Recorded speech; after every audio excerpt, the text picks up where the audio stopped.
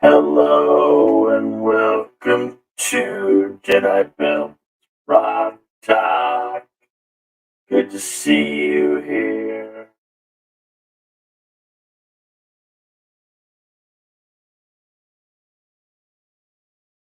How you doing? Hello, Jedi Doug. Captain Deckard's rocking out. Hello, son of Red Shirt. You thought it was supposed to be tonight? Well, it is tonight. Hello, Jedi Doug. We need to end that. How y'all doing up there? Tonight we're gonna discuss the '60s bands and the '70s. Good to see y'all here. Oh, very good. Stream Settlement Bot is working. I was in the car the other day and I heard that the Rolling Stones are working on a new studio album. Can you believe it? As old as they are, and I thought they were retired, but they're still recording albums for us. Amazing. I mean, the band started in the '60s. Maybe it was the late '50s. Anyway, if anybody would like to join me, I had the link pinned at the top. You're all welcome to join me. We'll get into some good discussion.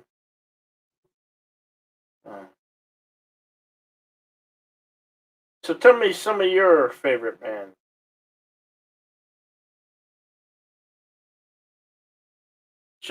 What about Jumping Jack Flash, Captain Deckard? Zimmer framing Jack Flash. Okay. Uh, how are you doing, Captain Deckard? Good to see you, buddy. It must be what in the early morning for you on the other side of the pond there, right?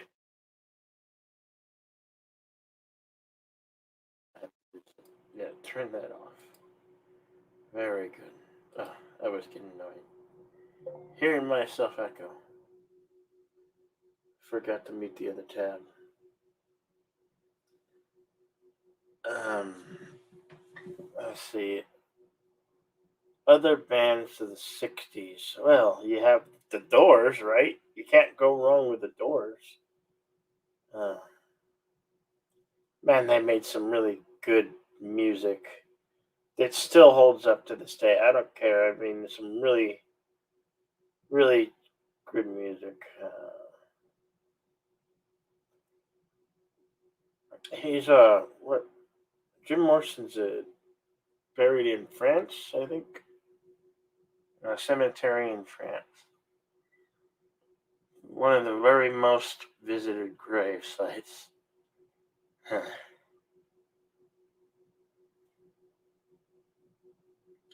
Come on, people! I need some help up here. Uh, I was gonna cancel this show, but I'm here for you guys. I'm glad to see you all here. Uh, so let's get into it. Uh, well, I'm listening. Uh, didn't have an outline for tonight, really. I mean, other than '60s and '70s bands. Talking about woodworking, you're soon trying anything to be with. Okay, one you love, eh?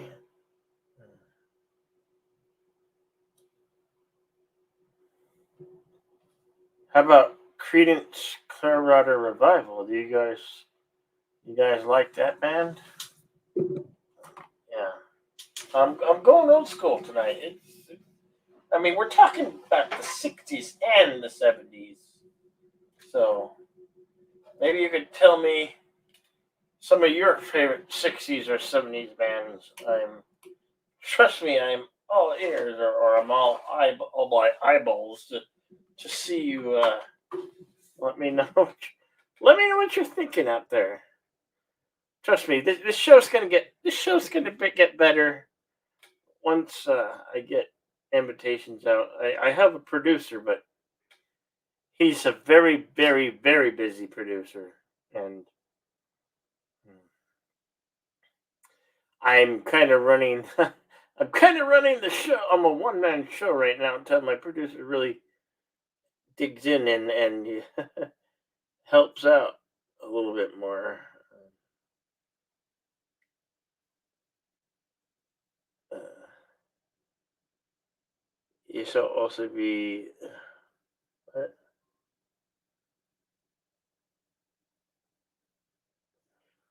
What are you talking about, King? King? It's just seven p.m. 7 p.m. 7 p.m. or 7 a.m.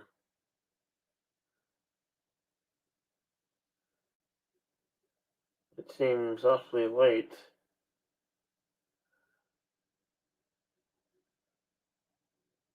7 p.m. at night. Wow. What about Elvis Presley? You saw this got canceled. Where did it get canceled? No, I never got canceled. This is the third one. Every Saturday night. See, this one's perfect because I sing karaoke over at Rambling Canucks, and then I'm still in a music mode.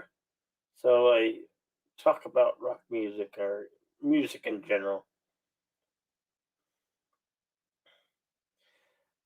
This show, I'm gonna get information about upcoming tours and album. Once I just didn't do it uh, prior to the show going on, but I will get better at it. I will. I assure you, I will get better at it. The previous uh, rock talks were very good. It was a good time. So uh, we had uh, such guests as Darius Munchausen, Darth Astor. Um, uh, but this show's gonna get better. Uh, it could get louder and better as that one. What was it? Turn it up to 11. You know what I'm talking about. Yeah, those are the Ramones. Who am I thinking of? Damn it, my mind's slipping. Son of a bitch! I hate old age. Oh, and then you have Led Zeppelin. They were a band of the '70s. Led Zeppelin, Black Sabbath, um, Deep Purple. Yeah, Deep Purple. Uh, well, Jefferson Airplane in the '60s and '70s. There. How about the Stevie Miller Band, Pink Floyd? Oh, Pink Floyd, mostly '70s, but it all derives from somewhere origins, rock origins.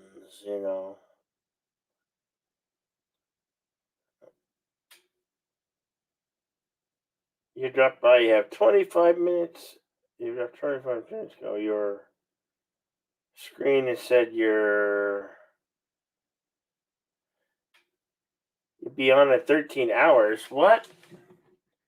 No, I changed it. No, you gotta be pulling my chain, man. It was set it for tonight. Let's see. Today, yeah, today. Today's today. Today is today. So, yep. There we go. We're live. We're live right now.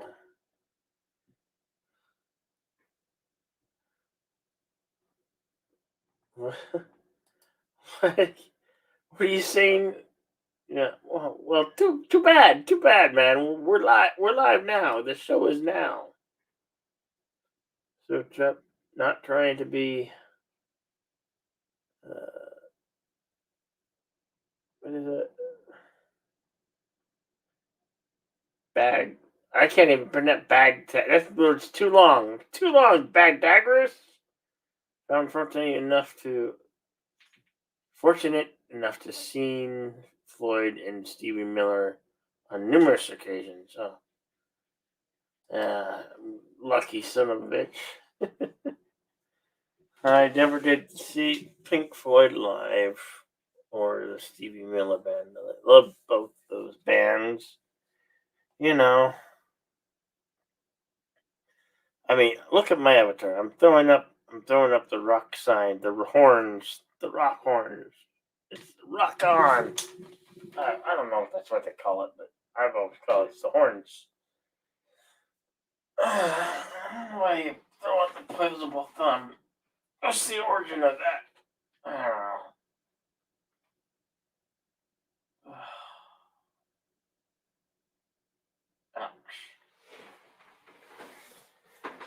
Uh, Rolling Stones was pretty good. Yeah, they had a few farewell tours. I think they should be done. They should have all wrapped up. There should be no longer touring anymore. They're all very old men. They're all very old men. And I think like Keith Richards, he'll never die. He's like a cockroach. He's like a cucaracha.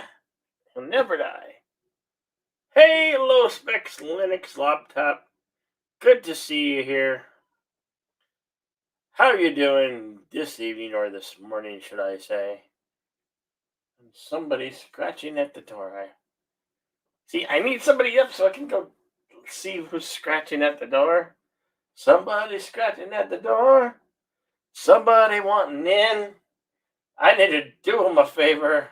Go open up the door and let them in. Yeah. You can't hear. You may not be able to hear it, but I. Oh, was that you scratching? Tiger scratching to go out. Tiger is a short hair, orange tabby cat. You might have seen him in some of my videos that I posted to YouTube. You know. Uh,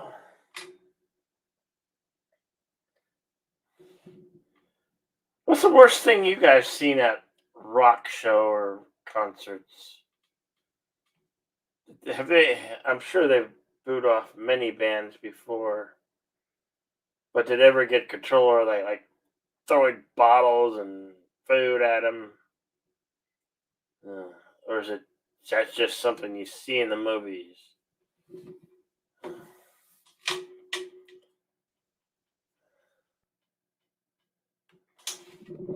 Let's see, what are you talking about?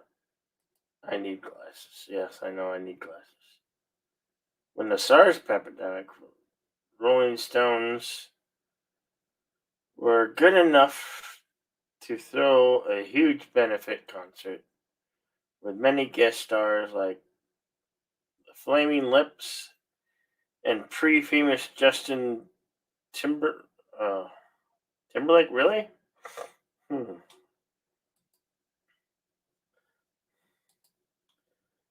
AC/DC blew up everyone off the stage. Yeah, AC/DC's pretty loud band, and they've been doing the same old shit for years, and people we love them for it. You know, no disrespect whichever company, but the night belonged to AC/DC. That's fucking fantastic, man.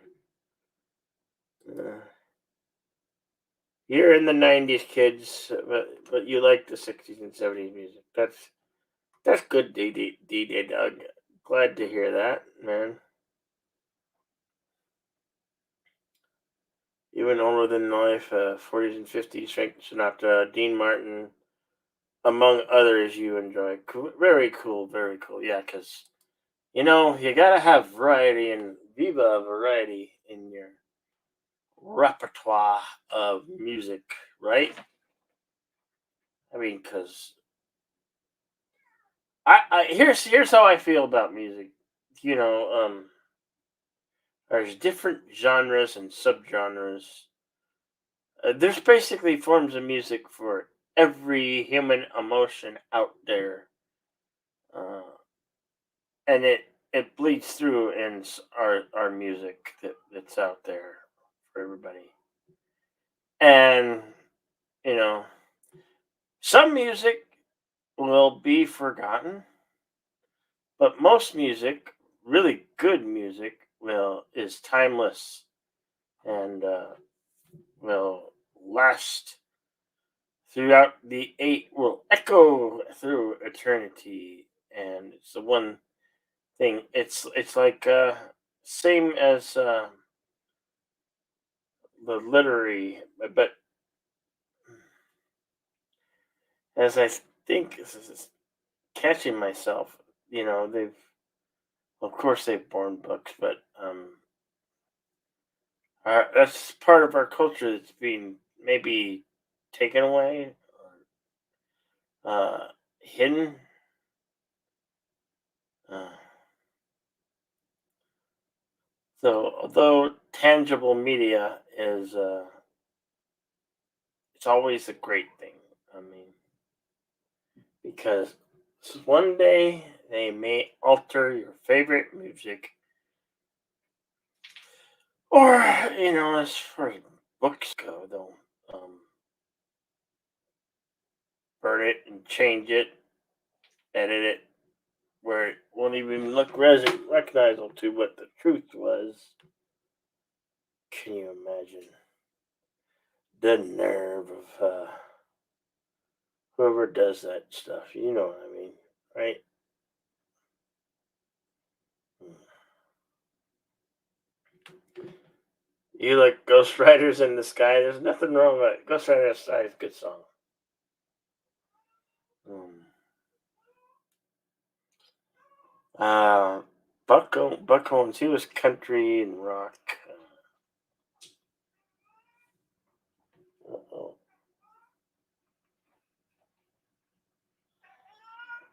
And there goes Sapphire with the toothbrush in her mouth. Oh, I'm dying up here.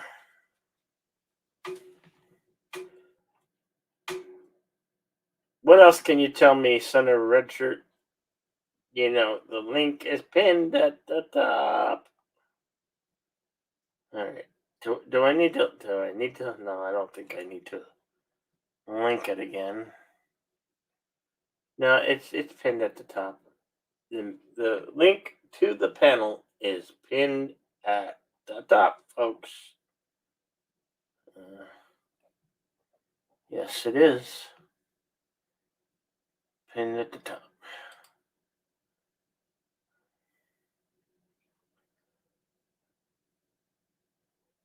That's a Ghost Riders was a country song, but it has its rock and roll origins. You could tear apart pe- uh, ah, apart each fabric of music, and you find different. You find it has origins from rock came from blues and rhythm. Uh, and there was like 50s rock. Uh, I'm trying to gain grasp my thoughts here. Trying to stay the course on my key topic: 70s and 60s bands. Um,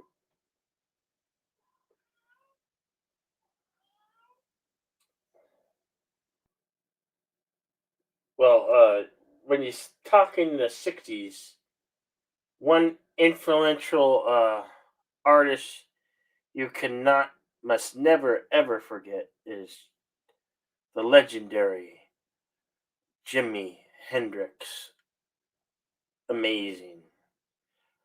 And when you think of Jimi Hendrix, it makes me think of Janis Joplin. Huh. Two amazing uh, individuals in rock that influences so many artists of today, and it doesn't stop with rock and roll. Yet there are foundations of rock and roll in many rap songs, and all they don't deny it. There is so much rock that is established in rap songs. Uh, um, but then again, rock also had, in a way, is a thing that spawned from country.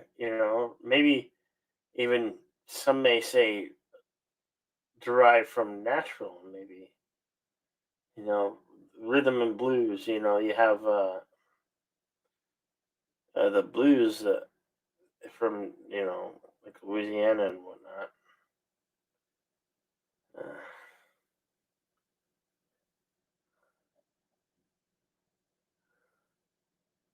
what was that? D-Day Doug. The let me highlight it. Thing is, hate. I wish I could change the color scheme of the background instead of bright white. I need to change it to dark.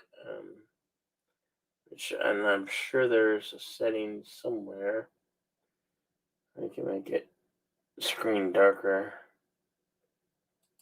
Anyway, well, I might not have anybody come on tonight. I might have to do this one on another date. Uh,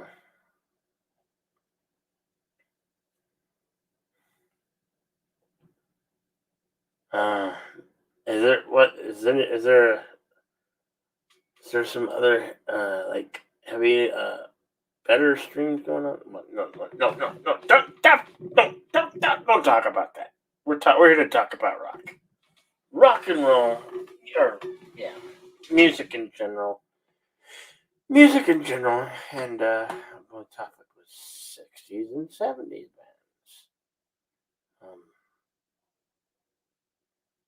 well, you had Aerosmith. That's a '70s, '80s band.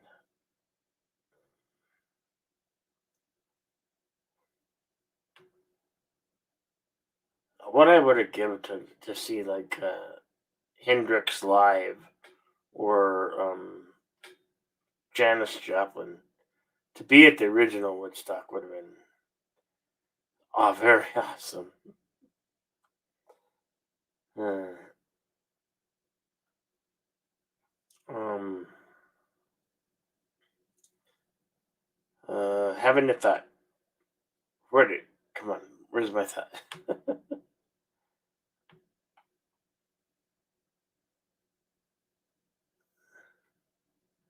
what? What about Captain Track? Has a surprisingly engaging watch. He's engaging me with a sleep stream. What?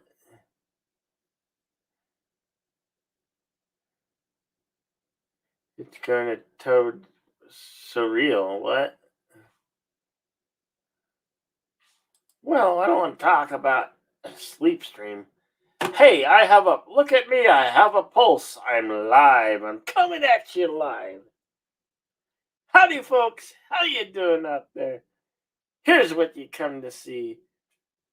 Would anybody like to join me who's awake? Or do I have to wake? Should we wake the dead? Should we wake the dead?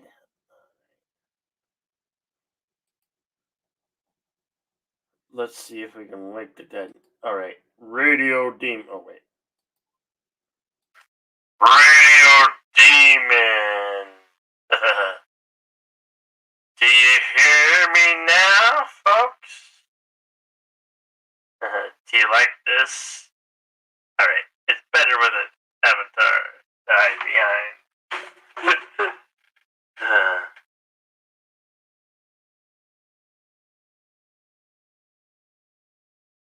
I might just stall a little bit. See if anybody. Before I turn this stream off. Hello out there. Yeah, I got a voice modulator, making my voice sound like this.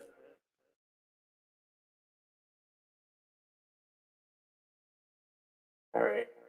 No. No. There we go. That's it. Right. Alright. Enough of that. Enough of that. Oh, yes. I've driven the folks away. Come on back. We're going to get into it. Maybe. What should we have? What do you suggest? We should wake the dead. How do we wake the dead? Oh, there's another band from. Were they from the 60s? Yeah, they were different. They just started. Grateful Dead. I have an uncle that's a big fan of the Grateful Dead. I didn't get to hear much of their music, but they were okay when I saw them. They had a few songs in the 80s that were hits. Uh,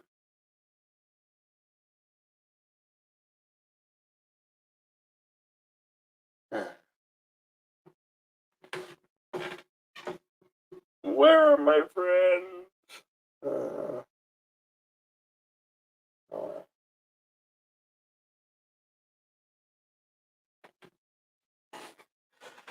I need a drink of water. Excuse me, folks. Having a drink.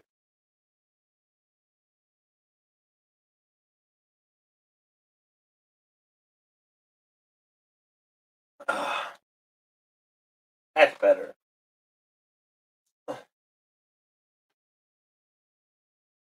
Well,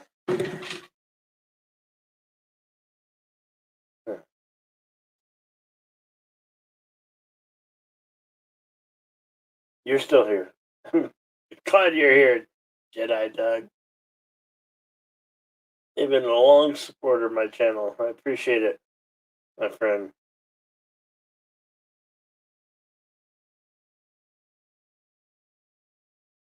I can't believe. I know this is the 10th month, but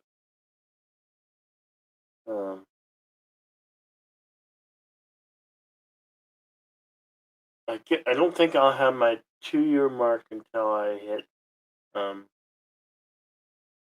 end of April of the next year, 2022. It's like April. Let's just call it April 1st, or no, April 30th. When I really got started on the tube here, broadcasting. That is. It's been a bumpy ride, but I've enjoyed it the whole way. Yeah, I got such great, wonderful people like you, Jedi Doug, and Cinder Red Shirt coming around now and then.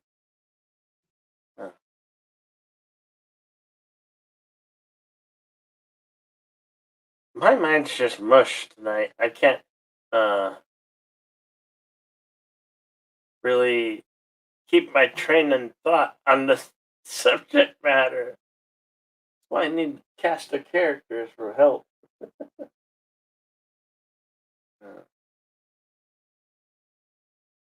Okay, I got 5 of you out there who are still breathing now. Hopefully,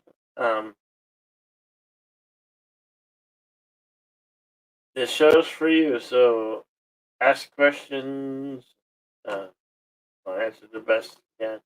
Come on, let's make this real interactive. Tell me your stories. Tell me what. Uh, Tell me what music you like. Don't you like? you listen to, what you not listen to. I just can't imagine a world without music. I wouldn't want to live in a world without music. Can you imagine life without music? I can't. No, no, no. Music's everywhere. You go outside, it's just everywhere.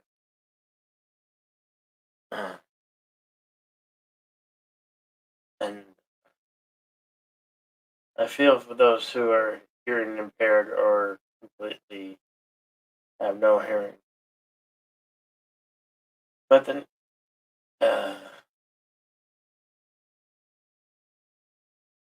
I'm starting to go down a road that may not want to go. I might see something I shouldn't.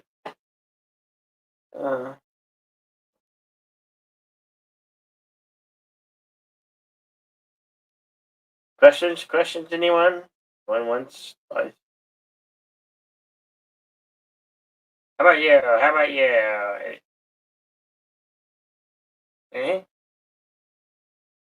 Save the show.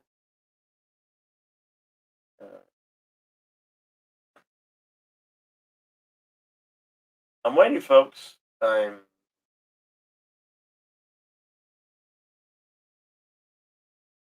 taking questions. Maybe. Let's see. Maybe we'll put up a song for you guys. There we go. This is one from the 70's. All right, I gotta pause it first. Make it bigger. This one's going out for you guys up there. After I share my screen, I'll be singing a song for you guys.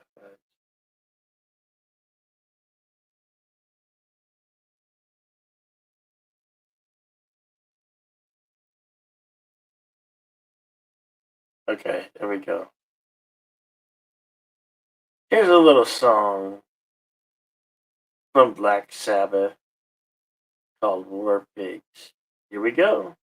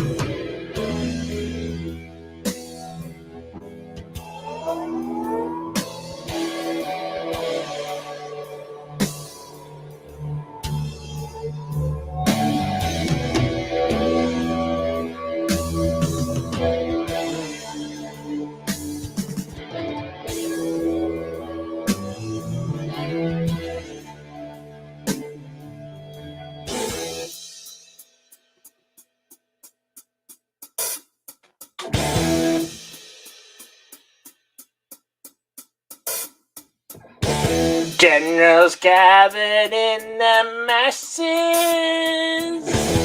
just like witches at black masses. Evil minds that plot destruction, sorcerer of death construction. In the fields of bodies burning, as the war machine keeps turning. Death and hatred to mankind, poison their brainwashed minds. Oh Lord, yeah.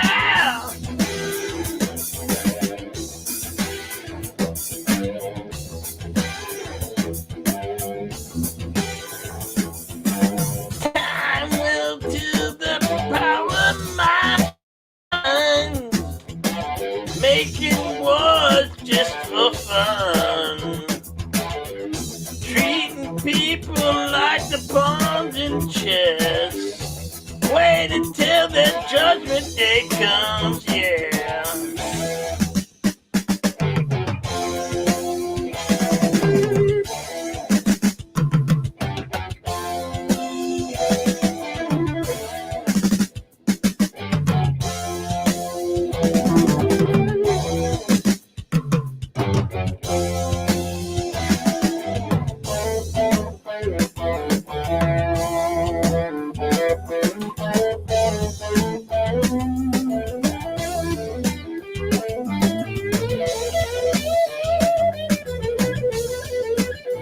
Oh, Lord, yeah.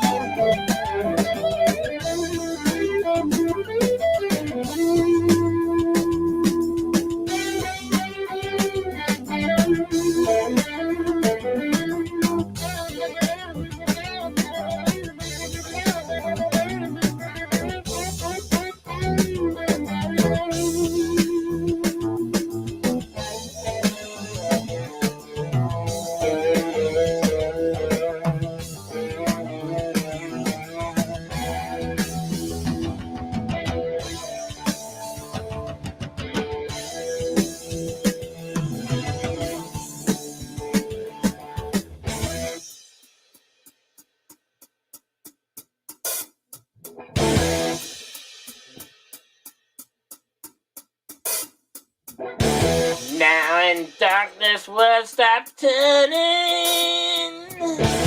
ashes where the body's burning. No more whip pigs have the power, and the God has struck the hour. Day of judgment, God is calling. On the knees, the war pigs crawling, begging mercy for their sin. Satan laughing spreads his wings. Oh, Lord, yeah.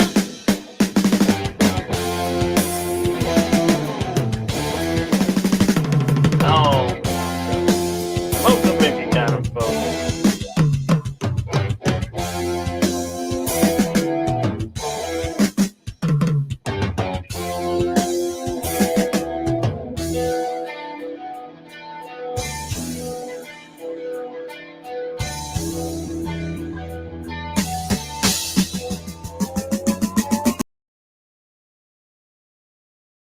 All right, that's the end. Well, this is supposed to be rock talk, and I'm. Oh no, not that one. That one's different from the 70's. We're not doing karaoke. I just needed to keep the show going a little bit longer. What's up, Dillard? The worst thing you ever heard alive. You heard me sing Dancing Queen. Sing Twilight Time at the what? No, Dillard, no.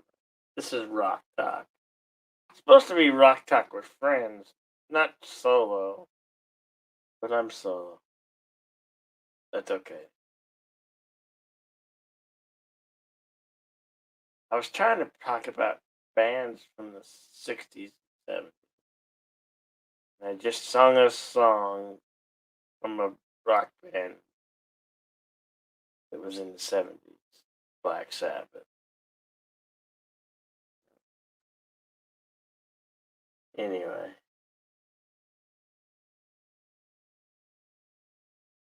Then I have to end the show. Oh.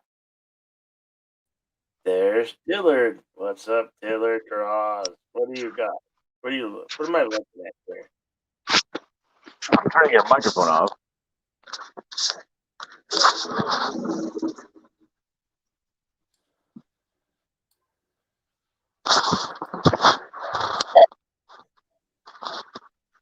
Tell me what you're working on.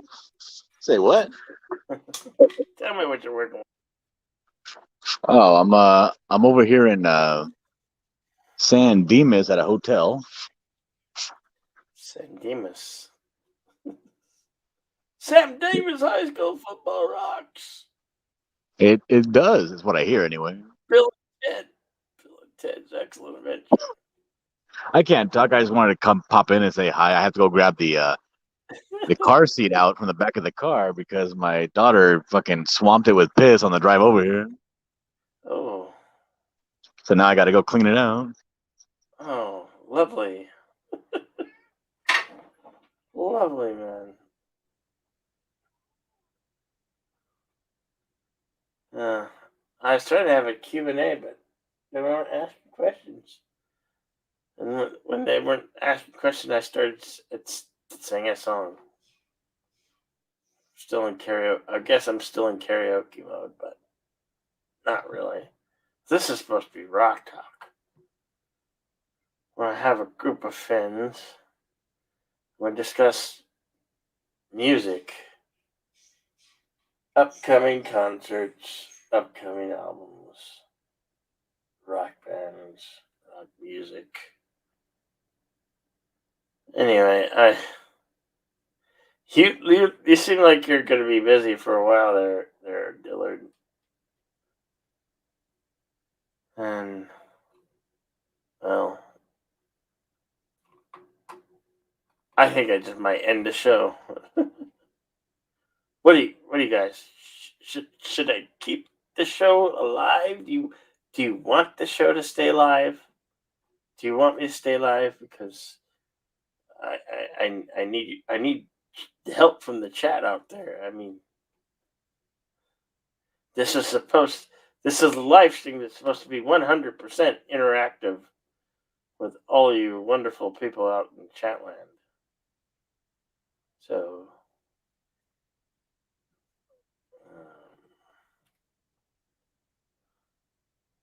I'll give you uh,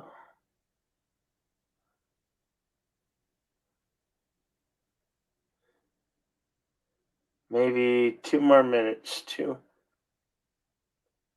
Two more minutes, and we'll decide whether the fate of the show shall the show go on or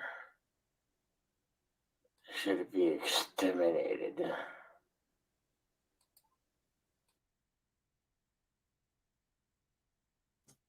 Should it be exterminated?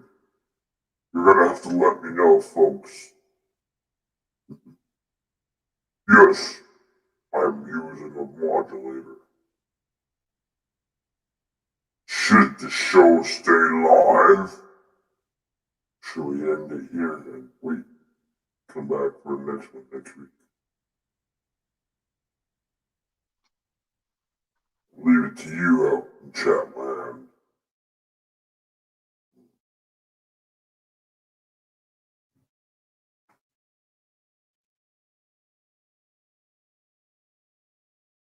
Alright.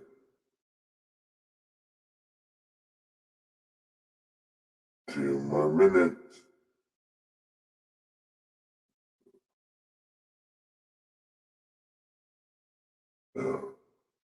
Now is um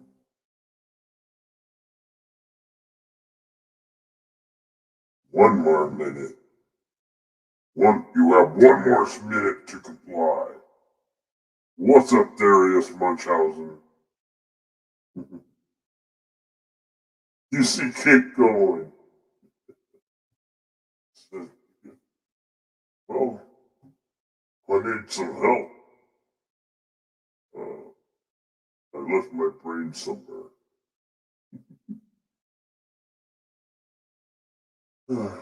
Only you can keep the show going. Well, and me. But it's gotta be interactive. Yes. Right. Enough of that. Enough of that. Yeah.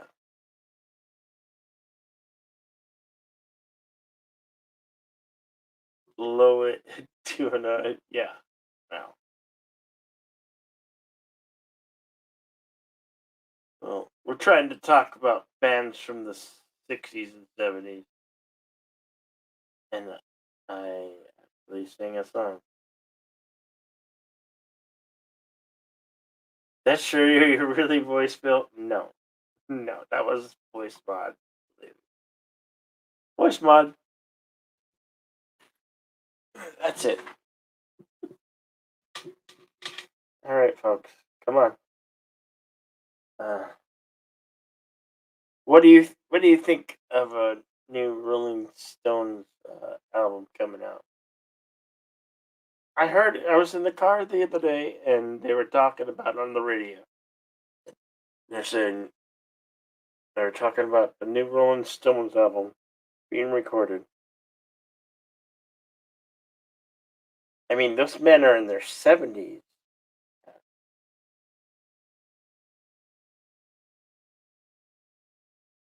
They don't tour, but we can get new music from studio albums.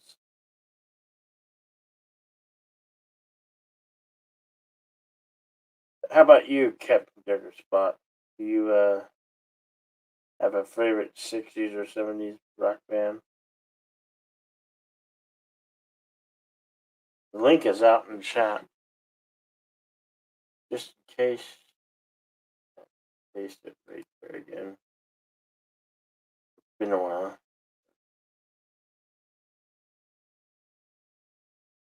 You have a great many Rolling Stones.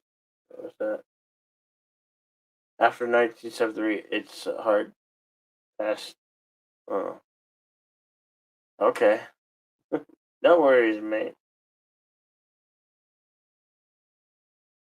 Yeah, records. Do you have a favorite record? Do you have a favorite genre of music? I would like to know, man.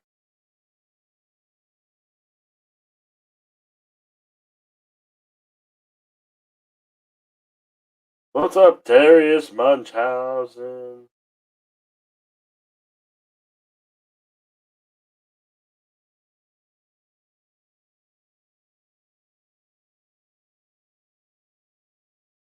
I was earlier in the stream. For those who may have missed it, I was talking about it would have been awesome to see Hendrix and Joplin live. You know, you could see the video of the Woodstock, but I don't think it's the same.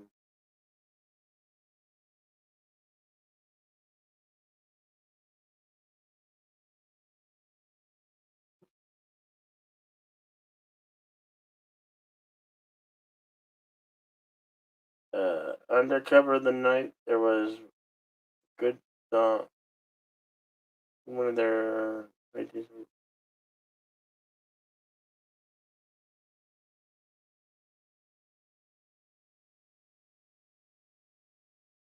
Uh,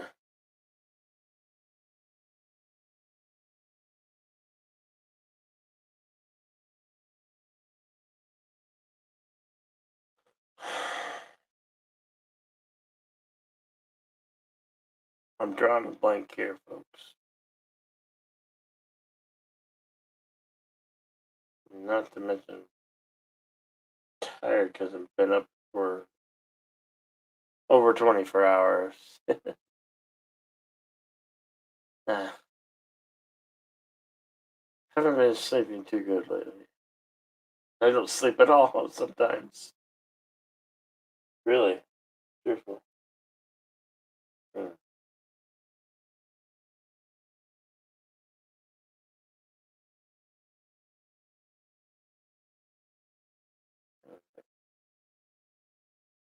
I didn't go nowhere. I just had to tell anyone not to do something. Yeah. Hmm.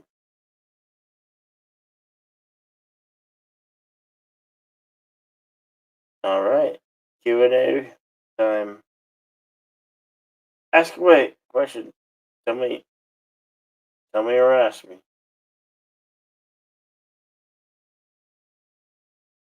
Tell me a story or ask me a question. Which do you prefer?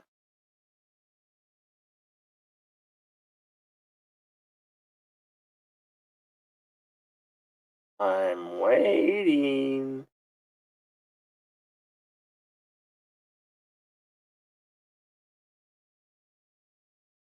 Okay. We need to be more interactive, folks. Come on.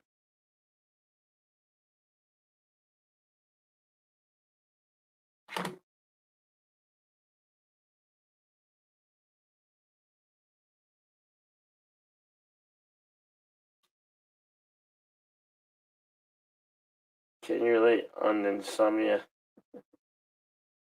Yeah.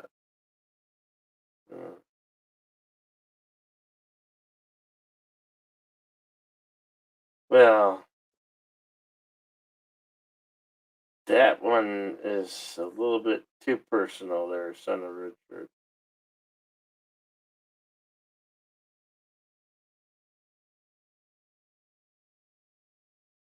I'll just say it was in the 90s. It was in the early 90s.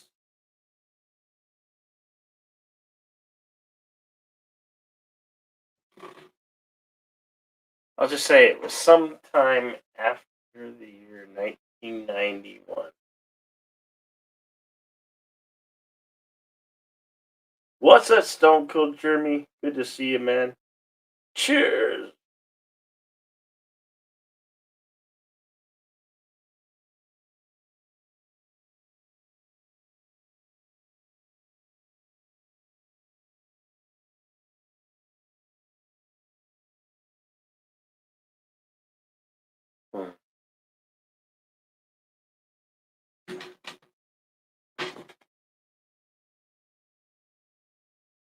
He ain't control me there, son of Richard.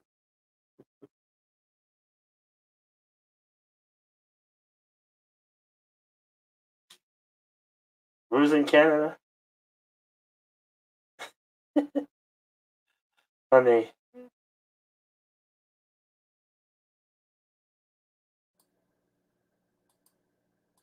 Yeah, very funny.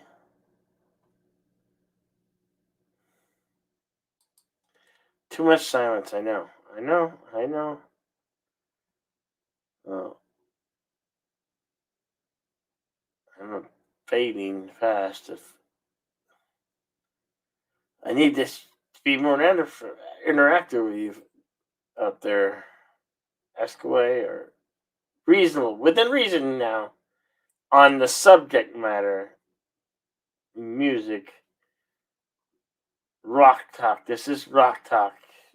We went astray.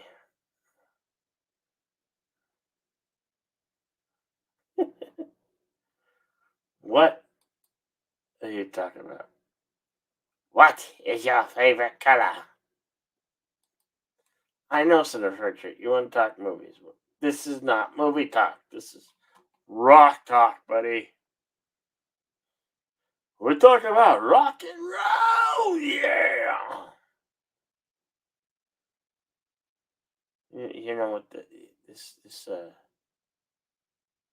might need the Wolfman.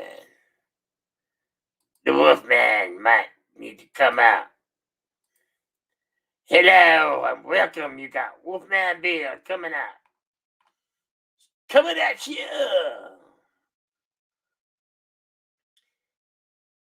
How you doing out there? This is Wolfman Bill. Hosting the airways of the night. And the moon is not full. But you may be a fool just for being here. Hell, I may be a fool just for hosting the show.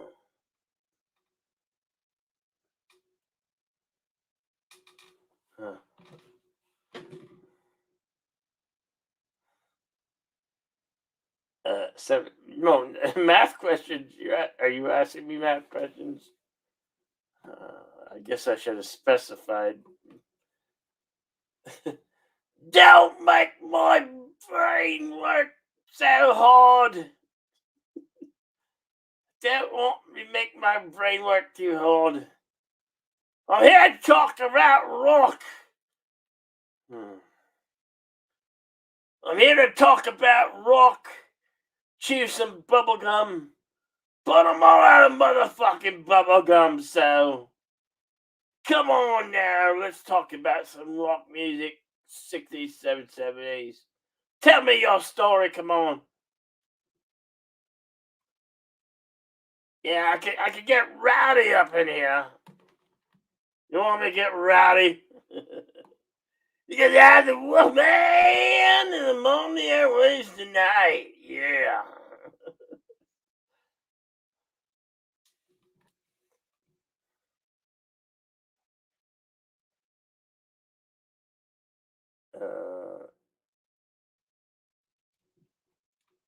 What are you saying? What are you saying? What are you saying? Did you see that classic Canadian television program, Hilarious Frankenstein, starring Billy Van? He would play numerous characters in the show, most notably Count Dracula. No, I never did see that one, son of a red shirt. A Wolfman character quite famously had Vincent Price do these short little vigilants that would tie the show together. Well, we need something to give this show a pulse, and I need something to wake myself up. Come on, this is supposed to be an interactive chat here. I've invited you into my house. Oh, the invitation's been given out there. Don't worry, I won't feast on you. I won't feast upon you just yet.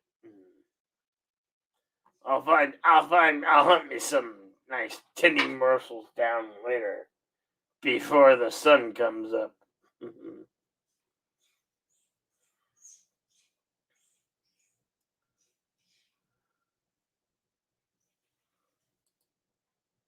What's that? Yeah, quite. You could have quite imagined, but yeah. But anyway, man, come on. We gotta get this show. We gotta get this show live. Do you feel like this show has a pulse? I feel like it has a pulse now. I just have to turn into the Wolfman, you know.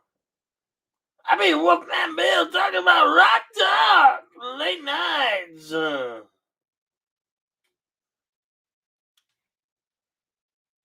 How you all doing out there this morning?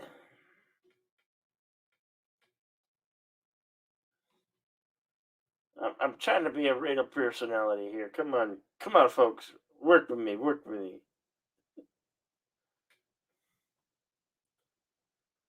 I could tone it down, but that'd just be boring. I mean, this the subject's called rock talk. Yeah. Thank you, Stone Cold Derby.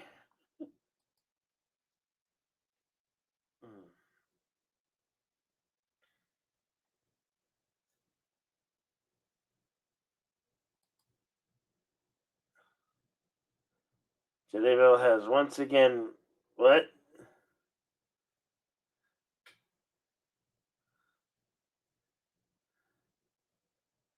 Yes, I did say that. Yes. You got a problem with it, buddy? I dare you to come up here. Dare you. No. I triple dog dare you.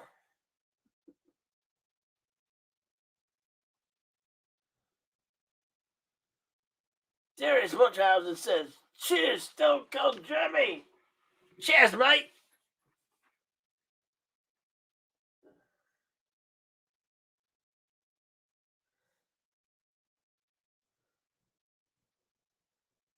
The elves were right. Why were the elves right? By the way, why were they right? Why were they right?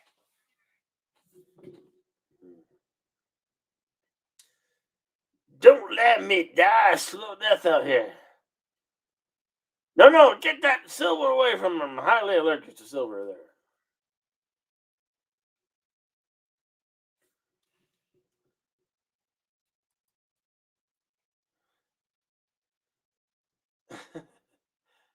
But you don't know, brother. Reading comments is only going to drive you insane.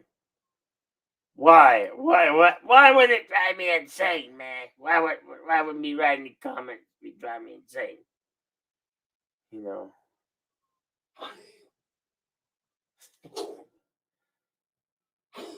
This show's for you, folks. Come on.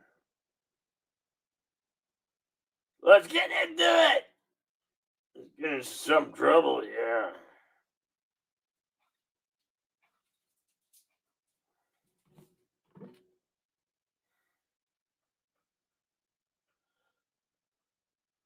What's up, Darth Haster? Because of boobs? Wait, boobs? Oh, you guys want boobs? Senator Richard, you want an Elvira? You want an Elvira clip? Maybe this show needs a boob clip. Maybe it needs a Elvira break. All right, one Elvira break coming up.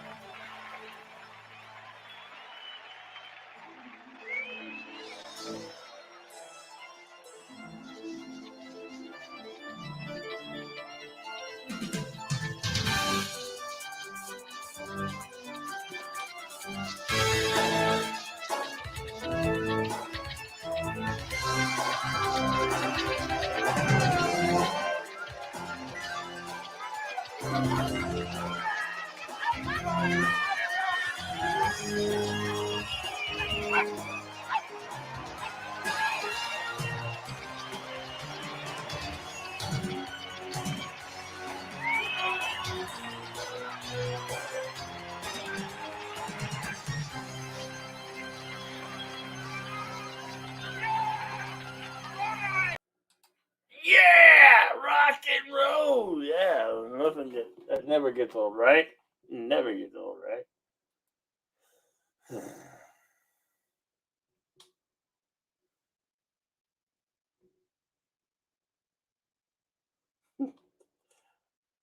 Well, come on. I'm dying up here with oh, my energy's gone.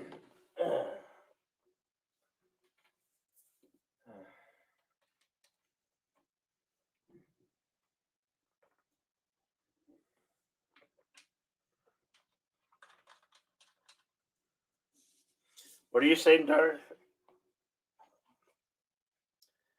The Church of Hedonistic Order of the Body. Hmm? What? What?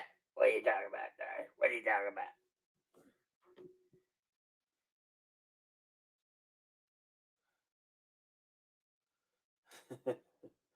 I'm glad you enjoyed the booby break.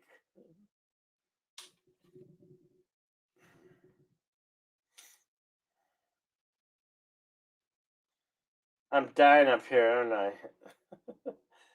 I don't think it can be safe. Even with Wolfman, my energy level is fading. As like I didn't get supercharged today.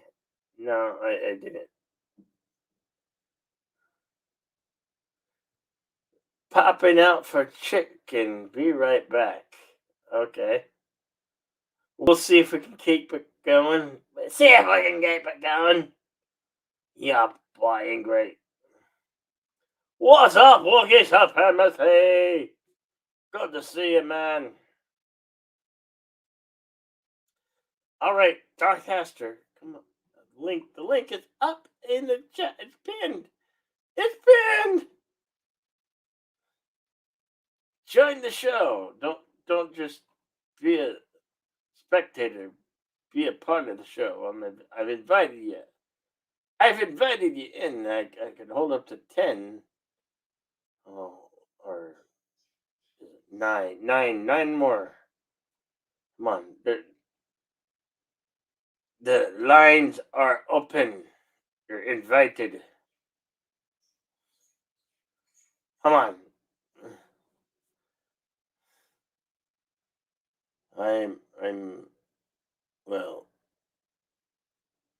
My mind's mush. Mush.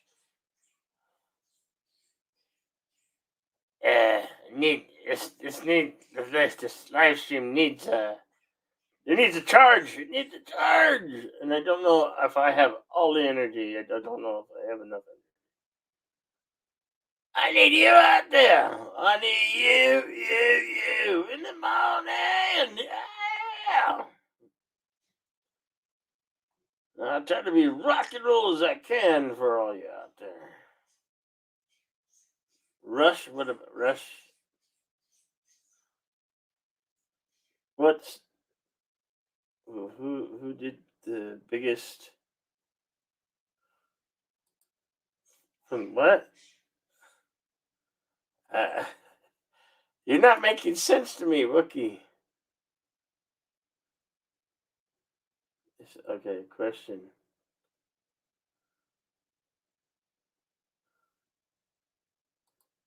What? Okay, and this is your question. What show did the biggest Bruce from the Pit? What show did the biggest? Yeah. I'm a bit confused with that one, Wookiee Supremacy. You're like, oh, you're hard. My brain can't hack it, man.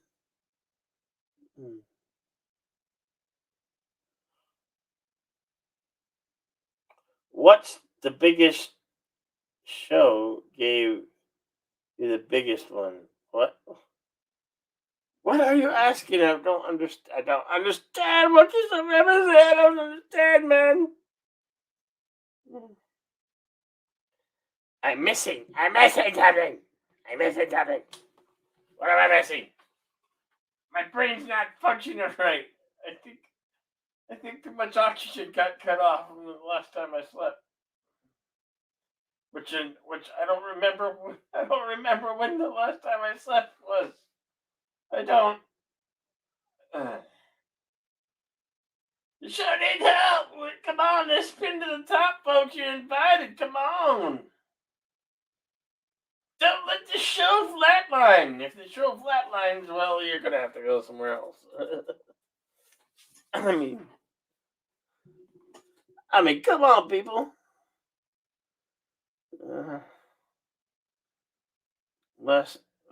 Oh shit! I've gone to the point where my visions blur, and I haven't had a drink. Just insomnia. Dragon Force.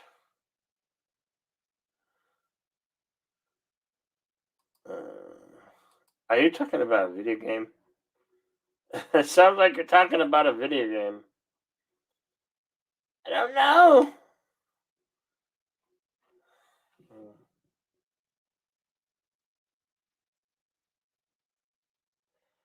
No, I'm not going to understand it. If you're talking about a video game, yeah, I don't know because I haven't played much video games lately. Hardly at all, as a matter of fact.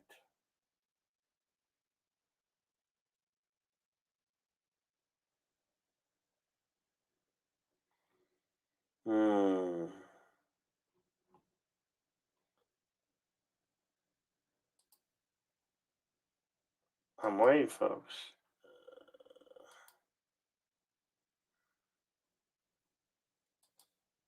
Why don't you get your ass up here, Sun Red Shirt? Who is your favorite band for the... No, okay. The title says 70s and 60s. So if you're asking a question...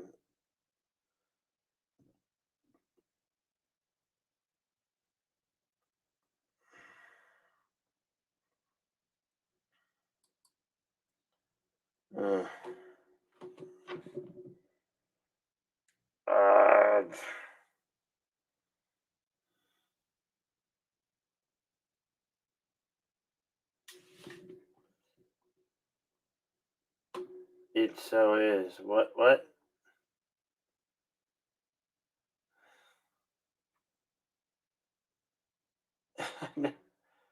I'm having a hard time understanding you out there in Chatland.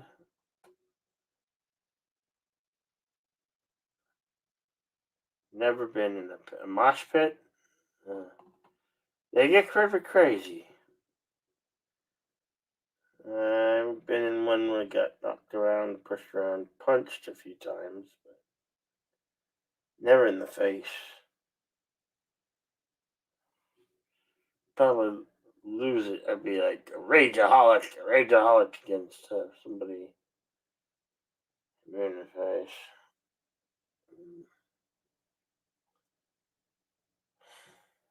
Shit. My mind mush. I can't keep this show going. I can't.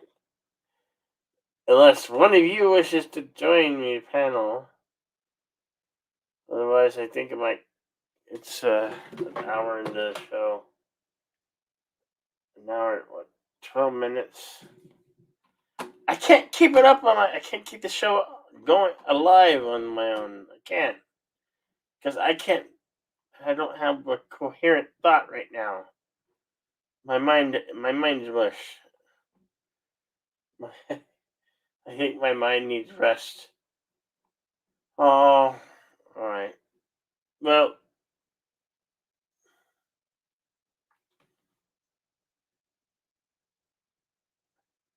you're gonna line me at the rainbow.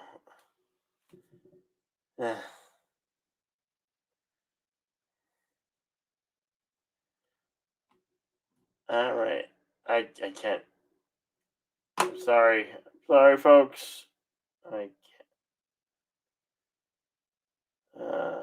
Mind is mush.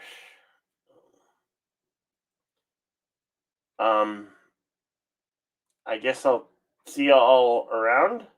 Thank you, Wookiee Supremacy, Darth Hastard, Darius Munchausen, Sunday Red Shirt. I just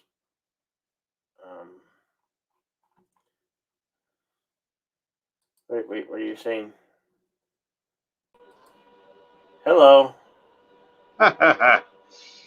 Man, my stuff sucks so bad. It took me like 10 minutes to get up here. How are you? I'm okay. Doing good.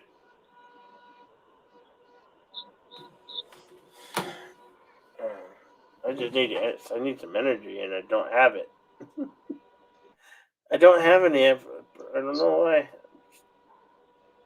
I feel drained. Don't have any what? Energy. You don't have any energy. Well, I don't blame you. Where I am, it's 3:15 in the morning. You started your show at 2 a.m. in the morning.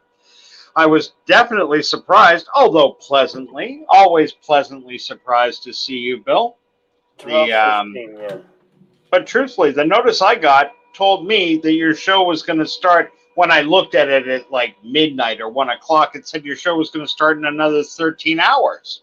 I was like, holy fuck, okay. I guess he's doing it during the days. When I first posted the stream, yeah, I made a mistake on the time, and then I went back through and I changed it.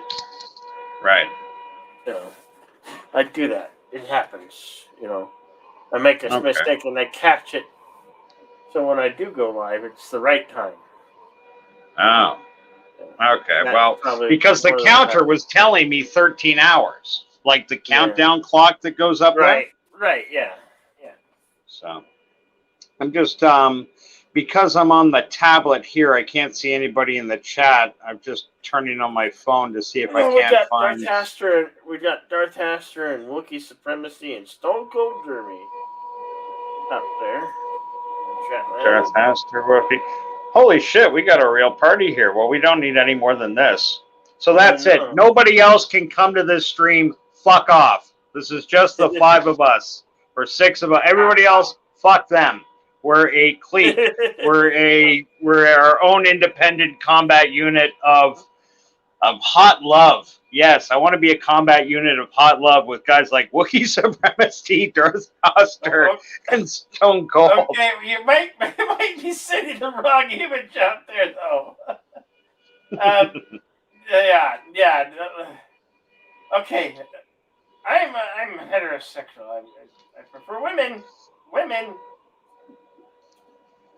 You immediately went to gay with that. Oh my God. I was thinking about this is the kind of crew I want to go out hunting chicks with, but you immediately went to San Francisco. Fine. Okay. I don't know So, why. Bill, a rock and roll question for you. Every time you host Yes. your gay pride parties, what music do you like to play? No. I'm teasing you.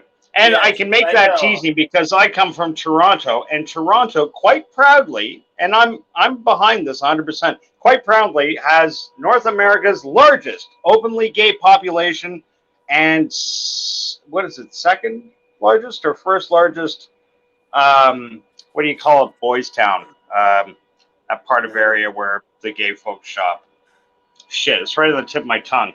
I was trying to be all cool about this, and I've completely lost my train of thought. Anyway, we throw a hell of a party here every summer, and anyone that's never been to one of those gay pride parades, go see it. It's incredible. They throw the best parades, loud and proud. Bill, how come every time I get talking with you, you turn the conversation on to gay stuff? I'm trying to talk about rock and roll here. Does anybody remember? No. Entirely your rock fault, and Bill. roll music. Get out of here with that. Get out of here. I'm just flipping through some of the chatter in the chat. And what's on the tip of your tongue, Darius Munchausen? I'm sure you'd like to know. Wookie Supremacy says, stay the fuck out. I agree with you, and I'm afraid so. Bill's mental card is void. Yes, overdrawn at the mental bank. Well. That was the name of the song. That hasn't meant to be seen. Alright. I need more reviews. I need Bill, would you describe rather your taste in music? I mean, where it sits now, right? This evolution you've gone through, this journey of music that you've undertaken your entire life. The way we all have. Rock and roll. Okay, mostly rock and roll. Yeah. Okay. Hair bands and such. Now, to Metal. a lot of people, when you say rock and roll, honest to God, I know this sounds corny as fuck, but truthfully, you say rock and roll, the first person that pops to mind is Elvis Presley. Love him or hate him, the guy was the king of rock and roll for a reason. He put out some very catchy, memorable tunes. But he was country and made us change. Well, yes, you're right. Not unlike Taylor Swift, who came out, 50 years later. As I recall, wasn't Taylor Swift, didn't she start out as a country act, strictly country, and then became pop. Now she's a pop star. She's a pop star. Yeah. You're one of the pop stars. Sorry, I was just checking in the chats here. Wookie Supremacy says, I was shitting myself for the entire beginning of the 70s. Wasn't much of a music buff back then. Well, Wookie, I take you into confidence here. I was shitting myself this afternoon, and I've never been a music buff, but don't let that slow you down. That's gross, man. That's just gross. Hey, I'm trying to make your guests feel accepted. But if that's not how things happen on the Jedi Bill show, I'll take your word for it. Hurts my feelings, though. I always thought you were a very accepting guy. I don't know. Darth Haster says, I had a mosh pit at a Christian festival more violent than Bill's pit experiences. Honestly, Darth Haster, I gotta ask, are you considering anything worse than Bill's pit?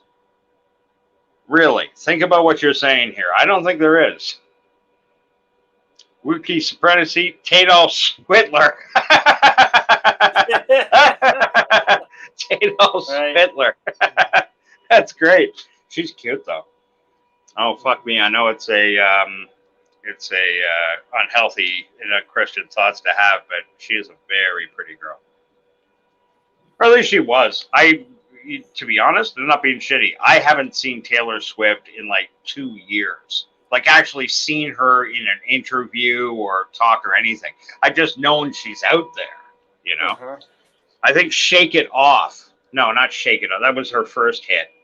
Whatever her second or third hit was, I remember she was doing a lot of promotion for it, and I couldn't help but think that, wow, she is a very attractive young lady, no doubt. You know, to be fair. To be fair. To be fair.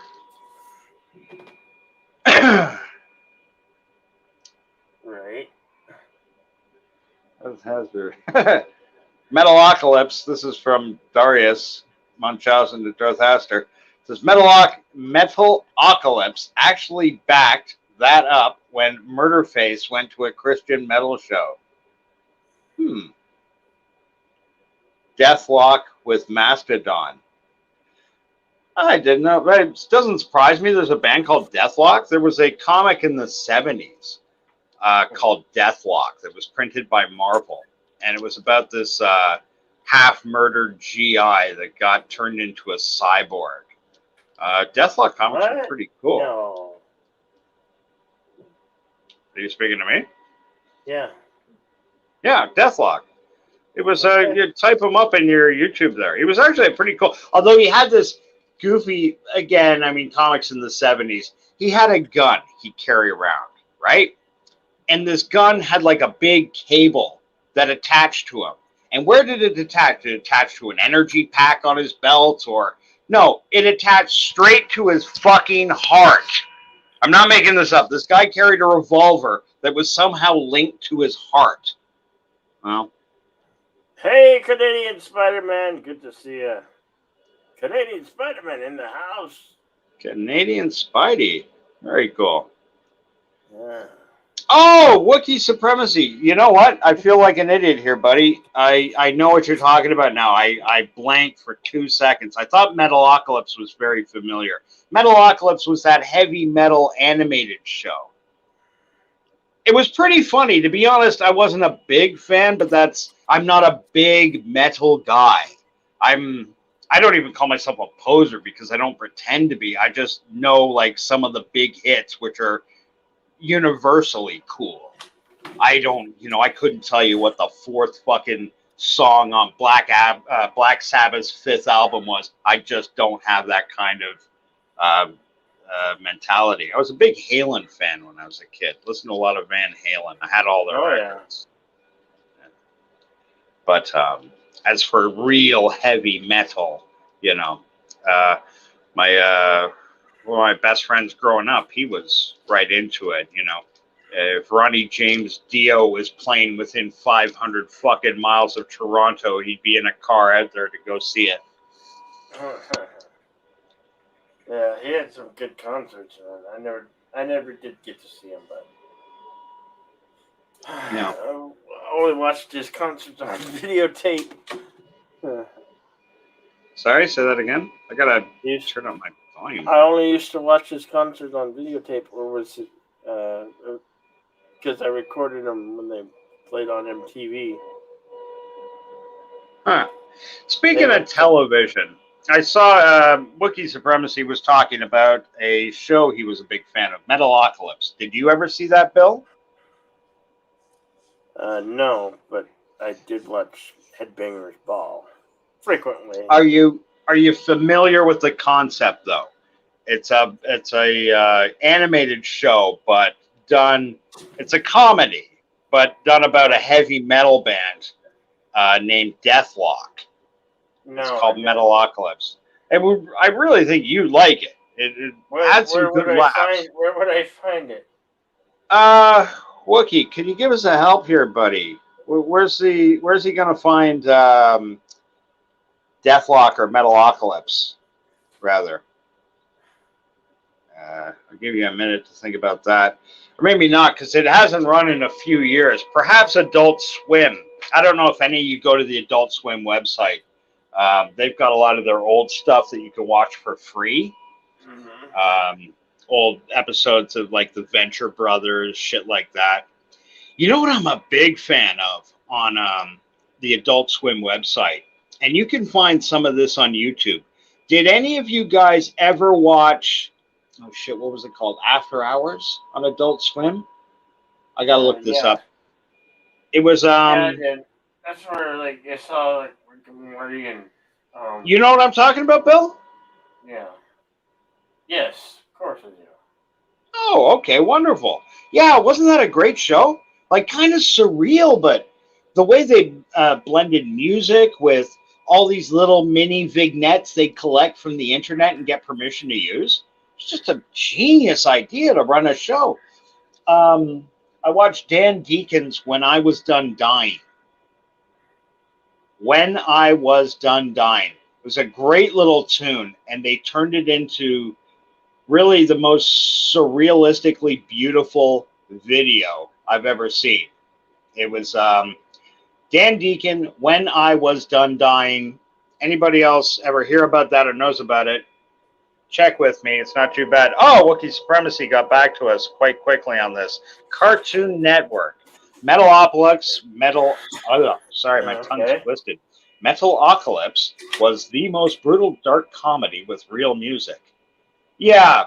Does any of you guys in the chat know were Deathlock a real band ever? The way, like, say, Spinal Tap. Remember Spinal Tap? They were three actors that got together, but they liked each other's company. They had that great movie, and they enjoyed metal music. So they made these, they kept touring, and they did a Canada Day show here in Canada where they played 3 different cities in one day, but it was like Vancouver, Toronto, and Halifax. You know, they went all across the country in one day. They'd play like half an hour, then run to the airport, fly 4 or 5 hours, get from the airport out to the concert venue, play for half an hour, get back in the car, drive out there. They did it. I saw them with Mastodon. Huh. Nice. Nice. Yeah. Wookiee Supremacy put a link in here. Yeah, that's for the Metalocalypse on YouTube. Oh, did you check it out? Yeah. Yeah, go check it out when you get a chance. I think you'll dig. I've seen that. I've seen that. Now I know what it is. Yeah, no, I know what you're talking about now. Yeah. Very cool. Yeah, it was very well done. As I say, I'm not a huge metal guy. When it was on, I'd watch it, but I wouldn't go out of my way to find it. But yeah, I can't think of a time I didn't like it. It was always entertaining. Let's see down here, all the way to 11. I saw them with Mastodon all the way up to 11. Couldn't get up to 11. What's up, Yellow Dark Star? Good to see you, man. Hail, Yotam Darkstar. How are you today, pal? Hope all is well. Darius Munchausen had a question for me specifically. Son of Richard, as a Canadian, what do you think of Devin Townsend? As a Canadian, what do I think of Devin Townsend? Well, I think Devin better make with that $5 fucking bucks he owes me, or he's going to lose some fucking teeth. On to the next question. No, I don't. Actually, to be honest, Darius, I'm a little embarrassed here. I'm drawing a blank. Devin Townsend. Is he a singer, perhaps? I mean, this is a rock show, so I'm expecting music questions. I'm really more of a movie guy, but because Billy seemed to need a little help, I jumped on and started to chat. Ask me questions about Rush. Okay. I'll be right back. I'm going to go fill my drink cup. I need a cup. Yeah, don't threaten me. Hey, I just realized my name is still Son of Get to the Chopper. Absolutely none of you, actually, while Bill's gone, you guys got so lucky today. He did one of these impromptu streams where we watched Predator. Boy, that was depressing because nobody showed up. Everybody loves Predator. I kept telling him, why didn't you advertise it? You'd have gotten people here. People would love to get into a watch party for Predator. No, he thought about it in the morning, decided to advertise it by 11 o'clock and play it by noon. I think maybe 2 people showed up. Sorry, I'm just rambling here. Let me read down the Yodam Darkstar, hail. Darius Munchausen, hail. You're Canadian Spider-Man. Wookiee Supremacy, hail to you. Deckard Spock, Wookiee Supremacy, Canada, rock and roll, baby. Good to see you. Canada should be made to apologize for Justin Bieber. The Canadian government has apologized for Justin Bieber on numerous occasions. We will not do so ever again. Or Bryan Adams.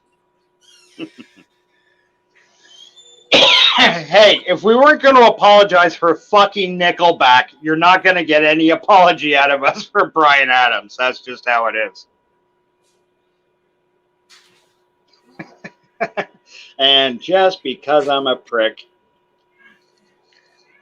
what should I change my avatar name to? Oh, guys, what Jedi Bill's not here? Help me out here. I've been trying to talk him into changing up his name just a little. Not that Jedi Bill 797 is a bad name. Not at all. I definitely think you should keep Jedi Bill.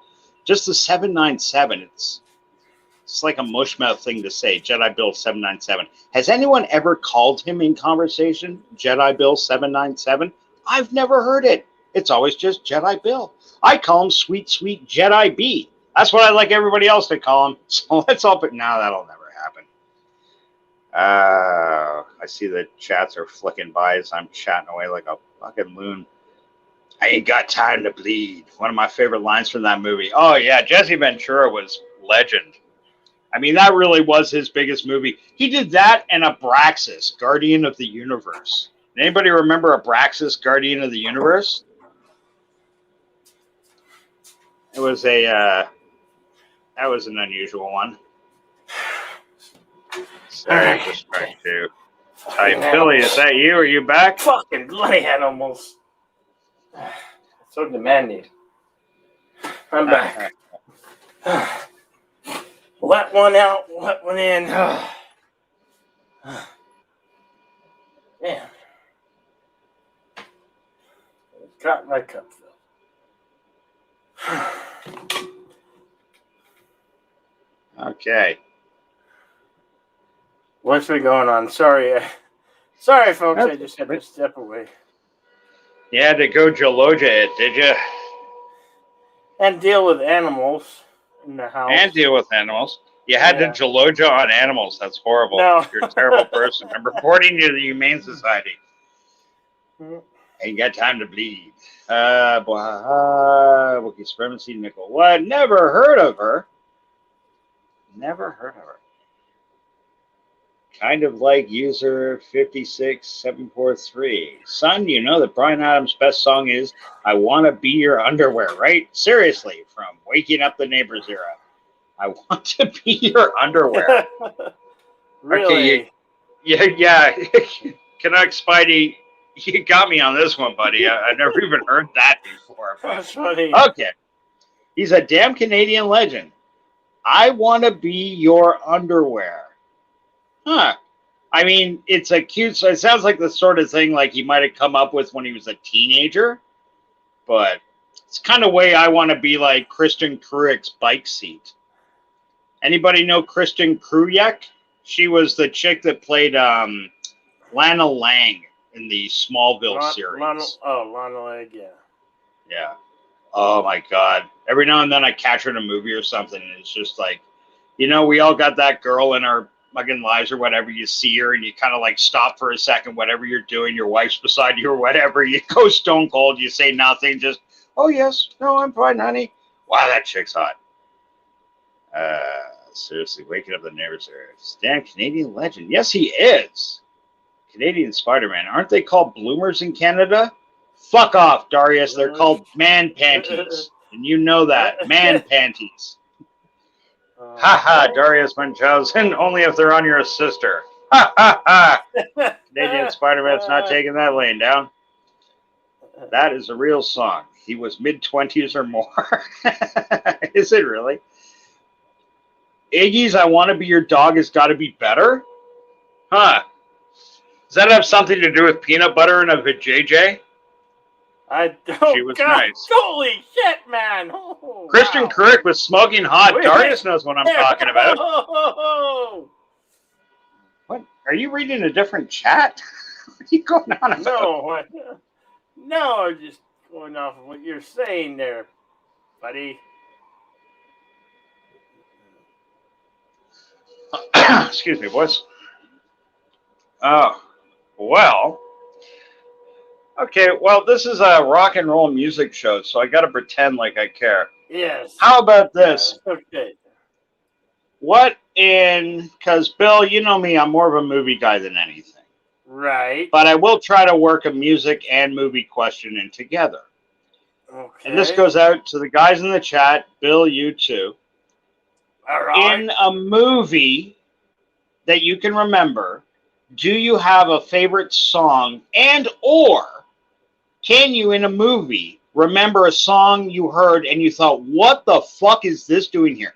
Why are they playing Madonna at this? Or, you know, why is the love theme from Iron Maiden or whatever? Has there ever been an instance in a film you watched where you were like, fuck yes, this is a great song, or conversely, fuck no, this is terrible? I'm trying to get like either end of the spectrum here, either really positive or really negative. What about you, Bill? Yeah, how about I can think of one right off the bat. Iron Eagle, when he's in the cockpit of the F-16 and he's playing Queen's One Vision. It's like, okay. Hello? I understand it for real. Did you hear me? Can you hear me? No. You can't hear me. Why can't you hear me? I tell you the truth, buddy, I got these earbuds at like a fucking Dollarama. I'm broke. So I can't talk to you on StreamYards with my earbuds, so I got to use these cheap headphones, and I've got my volume cranked up to the absolute max. Oh, well, I was talking in a loud, audible level. I mean, I could get louder. The Dead Milkmen! Holy shit! Wookiee supremacy! I think they were on a bill up here with, oh, fuck, who did they play with? Like, I almost said the Ramones, but I don't think it was the Ramones. The Dead Milkmen. Who the fuck they play with? Shit, I haven't heard that band name in, like, since I was never heard of a them. teenager. Yeah, kind of punk. I don't think they were around for too long, but they left their mark. They definitely did. Punk rock? Oh, okay.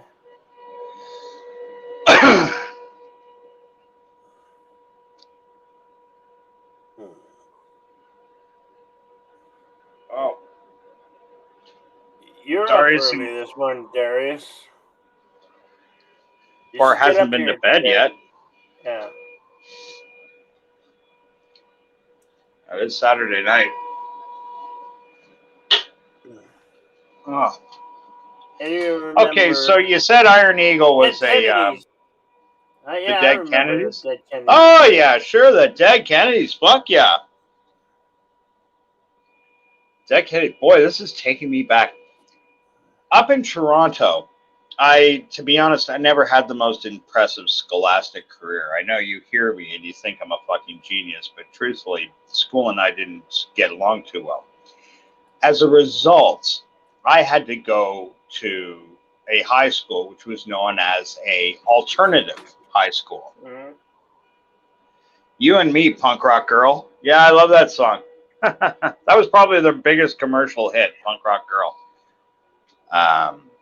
And at this alternative school, the one cool thing about it was the school I came at before, people who liked heavy metal, they smoked on the west side of the building. You didn't go out there. If you like rap, you were out the back. If you were goth or something, you went out these doors, and that's where you and your people fucking stayed, or you got stomped. At this alternative high school, it was so small, there was only like 130 students that we kind of had to get along with each other. So every Friday and Saturday night, you'd be at parties at this guy's house one week, this guy's house the next week. This guy's got purple fucking mohawk that's got fucking literally 3-inch wood nails with glue spiked into his hair, and he's sitting on a couch smoking a joint with a black guy missing his 3 front teeth that's got like a Metallica shirt on and like a Jerry curled long black guy's hair. Remember black guys back in the day would have Jerry curl, but heavy metal black guys would have like long heavy metal hair, but it'd be all Jerry curl. And they get like every time they sit on a couch or something, they leave a stain behind them. I'm not hating on anybody. Don't get me wrong. It was that style that I'm laughing at. Back in the day, the shit we do to impress girls or whatever. Also, I got one eye on the chats going down here, too. The Reverend Horton Heat. Yeah, he's pretty cool. He's pretty cool. Who's the guy that's saying Jesus built my hot rod? I have no idea. What is this link for Wookiee Supremacy? Wookiee Supremacy puts in another link, so we'll have to check it out. Stuart. Balls of cocaine. I got great big balls of cocaine. My cocaine balls! Please don't sniff my cocaine balls! The Dead Milk and Stewart, okay.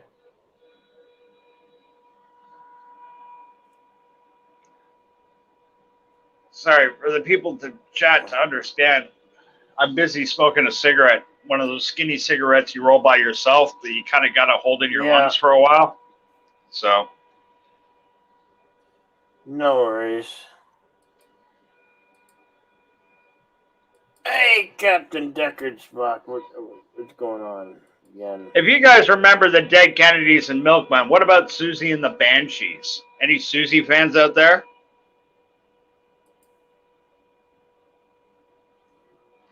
I never touched cocaine. Apparently, I like that anyway. We're not witnesses for the prosecution here, Captain Spock. We're not going to rat you out, buddy. You're gonna have to allow is your wife on the stream. No way. Holiday in Cambodia. Surf Nazis must die. Captain Deckard Spock. Susie, yes. Peekaboo. There you go. Yeah, you know him. Susie and the Banshees. They ring a bell. I've heard of those. I think pretty sure I've heard of them bands.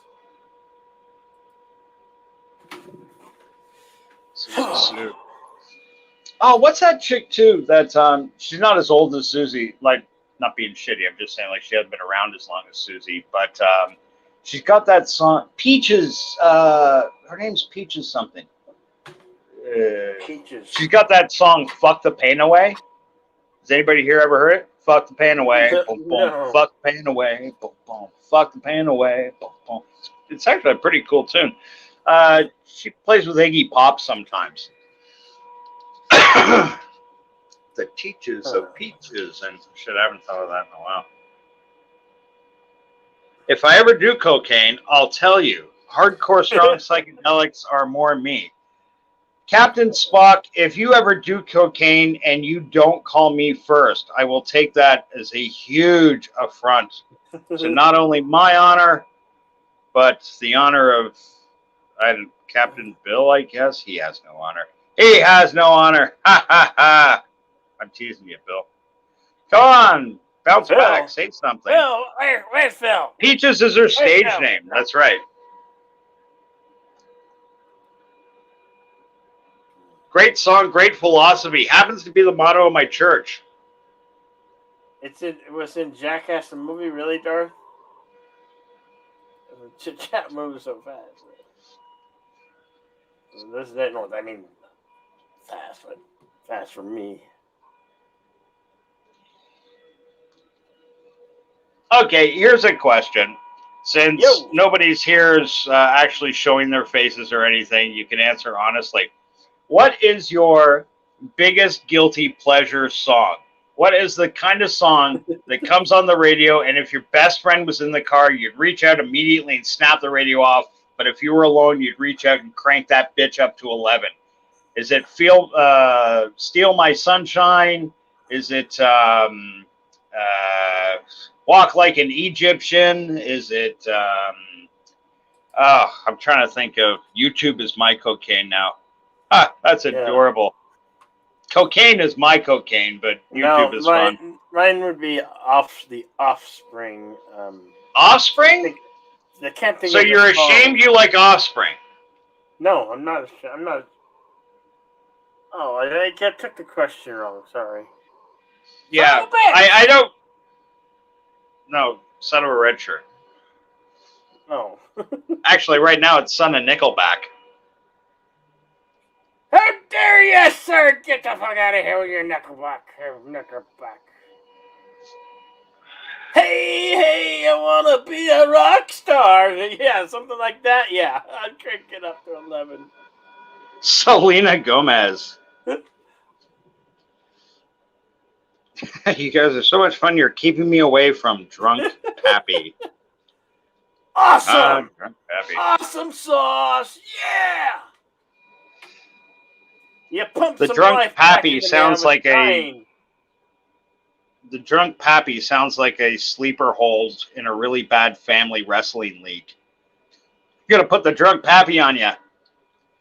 Oh, Drunk Pappy would beat me with a damn stick. Come on by Keisha. Spice Girls? Yeah, sure. Antebellum. I get ya. Any album by Antebellum? Yeah. Oh, sorry. I should have my fucking glasses on. I read any album as Antebellum. Duffy. LOL. I think I'm the only one who knows who Drunk Pappy is. I don't know. Who is Drunk Pappy? You have to send me a link or something, Darius. Darius, you should get your ass up here. You too, Captain Decker. Fuck, you mean this is supposed to be Jedbill Talks Rock Talk with friends. We need a few more friends seriously, up here. Yeah, it's not a proper niche YouTube show unless more people are on the panel than on the actual chat. There you go. If anybody wants just to cut, come on. A triple dog dare you. Have you had the call? Drunk Pappy is my nickname for a certain YouTuber, says Captain Deckard Spock. However, Darius Munchausen insists, very, very, very drunk. Okay, they might not have been talking with each other. It's okay to be drunk. I don't care what you know. It's just weekend, you know. Wookiee Supremacy says there's a song called Gashina that I hope I'm pronouncing it, Gashina, that I absolutely love. I'm not even embarrassed about that one. And nor should you be, Wookiee. Why would you? To be honest, I've never heard it. It sounds absolutely horrible. Total girls' music. What's that fucking song? Can you feel my sunshine? Something, something, something on there. Can you feel my sunshine? I'm walking on sunshine. That's the name of the thing. Who sang that? Oh yeah. I'm walking on sunshine. Oh. I forget the chick's name. God, I can't think of it right now. Brain fart! Son of a bitch! That wasn't Susie and the Banshees, I'm sure. No. I can't think of her name. Wookiee's shouting you out another link to more subversive dark web stuff, no doubt. No, we ain't going to the dark web. Did anybody show up for Bill's YouTube dark web exposure show? No. There was no dark web exposure. That lasted like 20 seconds. I had to remind him that just saying shit like or typing dark web in is now put you on an NSA call fucking list. You're now on the no-fly sheets from fucking everywhere from American Airlines to NASA. But no, that's great. Do the show anyway. No, they can't do nothing. They can't do that shit. Oh, you gotta prove something first. Katrina and the Waves. Stone Cold Jeremy for the win. Thank you, Stone Cold. I Jeremy! got that. Darth Haster typing in as fast as he can read. Just busy. I decided to go into YouTube fast for a week. I'm trying to be good and stay clean. That explains why you're here. Yes. When you fall off the YouTube wagon, you fall off with Jedbill and Company. Right. We here at the Jedbill 797 program take absolutely no responsibility for your inability to stay clean. Just when this show has flatlined, it gets a jolt, and it will breathe life and loudness into your ears. And Wookie, my new pal, says anything sung by Amy Winehouse, I don't give a fuck. Buddy, I'm a little surprised. I got to admit, Amy Winehouse, she's not nearly as offensive to me as some other people I could have come up with. Like she put out some music I have no problems listening to. Not a huge fan. I don't own a single album or anything, but Billy Piper, Honey to the Bee. Billy Piper and what's that fucking limey broad? Billie Eilish or Billie Eilish or Billie English or Billie, I can't pronounce my own last fucking name. And I got green hair and I don't like wearing bras, which I'm totally fine with. The whole album. The whole enchilada. The big pink stiff one. I don't listen to any of the Billy Piper. I mean, I've heard Billie Eilish songs, but I've heard the name Billy Piper, but I don't know. Couldn't tell you what. Well, Billy Piper, if I'm not mistaken, was Billy Piper the same chick that was the first Doctor's Companion when they revamped Doctor Who? Remember the cute blonde chick that played Rose? I think you're right. I think I've heard and she did a show on British television, something like Confessions of a Call Girl or something. And she was cute. I kept meaning to check that show out, though I'm not big into that sort of thing, but like I liked the actress. Yes, Rose. Yeah, okay.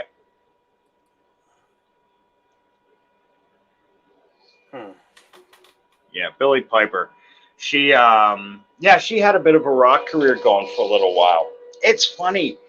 Back in the day in Hollywood, every actress you've ever heard of that your mom or your grandma adored, every actor that you've known growing up, you like Star Trek? Well, guess what? Leonard Nimoy and William Shatner have albums out. They did this to their actors. They were under contract. And all these actors that you've heard of and seen in all these old movies from fucking, and I'm not just talking like, the Frank Sinatra movies with singers being actors. I mean, just regular actors would have to go out and put out a small album. Now, 9 times out of 10, it never got released. It was horrible. But studios like MGM were notorious for trying every trick in the book to get their people famous. And if, and doing those tricks, they found out people like Judy Garland can sing, So I guess they knew what they were doing.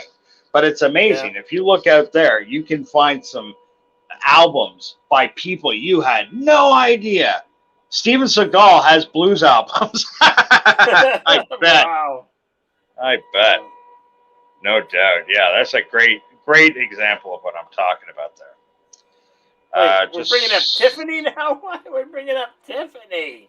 Yeah, I remember Tiffany. I think we're alone now. Yeah. Was that Tiffany? That wasn't even an original. It was a cover. I didn't know that.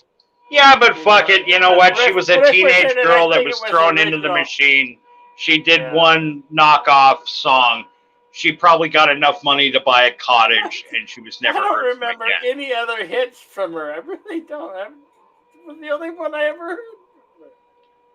Yeah. Let me just check out the chat here. The chat's on fire! Yes, Billy Piper played Rose Tyler with Christopher Eccleston and David Tennant. Nerd! Wow. You really answered that question well, Dirk. I'm just kidding. Debbie Gibson? I love Dr. Yeah, Debbie Gibson. That was the one I was trying to think of. Billy Piper played Rose Tyler with Christopher Eccleston and David Tennant. I grabbed a handful of Tiffany Karen's. She was hugging everyone, and I was a horny teenager. Okay, Wookiee supremacy. The FBI will be knocking on your door shortly. They've been looking for you for some time. You just reached out and grabbed a handful of Tiffany ass, eh? At a mall appearance. You were a horrible, horrible child. Darth Haster. She's fine AF and only 3 or 4 years younger than me. Give or take a month. Okay, I should have read these sooner. I'm not sure exactly who she's talking about. I'm going to assume Debbie Gibson. Right. Darth Haster wakes up in the morning. Morning wood for Debbie Gibson. Just putting that out there. Steven Seagal has blues albums. Yes, he does. Yes. Wookiee supremacy. I don't really like to bust out that story, but whatever. Well, I'd rather you bust out a story than bust out of something else. Wookiee supremacy. Tiffany from the 80s. Yes. Yes. Now, Tiffany was hot. Yep, she had small titties. Wookiee. They're never small titties, buddy. No, not small. Lovely, petite, delicate. It's itty bitty titty. There is an itty bitty titty committee. Yes. Okay, dude, I've seen your man titties. Don't ever make fun of a woman's tiny titties. Neither of us have that right. She had small titties. I prefer Debbie Gibson's titties over Tiffany. Stone Cold Jeremy, you're a horrible person. I deliberately misread. Don't listen to that guy. Don't listen to son of whatever Nickelback. How dare you? Nickelback. I never had a chance to grow Debbie Gibson. Oh, poor guy. I think there's a support group for guys like you, Wookiee. You didn't get to molest that teenage star you like? Well, you know, a Wookiee will rip your arms out, mate. You never want to upset a Wookiee. No, Billy Piper. He'll rip your arms off and beat you with them. Absolutely out of context. Between Darth Haster and Wookiee supremacy, we're starting to work out a good, not manifesto. What do you call it when you've killed a bunch of people and you've left a note behind? No, Billy Piper is. She did. Not my fault. I was younger than her anyway. Yeah, that's not going to get you out of trouble with the cops, buddy.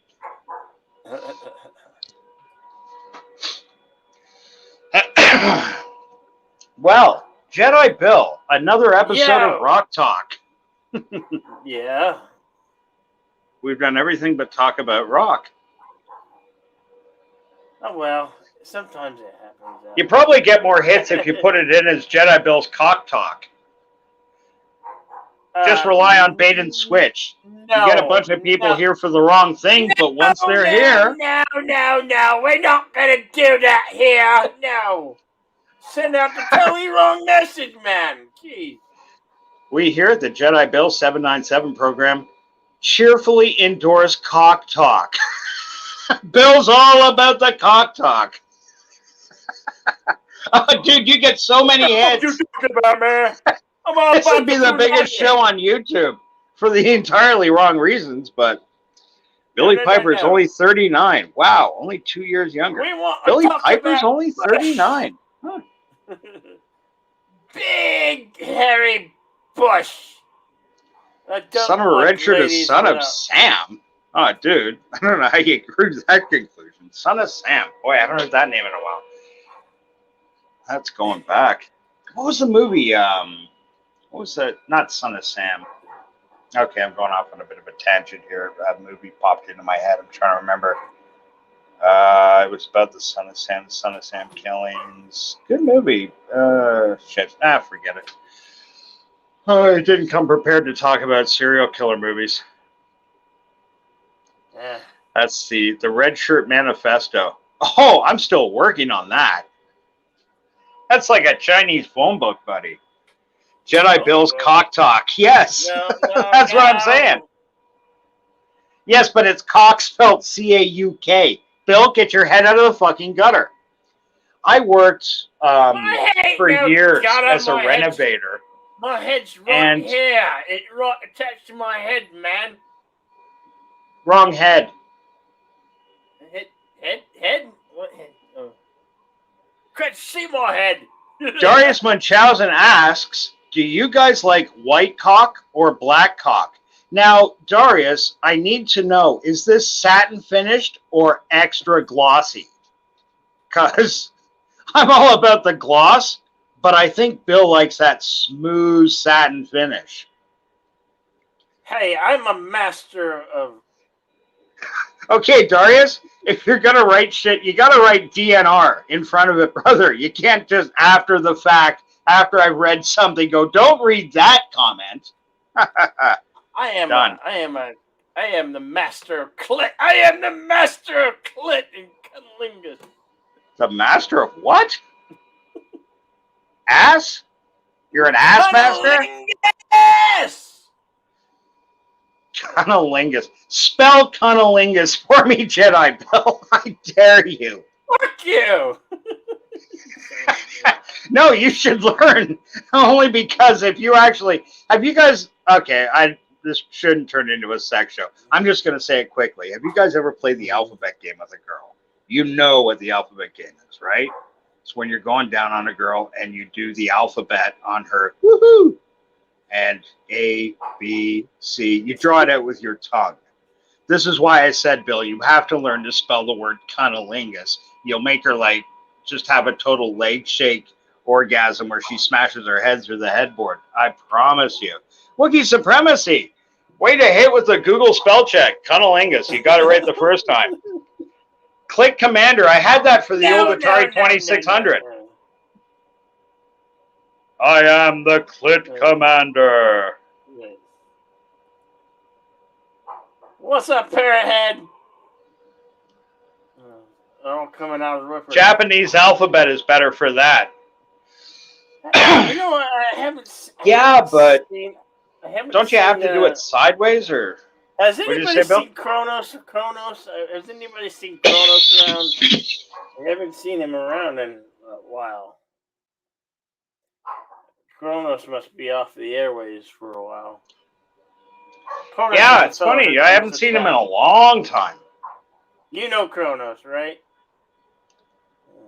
I don't know him well. We've just chatted in a couple of rooms. Yeah, he seemed like a nice guy. But yeah, you're right. When you said Kronos, it just popped into my head. I have not seen that guy around at all. No worries. There's no grammar police here. No grammar police Jesus Christ. here. Have you ever heard Bill read one of your chats? There is definitely no grammar police here. I promise you. There is, however, real police. So Darth Haster, just giving you a heads up.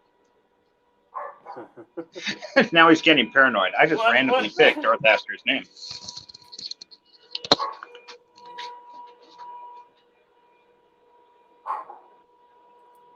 What? Sam Kinison. What about Sam Kinison? Shut up, Brady! I don't know what that dumb dog's barking at.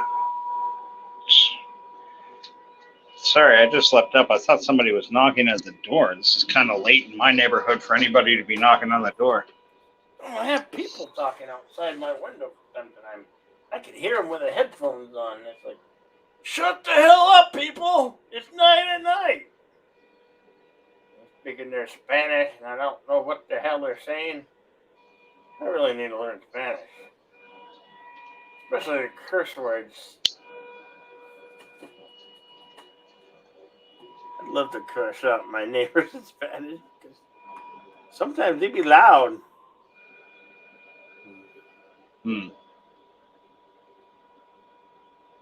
You're like already being watched. You always feel like somebody's watching you.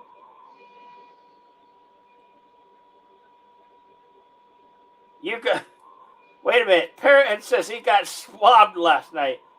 Why did you get swabbed last night? I don't know. I don't think I want to answer that question. No. No.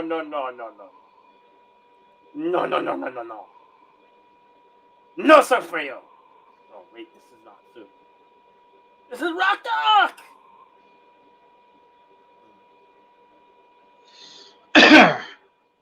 Rock Talk. Hey, Darth, can you join the stream for a little bit, man?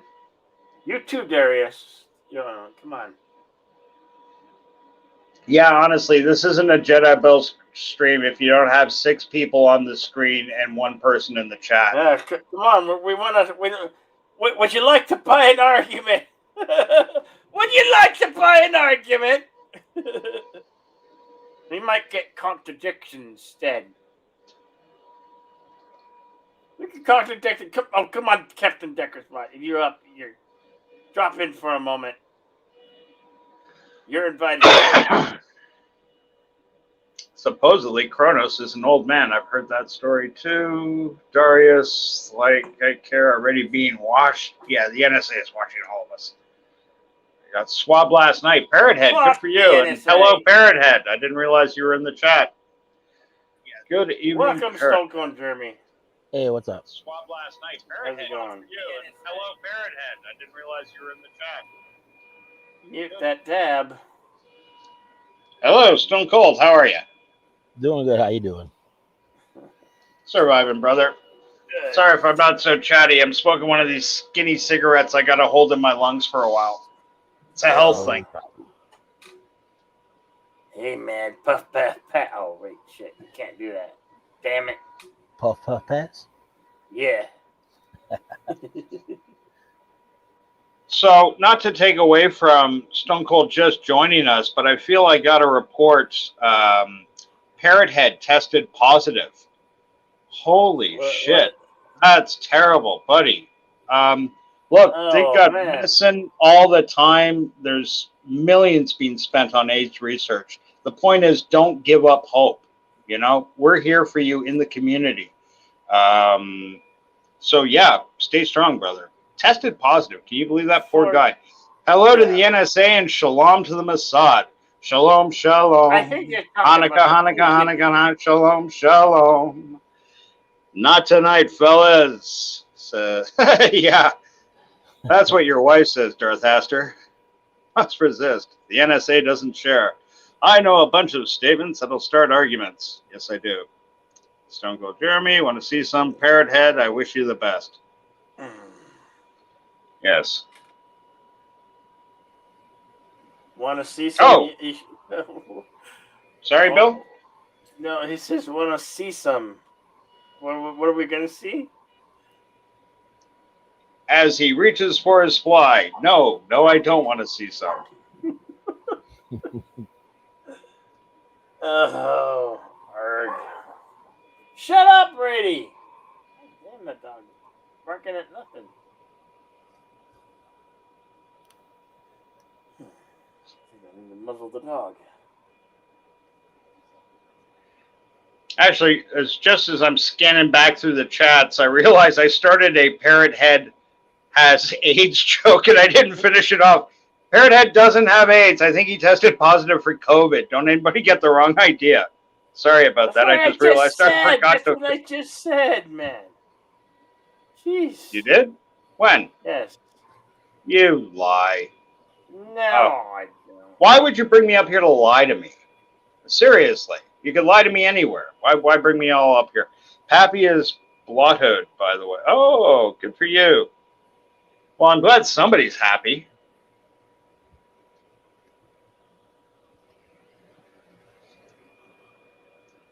So, Parrothead saying it's a mild case. Exactly right. Yeah, mild case. Okay, good. Good to know. Good to know. It's not so much that he can only see one comment at a time, Wookie. It's that on a whole separate computer, he's got to type that in so Google Chat can tell him what you said. I got to see this again at Captain Deckard's Spock. I haven't got the other computer open. See, it's right here. You know. Oh, guys, I think this is a first. Bill is not looking at porn and talking on the chat at the same time. He's devoted all his attention to tonight's episode of Rock Talk. Thank you, buddy. Thank you. Oh, you're welcome. I like this show. I like this show. You know. So, Parrothead, buddy, in all seriousness, for 2 seconds, with the COVID here, I see you wrote after that, it was funny. The doctor tried hard to sell me on the jab. Did he try that after you were diagnosed or before? I am kind of curious if I'm not asking too personal a question.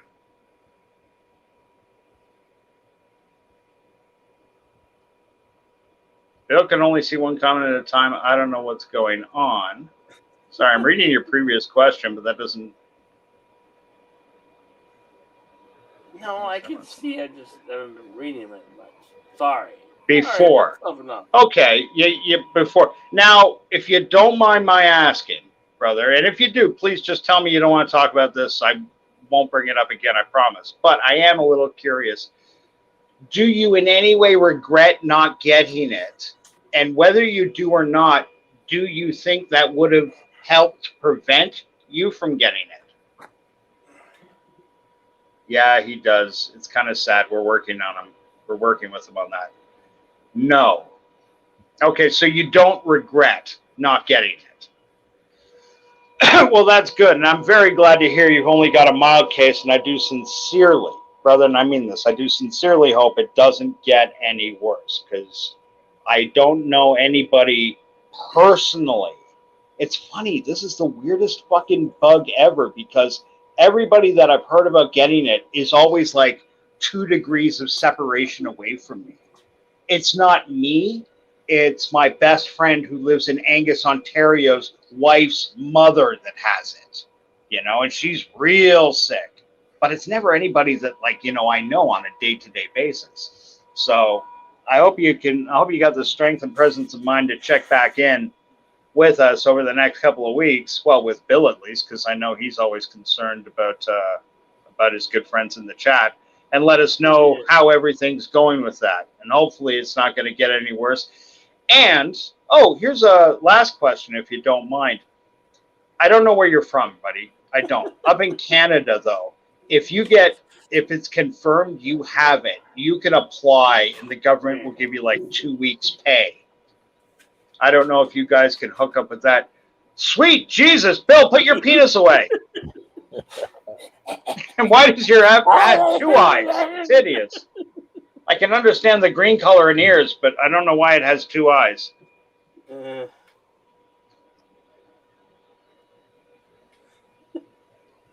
Margaritaville. What about Margaritaville? Dr. Wookiee Supremacy feels very confident in your prognosis. I'm drinking rum. Well, typically, Wookiee speaks the truth. Yeah. I was reading here, Darth Haster's cousin got it, and my fiance's dad got the coof. Darth, do you mind if I ask, did your cousin, when he got it, did his testicles swell, and did he become impotent, and was he then forced to annul his marriage? I don't know. Isn't that what happened to Nicki Minaj? I kind of only was paying attention to that tangentially, but Wookiee Supremacy, mine's bigger.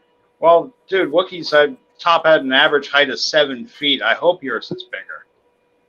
What the fuck you doing to poor Grogu? Grogu. Yeah, seriously. What does he do to poor Grogu? You've opened up a pretty dark fucking chapter in tonight's episode of Rock Talk, Darth Haster. Darius, that restaurant is expensive. Good. She's free because it's a woman. Yeah, that doesn't make it any better. I would expect nothing less. Parrothead, one day I'll go. It was her cousin's fiance in Haiti, I believe. Yes, her cousin's fiance in Haiti. I was only fucking around with that before, but yes, she... Don't get me wrong. I love Nicki Minaj. And I'm not saying this to be crass, but she's like one of those few celebrities. If I had the chance to tap, I'd do it just for the experience. Again, not being crass, but she's a cutie. She really is. I don't know if she should be giving out medical observations on Twitter, but I sure like Anaconda. So, what about you, Stone Cold? Where do you stand on I was going to say on the COVID, but I'd rather know where you stand on how hot that chick that sings Anaconda is, Nicki Minaj. She's I want to kick her out of bed for eating crackers. But what would you kick her out of bed for? Have more room on the floor. I guess. So how's things going for you, buddy? What's new with Stone Cold lately? Well, not much. I am kind of working on my channel a bit. I'm putting together some type of program that I am following myself to progress towards getting content on my channel. Very cool. Sorry, Bill. Stone was just answering a question of mine. So you're building this in your home? Well, not building stuff. I'm putting together, I guess, a program, if you will. I don't know, where I want to actually produce content on my channel. No. I'm so sorry. I think there was a little blurb in here for a second. I thought you were telling me you were installing a home gym. No. Mind you, I'm looking at your picture here. I don't know how accurately you represent that, so you can forgive me when I thought you were talking about gym equipment for 2 seconds. No. Okay, well, Stone Cold Jeremy, you want to get your own kind of show up and running. You see guys like Jedi Bill, and you go, holy fuck, if a moron like him can have a successful program, why can't I? By the way, Stone Cold, he doesn't get nearly as much pussy as you think he does. Just saying, don't go into this blind. Hey now. Back in the day, I was a Will Chamberlain of the world, man. I used to flirt. Yeah, well, my expertise. What kind of channel do you want to have there, Stone? Not entirely sure just yet. I've got a couple videos up there right now, a couple live streams that I did, kind of reviewing a couple movies and just talking about my plans, if you will. Other than that, not much at the moment because work is kind of getting in the way at that time. So, right. So I'm doing what I can. I mean, little steps here and there. Yeah. So you're still working amid the pandemic, or in the tail end of the pandemic. I've never stopped working. Oh, good man. Good man. Lucky you, to be honest. I'm envious. Well, so your interests include, it seems, you like music, you like the movies. Are you thinking more like a review channel, an observation channel, a funny channel? Yes to both. Yes to like movies and reviews and stuff like that, and just kind of maybe chatting here and there, live streams, whatever. Yeah. It's I can only imagine, because like I myself have had these thoughts. Truthfully, I'm not trying to cry in my beer or nothing, but last couple of years haven't been too good for me, and I've had to pare down things in my life. And right now I'm talking to you guys just because I got a 9-year-old, this one's 6-year-old tablets and a 5-year-old phone that gets red hot when I try to put StreamYard on it.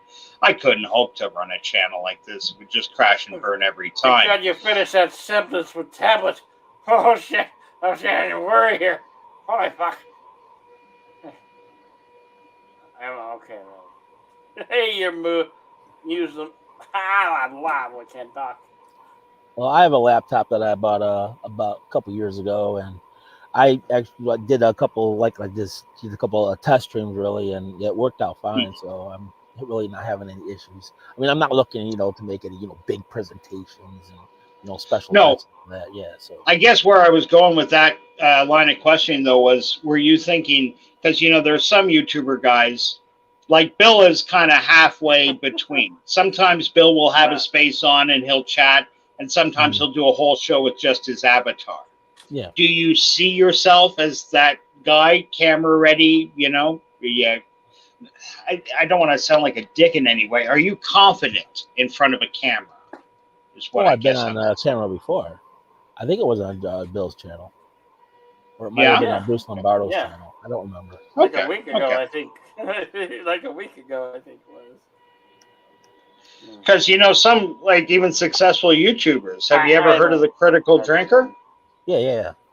Yeah, sure. He's fairly popular. That guy Well, that watches guy, it. I've been following him nearly since the beginning. I kind of fluked onto his channel once and got in early before he, like, a year before he exposed his face. The only time anyone saw him was in that one static picture, that poser shot he's got of him sitting, like, you know, leaning back with the aviators on, drinking whiskey straight out of the bottle. It's a great picture. I and every friend I ever had in their 20s took a picture just like that, you know, with aviators on, looking all badass, whatever. We're not, but, you know, we got one photo that says we are. But yeah, he quite famously, like, he only started doing live things a little less than a year ago, I think, getting out there. So it's, and his buddy Mahler, for example, guy's got, you know, 500,000-600,000 people on his thing. He's never shown his face, not ever once. Right. Yeah. In YouTube fact, I is- do remember it was on Bill's Rock Talk. I had on my green screen. I had Iron Maiden in the background. Yes, he Right. did. Okay. It was Well, like- that's very cool. So you got that kind of confidence. What I'm saying, that's a wonderful thing to have, you know, and that will help you. I have no doubt. You just got to, like Bill, focus with laser intensity on the thing you like. yeah. And not vary from that whatsoever. By the way, what's the name of tonight's show? About anything. That's I literally don't give two shits about anything anymore. Fuck it all. I'm high and fuck it all most of the time. That's case true. Yeah. Eddie lives. And it looks like a crossover between Eddie and Angry Birds. Right.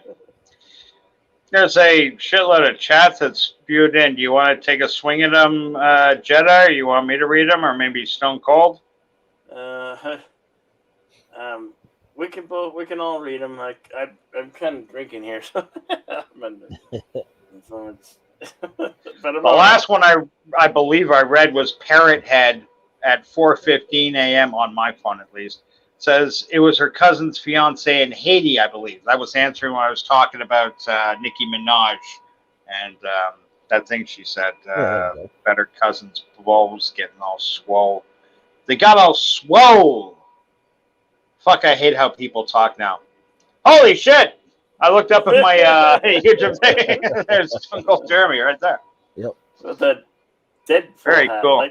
Like the Deadpool hat. That's a nice touch. Oh yeah. You got that rock and roll Fu Manchu goatee happening. Yep. Oh, very cool. Very cool. Yeah, that's quite long. Probably you've been working on that. Good on you. Good on you. Yeah, it's been a while. Yeah. I trim it every now and then to help it grow. Sure. Your Muslim uncle says, I have a face for radio and the confidence for primetime TV. I'm ready to stream. Awesome. You should definitely do it, brother. Oh, that's amazing. I've got a voice for YouTube and confidence for gay porn. I want to stream on Twitch. No. You might fit right in. I don't know. Shit. I've never really gone to Twitch all that often. Jazz quickly banging through some of these. Wookiee supremacy. More people under 20 died from gunshot wounds in Detroit last month. Have you died from coof in the entire country all year? Sorry, I misread that. More people under 20 died from gunshot wounds in Detroit last month than have died from coof in the entire country all year. Truth. Yotam Darkstar. I know 3 people who got it, not V, and they are fine. I can confirm Wookiee supremacy by the power of reverse psychology. I am not getting the jab. That's a horrible battle cry, Captain Spock. By the power of Grayskull is a battle cry. By the power of my balls is a battle cry. But by the power of reverse psychology, I'm not getting a jab. Got to work on that. Don't worry, we'll work out that together. That's a battle cry. I don't spout BS, says Wookiee supremacy. Parrothead. I was in Vegas a couple of weeks ago. and went there. The El Cortez has better prices and classier clientele. I imagine he meant when there. The El Cortez has better prices and classier clientele. The El Cortez, for all your gay porn needs. I'm not sure what the El Cortez is. Darius Munchausen, need not Wookiee supremacy. Parrot Head, it was owned by Benjamin Siegel once. Oh, well, that says it all. Who's Benjamin Siegel? Anybody know? No. Spoon is a great battle cry. Yes, it is. Yes, it is. Yes, it's the THE60'S battle cry, as I recall. Mhm. Screw the politics. I'm not getting it because I don't need it. It's really pretty simple. I'm going to assume you're talking about pussy. Stone Cold Jeremy, Darius Munchausen put out your YouTube channel. Yeah. What a swell guy. He's cool. Stone Cold lives in Nevada nowadays. Parrot Head is giving us tips to how to find you. Stone Cold, I don't know why. Is there a grief between you two? Some beef? Actually, I Uh, people actually do know where I live. I have revealed that on Justin's channel and other channels as well. So Parrot Head says, Bill, rotund is a shape. LOL. Parrot Head, rotund in Bill's case is a condition. It's not a shape. It won't be for long. I'm gonna start trying to lose weight here. If you can describe a hotel lobby and someone's physique in the same words, that's not healthy. Hail, bro, and peace to you, says Darius Munchausen. Oh, no, says Darius Munchausen from your Muslim uncle. Hail, bro, and peace to you. And hello, your Muslim uncle. I can't. So I think we're all caught up now. I have a prediction for you all. I predict that when I come back on, and it will be 2022, 2022, I'll be 125 pounds lighter. I guarantee it. I'm gonna make it happen. Jesus Christ, are you having your legs amputated? No, I'm just gonna lose. I'm just gonna bust ass to fucking lose the fucking weight. Oh yeah. Because god damn it, I'm fucking determined. Well then, it's done. I wish you good luck, buddy. I sincerely do. Weight loss, that is a tough fucking road to hoe. And depending on your lifestyle, what kind of job you have, it can be murder. I was working as a handyman, and I lost 60 pounds. Not 60 pounds. I'm exaggerating greatly. 30 pounds maybe over an entire summer because I just didn't have time to eat properly. And where I was going for lunch most of the time was McDonald's. And you might be thinking to yourself, how the fuck could you possibly lose weight at McDonald's? At the time, they were having these little chicken wraps, which was just a piece of corn tortilla with chicken lettuce and all this ranch dressing on. They were selling 2 of those for like $2.50. You could get them breaded or not breaded. I get the not breaded with no sauce, just the chicken and lettuce. And I live on 2 of those things a day for lunch, drinking water, and I dropped all this weight. It's amazing. Like I'm not working out, not really actively, just in a change in diet, going from eating shit, Subway they say is healthy, but Subway, it's so easy to go off track and eat shit food there because give me extra sauce, give me some of this, and I'll take the extra cheese or whatever. Ranch and and it's easy to fall off there. So, Bill, no joke. The only piece of advice, if I may be so bold, if you're really serious about this, if you really mean this in the heart that this is what you want to do, you've got a wonderful opportunity through YouTube to put yourself in a position where you will succeed because you don't want to be shamed for your failure. If you're out there every day giving us diet reports, telling us your achievements, you're going to get us. Everybody here will encourage you. I promise. Nobody's going to say, Bill, go to McDonald's or order a pizza, Billy. Come on, fat fuck. No. Don't get thin. Fuck up. I hope you all do that. point is, if you Fire keep is it to yourself and Fire is quiet, lit. it's easy Yeah. to lie to yourself, and it's easy to bargain with yourself and say, well, you know, I'll get pizza today because I'm really hungry and it's too late for me to cook and I can't go. But just today, just tomorrow, I'll have a salad. No, fuck off. Be strong. Yeah. Get out here and be honest with us. Even on the days, and you will have a day where your willpower wasn't there. And let us help you and let us encourage you. You will get rid of the weight. You will do it. I know this. Yeah.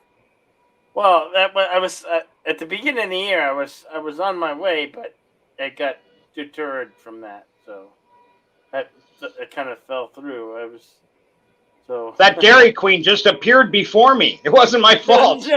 No, it's not so much Dairy Queen. It's like, you know what my vice is? Sandwiches and maybe like chocolate bars sometimes, you know, or cookies.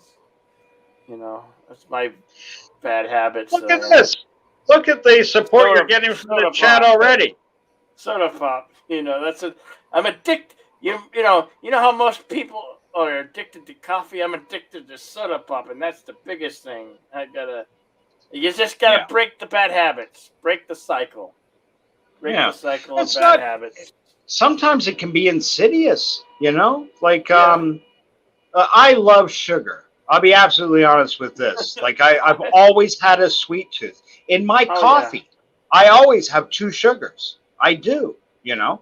For years, I drank it black, but I just couldn't take it anymore because I like sugar. I like bread. I like, you know, I like hamburgers, of course, but that's a good one. Staying strong isn't always the easiest thing to do. And you do have a support system here. You got people that like you. People that have come and hang out with you at 4 o'clock on a Sunday fucking morning to chat about your weight loss. And look at all these positive things people are writing in here. I know. It's That's beautiful. I believe in you, Bill. Big flex from Darius Munchausen. Parrot Head says Bill has already lost weight. He picked his nose twice. Parrot Head, memes of destruction, has documented his weight loss and exercise routine. My nose. And I'm nice enough. I'm nice enough to turn off the camera and blow my nose. I thought you were masturbating. Okay. I gotta get rid of this booger. Hang on a minute. When Bill cheats, Nina hits him. Parrot Head, Nina hits him anyway. Cheating that's just incidental. Soda pop is Beetus juice. Is that Beetlejuice or Beetus juice? It's easy to give up most sugary products when your doctor tells you that you're pre-diabetic. You know what, Parrot Head? I get you're going for a joke here, but truthfully, buddy, I can't speak for anybody else. For me, that wouldn't be easy. They could tell me I'm a fucking diabetic tomorrow, and that will probably kill me because how do I say this? Like, on one hand, you can intellectualize and you can say, yes, I'm not going to have an orange because an orange has a high sugar count. Instead, I'm going to have a bag of wasabi peas or something. For a guy like me, that'll last maybe 2 weeks, and then I'll just forget. And then I'll see, you know, I don't know what to tell you, a hot day and somebody offer me an ice cream or something. I don't know. I just know that I needs my sugars. Yeah. Sips Mountain Dew. Sugar.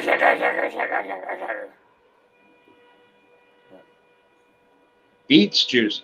Oh, Beetus juice. Oh, I get Beetus diabetes juice. I get it. I thought it was a mistype. That happened to me several years ago. I'm sorry to hear that, pal. I really am. Diabetes, that's a rough fucking thing to live with, especially if you love food, if you love life, you know, if you like a glass of wine with your dinner, if you like to have a scotch and soda, if you like to have a can of Coke on a hot fucking day. It's a rough fucking lousy fucking way to go, bro. Way to go. So, Jedi B. Sweet Jedi B. You're annoyed. Why don't you give us a preview of your next couple of what do you call them? We got to work out a name for that. Bill's movies, Bill's thoughts, Bill's those tiny little fucking shorts? cute things you've been doing. Yeah, the shorts. You I don't say Bill's shorts because I'm thinking Bill's underwear. Nobody wants to see that shit. Exactly. That's a horrible name for your fucking thing, Nobody Bill's wants to see shorts. that. Bill's skivvies. That's Bill's even a better word. Movies. Bill's man panties. Put Bill's man panties. I guarantee you get 1,000 heads. No. That's terrible. That's terrible. I don't like it. Yeah, Parrothead was saying he got lucky after he cut out all his soda and energy drinks. His sugar levels dropped to normal levels. Yeah, they will. Those energy drinks, they're fucking bastard tough on the system, man. Bastard tough on the system. I was never a big fan of them, but I've had a few overnight jobs where, you know, we got a case of Red Bull and we're just chugging them back one after the other, and you feel like shit. Red Bull's so disgusting, though. Ugh. Oh. Yeah. Red Bull's even disgusting when you mix it with alcohol. Ugh. Oh, really? I like Red Bull and vodka. Like, I say I like. I know a lot of people drink it like that. As far as an energy drink, liquor energy drink goes, Red Bull and vodka was fine with me, but seems a little counterintuitive, though, to mix energy drinks with booze.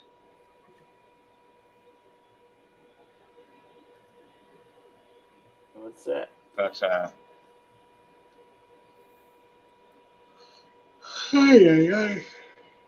oh, no, don't yawn. Don't yawn. I like Parrothead's avatar. Oh, yeah, he's a big parrot head. I don't know why. Why are you a parrot head? Hey, Billy, I'm just going AFK for a second. I want to grab a drink. Go for it, man. I ain't stopping you. No, I won't stop you. How's everybody out there doing? How y'all doing? Oh, my spine.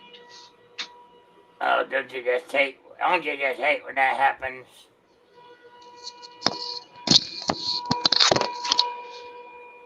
You were drinking, what was that? Monster Mountain Dew. Ugh. The wolfing down candy. You know what my biggest vice is other than soda? My favorite food is sandwiches. I mean, I love sandwiches. I eat too much goddamn bread. It's hard to give up the bread. And then I'm also debating, should I give up cheese? Because I like cheese. You know, I gotta have my cheese, you know. Can you imagine life without cheese? It's almost hard to give up meats. I have given up a lot of red meats, but I like the occasional hamburger. I'm like everybody else. Meats are hard to give up. I mean, I can never go vegan. I just have a... Yesterday, I got taken out to a Longhorn Steakhouse and ordered a 12-ounce steak. And I ordered it medium well, and my dad goes, "Why are you ordering it medium well? Don't you like... I mean, it takes all the taste out of it."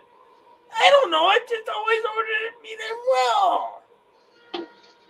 Sometimes a little, you know, I like it somewhere in between.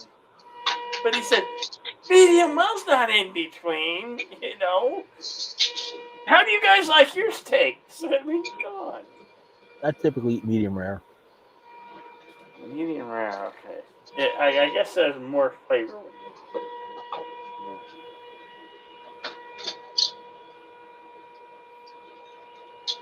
And I'll get crucified for this one. When there's no A1 steak sauce in the house, It's been rumored you're gonna crucify me for this one. I've used ketchup on my steak. Oh, what a crime against nature that is, right? No, it's not as big as a crime as people make it out to be. Mm-hmm. Well, I didn't have any A1 steak sauce. No, more. You shouldn't. When a good steak is cooked well and seasoned well, you could eat plain.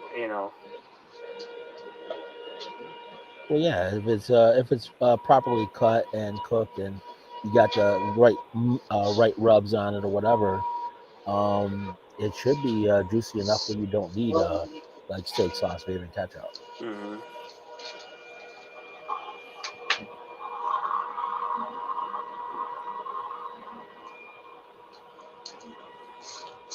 At office, you had tents selling Jägermeister and Munster together. Well, I don't doubt that.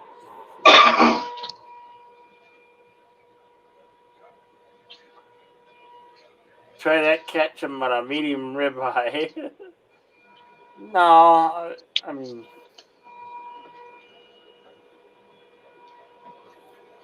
ketchup isn't good for everything. I hate how everything has sugar in it. It's like they want an addiction. I feel like sometimes sugar is probably more addicting than most drugs. Because there's sugar in everything we buy.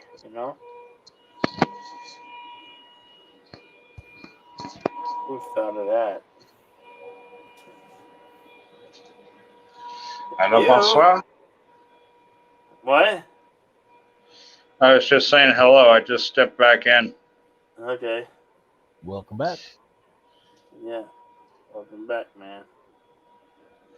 I was just quickly scanning down the chats here. Parrothead has been kind enough to detail us with his battle against diabetes, or the prevention of said diabetes. Did you guys read this already? Says, I was lucky after all. I cut out all soda and energy drinks. My sugar dropped to normal lower. I was drinking Monster and Mountain Dew and wolfing down candy. Sure, that's understandable. Technically, I'm a second-gen Parrothead. My dad introduced me to his music when I was little. Okay. Parrothead, that's what Jimmy Buffett fans call themselves, right? Mm-hmm. Am I wrong on that? No, that's What is a Parrothead? Yeah. Pardon? I think Jimmy Buffett, Margaritaville, he's got some great songs. Margaritaville, Cheeseburger in Paradise. Yeah, Darth Hasser put that one up there. Cheeseburger in Paradise. Yeah. No. Ha! Wookiee Supremacy puts in, at the last Ozfest, they had tents selling Jägermeister and Monster. Oh, Yeah. that sounds like a hangover El Supremo. Like if you were trying to make hangovers in a laboratory experiment, you'd begin with at least some parts Jägermeister and some parts Monster Energy drink. Heavy sugar. Son of a son of a son of a son of a son of a sailor, son of a gun, load the last ton, one step ahead of the jailer. Okay, that's probably a line from a song I'm unfamiliar with. But you know what? That's a Jimmy Buffett song. Oh, is it? Okay, I'm sorry. The only one I know off the top of my head is that Margaritaville tune.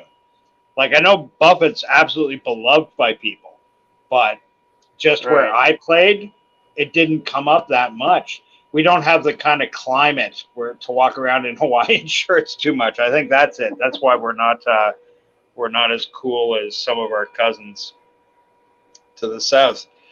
Try that ketchup on a medium rare ribeye. Hey, anyone who eats ketchup on steak should be slapped thoroughly. Now, Wookie, I think you're being a little hard there. You know what?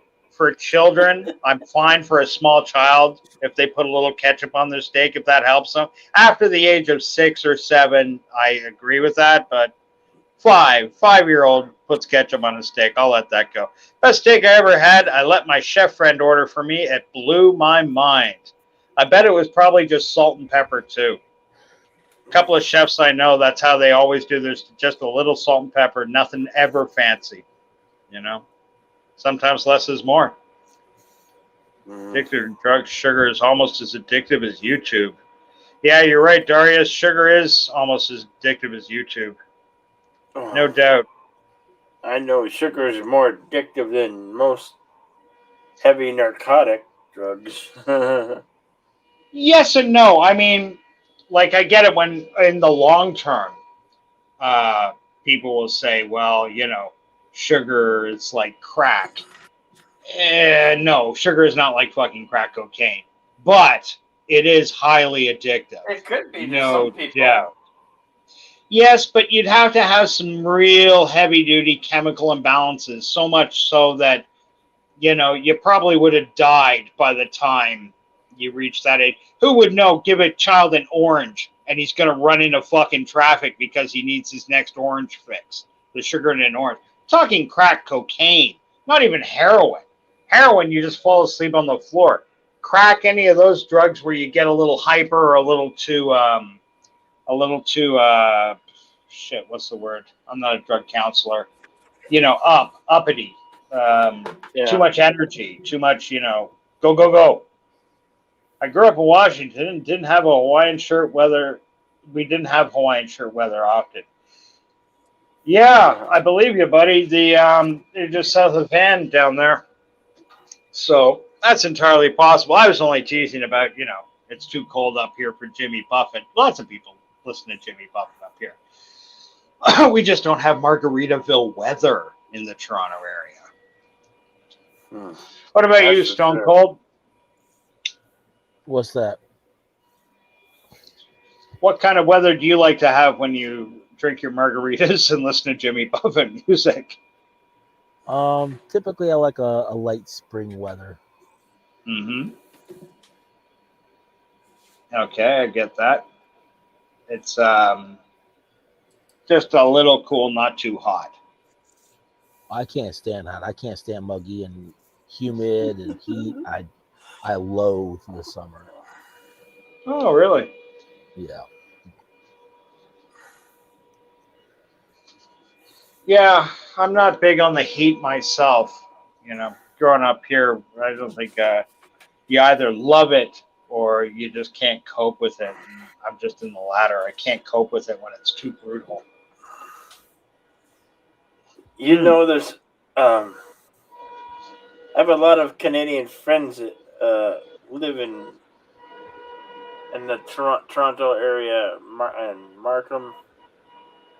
They all have homes in like the Phoenix area. They're, you know, because they could come down to Phoenix for golf and the good weather in January. You know, December and January and whatnot. And there's a lot of shows that, you know, like there's a big Barrett Jackson auto auction every January. A lot of reasons to come to Arizona. I thought you told me once you lived in Denver at one point in your life. I lived outside of Denver. I lived in a town outside near Denver, a town called Broomfield, Colorado. I've never been. I've driven through a little bit of Colorado once, but not enough to. I didn't go to Denver. Which is the town they hold the movie festival in? Colorado has a pretty big movie festival. I'm sorry, I'm not trying to be deliberately ignorant. There's one in Telluride.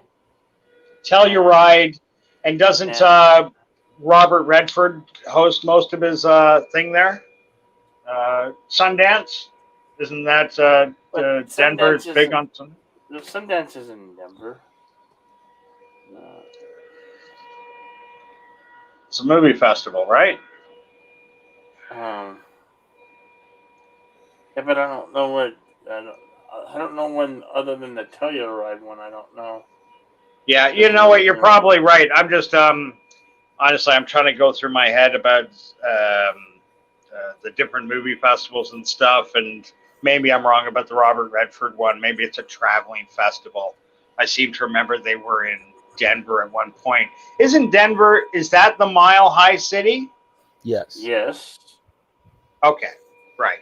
So you guys are naturally like way above sea level up there. Does that make you? Did I guess it's silly to ask, but I've never lived in such a high above sea level. Like I live near a lake, so I'm pretty much, as down low as you can get. Um, is when you left, did you ever have any pressure problems in your sinuses from living in a place like Denver? I know it's a silly question. Just sometimes, like when I drove through the mountains in I didn't live BC, there I long constantly enough. have to. You didn't live there long enough? No. No, we moved away right at the end of '84. Yeah. Oh, okay. So you were a kid when you were there. Yeah. Well. All right. That's cool. Things to do in Denver when you're dead with Parrot Head. 10 through 12. 5 through 12 anyway. Age 5 through 12. I was outside of Denver, where I saw Good. Beach Boys at a. It was called some Colorado Gold something. It was a summer league. It was summer football league. Yeah. I forget what it was called, but it was called Gold something. Sorry, guys. This just in. Holy shit. I had no fucking idea. Oh, this is horrible. I'm just reading down here. I don't know how to say this out loud, but according to Wookiee Supremacy, apparently Neil Diamond blows. I'm going to go to CNN and see if I can get confirmation on this. Perhaps Fox is running the story. Neil Diamond blows. Who hates Neil Diamond? Come on. She's got the way to move me, cherry baby. Got the way to move me. I don't know. I just remember he's always fun. He was the jazz singer. He was the Caroline. Good times never felt so good. I can't do Neil Diamond's voice, but you know what I mean. I've been inclined. Sweet Caroline. Ba, ba, da. Yep. We all knew it. Yeah, Neil Diamond had Especially his share of hits. Boston. I grew up with a lot of that music, so I guess I've got a nostalgic bent for it. It's funny, the stuff like as a kid, I despised all that shit growing up. 70s music, 80s music, I thought it was horrible. Now as I get older, that's what I look for. Parrothead says he's of Jewish origin and considers himself a man of faith. Yes, I believe that is correct. At least in the movie The Jazz Singer, that was a big part of it. He was raised to be a cantor. That I don't know much about the Hasidic doctrines or faiths, but a cantor is like an important part in the ministry. They get up and sing, basically. And in this movie, he wanted to sing jazz music instead. He felt his heart come alive when he sings jazz music instead of the old Hebrew songs, which no doubt are important from a cultural standpoint, but when you got the music in you. Yeah. And his all-time national favorite, "We Come to America." Oh, that's a great one. Yeah. Yeah. We're coming to America. Right. The only one worse than Neil Diamond is Garth Brooks. Ooh, fantasy fist fight. Garth Brooks versus Neil Diamond. Both men are in their prime. Who wins? Chat, I want to hear from you. I Stone think Cold Garth Jeremy, what do you think? I Garth think Garth Brooks on that one. versus Neil Diamond. Garth Garth Brooks, Brooks. eh? We got a Garth Brooks supporter here. Yeah. Garth Brooks is awesome. Okay, so Jedi Bill and Stone Cold Jeremy are both with Garth Brooks. I went to go see him in concert in like, what was it, 2019? For the first time. It was awesome. Now, I will say this.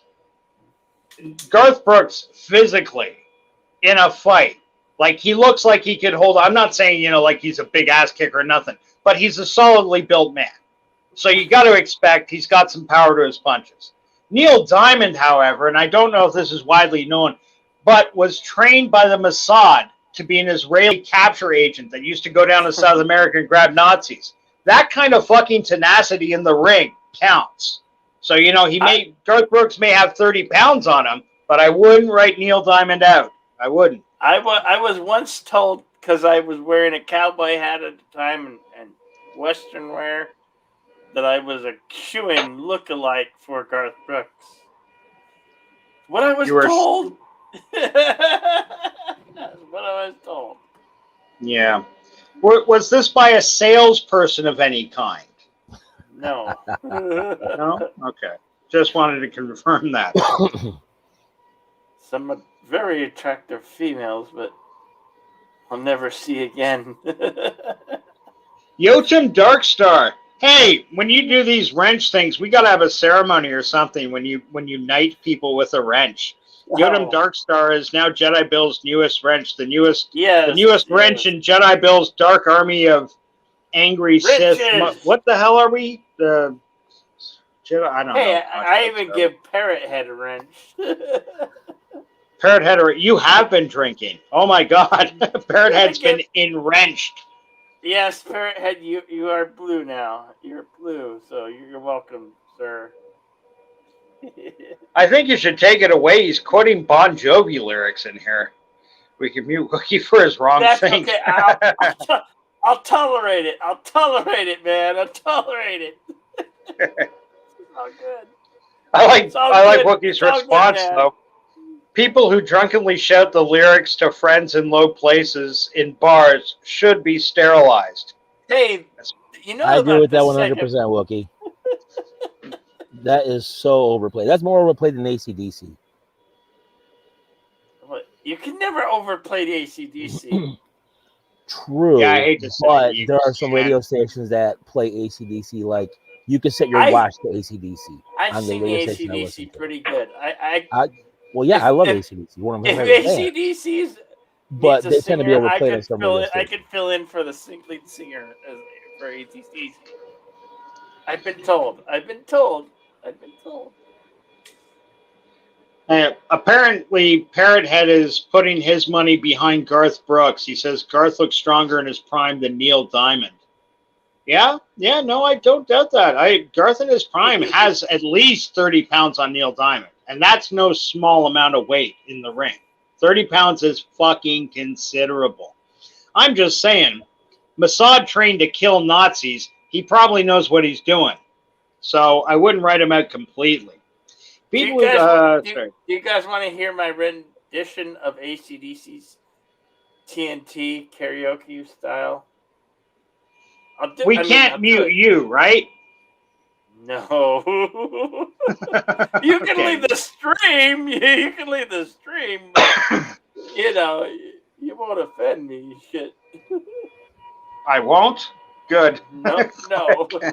We're all about don't you know we're all about offending people, and if we haven't gotten to people, don't worry, we'll get to them yet. That's our motto here, Jedi Bill Channel. If we haven't offended you yet, don't worry, get to you. Rat-tailed Jimmy is a second-hand hoodie. One in chat for a rendition of TNT, or two for hell no. I'm being serious here. I thought you were having a stroke. I wasn't following this disassociated stream of thought. What's your question? Or your statement? I didn't get it.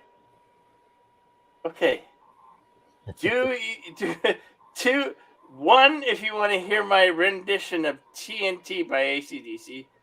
2, if a hell no. And Wookie puts up 2, hell no, hell no, hell no. How come there's no exponent button on my... I do AC/DC pretty good. I've been told. Wookie, how do I type in 2 to the exponent 2 billion? You only get I one can't vote, find that exponent Wookie. button on my... I only get 1 vote. You know what? Just to be the outlier, I'm going to be that guy. What's that guy? The guy that votes number 1. The guy that says, yeah, okay, put your money where your mouth is. Well, it's right so far. It's a tie because we got 1 vote and 1 vote. So if we get another one, you guys can. Okay, Yotam's with me. Yotam's down. He's willing to roll the dice. So it's me, Yotam, and Stone Cold, because I know there's no fucking way Stone Cold showing up here and not want to hear you sing. All right. Hang on. Let me. You're going to bravely sit on the fence, Stone Cold? Oh. Wait. I'll abstain on this one.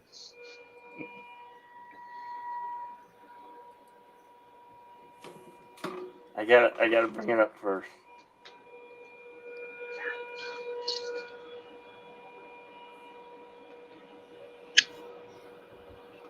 There we go.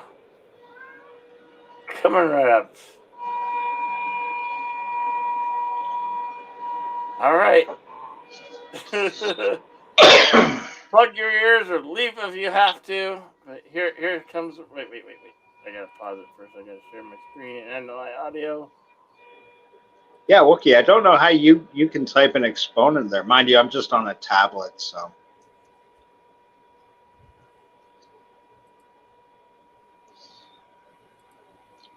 Okay, here we go. Coming out. Only for you do I do this.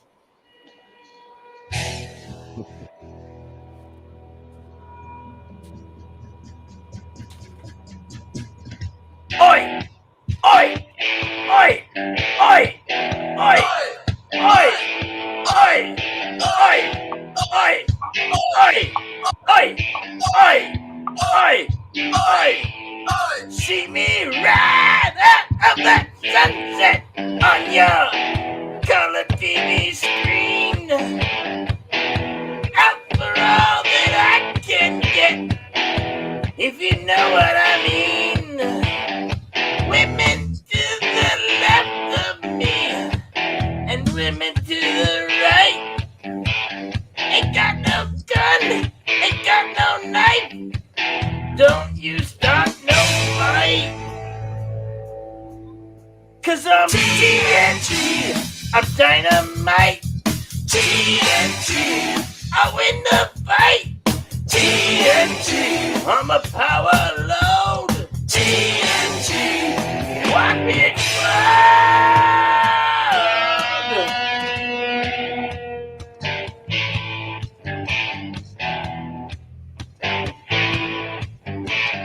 I'm dirty, I'm mean, I'm mighty and clean. I'm a wanted man. Public enemy number 1. Understand. So lock up your daughter and lock up your wife. Lock up your back door, run for your life.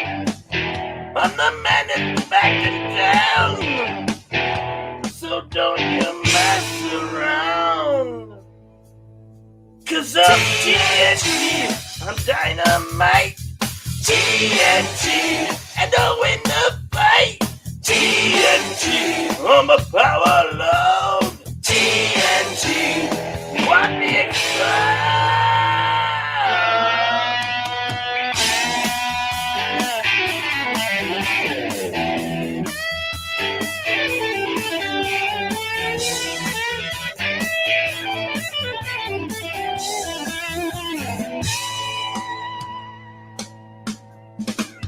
TNT, TNT. TNT. TNT. TNT.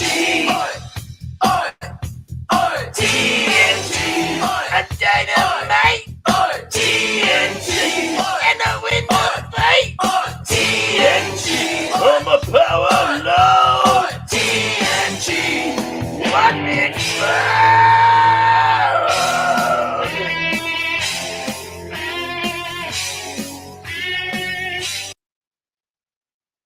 That's it. There you go. What do you think? Was it that terrible? I mean, was it that terrible? How many did I run away? Hello? Hello? Can you hear me? Yes, I can hear you. Bill, that was wonderful. Excellent. Sorry, it sounded like I put my headphones down and walked into another room for 5 minutes, but no, I was here the whole time. It was wonderful. Yeah. Well, I'm glad I think- you enjoyed it. I think somewhere Angus Young's balls just got all swole. Yeah,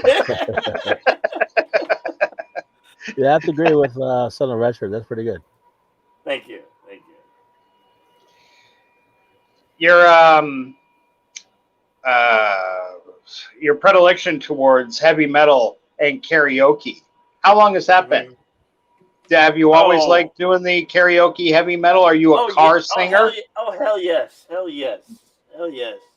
Yeah. But I sing country too, so I sing all types of songs. It's not Sure. So I don't limit myself to one genre. No, Although that's good. I can't master rap.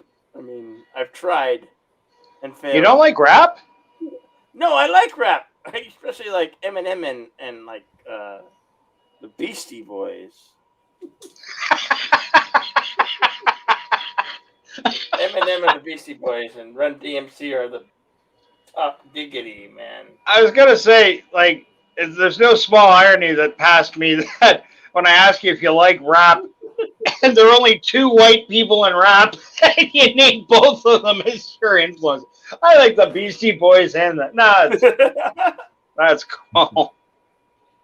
The Beastie Boys didn't one of them passed away like 2 years ago. Oh yeah. Poor guy got the cancer. You know, Yeah, no that joke. was I mean, you know, fucking losing out at 50 or something when you're sitting on top of the world. What a rotten way to go. Mind you, he had a great life. You know, at 50, I'm sure he lived more than a lot of us get to do. But, were you guys, did you see the Star Trek, J.J. Abrams Star Trek movie? Oh, God. Why do we have to bring that up? Okay, what about you, Stone Cold? Did you? Yeah, I saw the Star Trek movie. Right. Where did you guys sit on J.J. Abrams working in his favorite band, Beastie Boys, into it? Remember in the beginning of the movie when he's Captain Kirk's still a kid and he stole that 57 Corvette and he's playing Sabotage. Yeah. Yeah. They did it again in the third movie, I believe. Yeah. Yes, they did. That was a callback. One of the infamous callbacks. Just out of question, I'm asking, like, how did that bother you? Did it enrage you? I remember in the theaters, and some people like cheered. Not everybody, but some people cheered when they heard the Beastie Boys come out. Yeah, I mean, I actually was in a theater where people were cheering about it. I'm like, that seems very odd, you know. I mean, to me, it doesn't make sense. It was an extremely weird choice of music for that, and I'm like, and then people are cheering like, what? Are the Beastie Boys in show here? I mean, what's up? I will say that for a show like Star Trek, even more so than Star Wars, as great as Star Wars is, Star Trek deals so much more with the human condition, being like human from Earth, our history. In the original Star Trek, when they'd speak about great music, they'd name guys like Brahms, Chopin, Beethoven. You never heard like Beatles or Willie Nelson or NWA or something, because they wouldn't say that. Back in the 60s when the show was being made, Right. they put their love of classical music, what they figured that is the height of mankind's musical achievement. And, well, maybe not gone downhill. It's never quite reached the same heights. I think it's curious in Discovery, as abhorrent as that show is, they did have one episode, and I thought it was kind of cute, where they had like an onboard ship party. Like, I've never served in the Navy, but I imagine Navy people will have parties on board ship. Nothing too crazy, but you know, they got to let their hair down every now and then too. And they were singing, like they were doing a kind of a karaoke night or something. I don't remember the song being sung, but it's one we'd all recognize. And thinking to myself, you know, like 300 years from now, are people going to be listening to classic 50s, 60s rock and roll or whatever in the future? I think it's possible. I honestly do. It might seem a little silly, but I guess if you're a producer of one of these sci-fi shows, what are you going to do? Are you going to rely on that, you know, you get to write something in the story that, oh, Beth likes Elvis Presley because her daddy used to make her listen to Elvis when she's growing up, and that's why 600 years after Elvis dies, we're listening to a little less concentration as we fly our starship through the galaxy. I know that's a bit of a stretch, but what I'm saying is how difficult it would be. Pardon? A little less conversation. Yeah. The Elvis Presley song? Condensation. Yeah. I thought you said a little less condensation instead of conversation. Oh, condensation. No, conversation. yes, that's the name of the song. Right. Just reading down in the things. Wookie. Pal, you're an anti-Trekite. That hurts me. I'm a warzy. Some people, they just can't handle the Trek. Oh, the beasties. That's the beasties. He's entitled to his opinion, man. Just like don't let Wookie fool you. He actually hangs out in West Moody Webcast, Trekking on Tuesdays. So he hangs out there. You've been outed, Wookiee supremacy. You've been outed, man. Well, that is something. But just to finish up that thought, being on a Star Trek, I wouldn't want to have to come out with like what music of the future is going to sound like. What word did you just use for nerve? I thought rock and roll for the most part has died. I mean, yeah. Is there anything good? I mean, well, you know, I started with the announcement that I heard on the radio that Rolling Stones are putting out a new album coming out here soon, and they're done for all intents and purposes. They're done touring. All they can do is release studio albums. Sorry, Bill, I don't want to derail your train of thought. I just wanted to quickly address Wookiee supremacy before this becomes a bare knuckle fight between the two of us. Okay. Having fun with you, brother. just teasing my Star Wars cousins by calling them warsies. The same way. It's funny because Trekkie used to be a word of disdain. And Trekkie was a word I took with some pride. I call myself a Trekkie. I've got no problem with that. You don't like Star Trek, that's fine. If you really want to get into a fist fight with me because you like Trekkies, that's an incredibly stupid decision to make, but who would? But being called Trekkies, anti-Trekker. It's funny, when I got into YouTube and realized that you could find fan stuff on, anti-Trekker was one of the first people I found. A guy, I don't know if anybody here knows him or has ever heard of him. He puts out Star Trek related content. But his name, I instantly liked his name. As a Trekkie, I got the joke immediately. And I was kind of amazed at how many people would be in his chat saying, what does anti-trekker mean? What does anti-trekker mean? Well, it's fucking right there in the title. He's not a trekker. He's a Trekkie. Trekker is a name that people that were ashamed of being called Trekkies adopted for themselves. And I think that's where we got Warsies from. When you're talking about Star Wars fans, I've been calling them Warsies for years, kind of as a joke. But Wookiee corrected me here by saying, what word did you just use for nerf herders? And I got to admit, I didn't get the joke right away until I just read down a little bit. But yeah, nerf herders. That's cute. That never occurred to me, but that is very cute.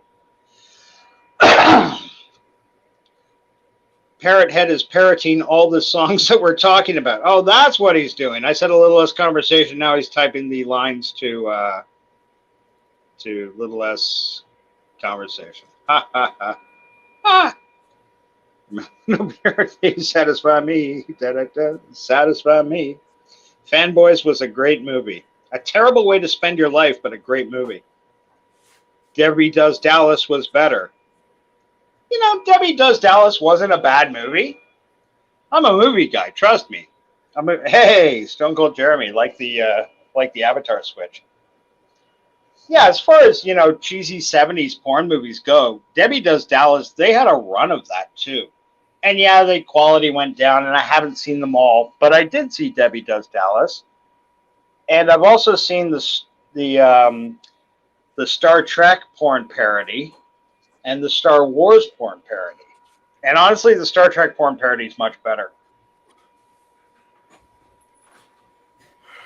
Debbie Does Dallas has 70s bush kid. Well, yeah, buddy, it was filmed in the 70s.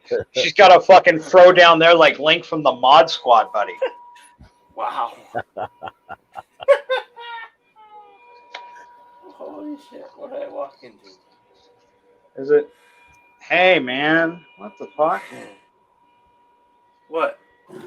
Sorry, I'm just looking at my battery here. I'm getting weird power issues. I think I may need a new charger. I plugged it in. I'm down at 15%. Oh, yeah. I was at 23% when I plugged it in. You can't possibly be a good sign. Debbie has that 30. So Debbie Does Dallas 2K. Oh. There's a 3D Debbie Does Dallas, I believe. What? Nice. Yeah, they made a couple of 3D porn movies back in the day. They're cheesy as fuck. But, you know, like girls running towards the camera with their boobs sort of thing. Do anybody here old enough to remember SCTV? Oh, hell yeah. The television show SCTV? Came out from Canada. John Candy and Martin Short. I remember the funniest thing I've ever seen was Martin Short and some other guy. He had milk where he would laugh, and the milk would be coming through his nostrils. That was the funniest shit I've ever seen. I'm like, he's got milk coming through his nostrils. Oh. On SCTV, they had a recurring skit called Monster Chiller Horror Theater, which made fun back when I was a kid. And I'm sure a bunch of you guys are old enough to remember that back in the day, certain regional television stations would have hosts for movies. And they were most often horror hosts. That's what this guy was. He was a horror host. And they had a running series of movies called Dr. Tongue.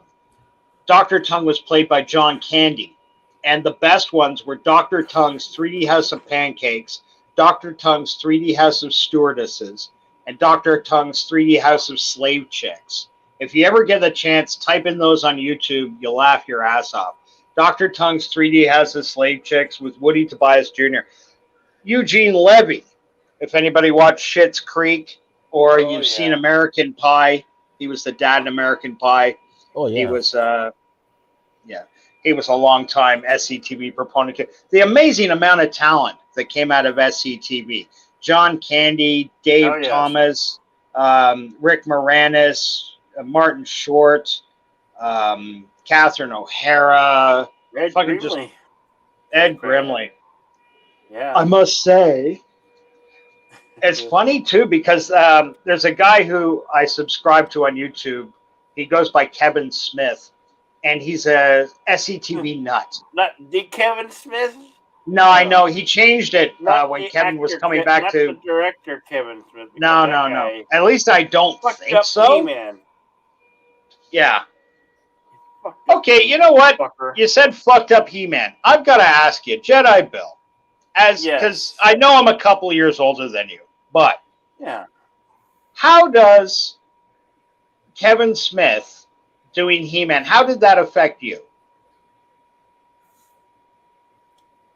Well, it didn't. I Really mean, were affect you me all looking that forward to the He-Man? Did you grow up with it? Was it in your lexicon? No, I watched He-Man back in the day, but it wasn't something I was excited for.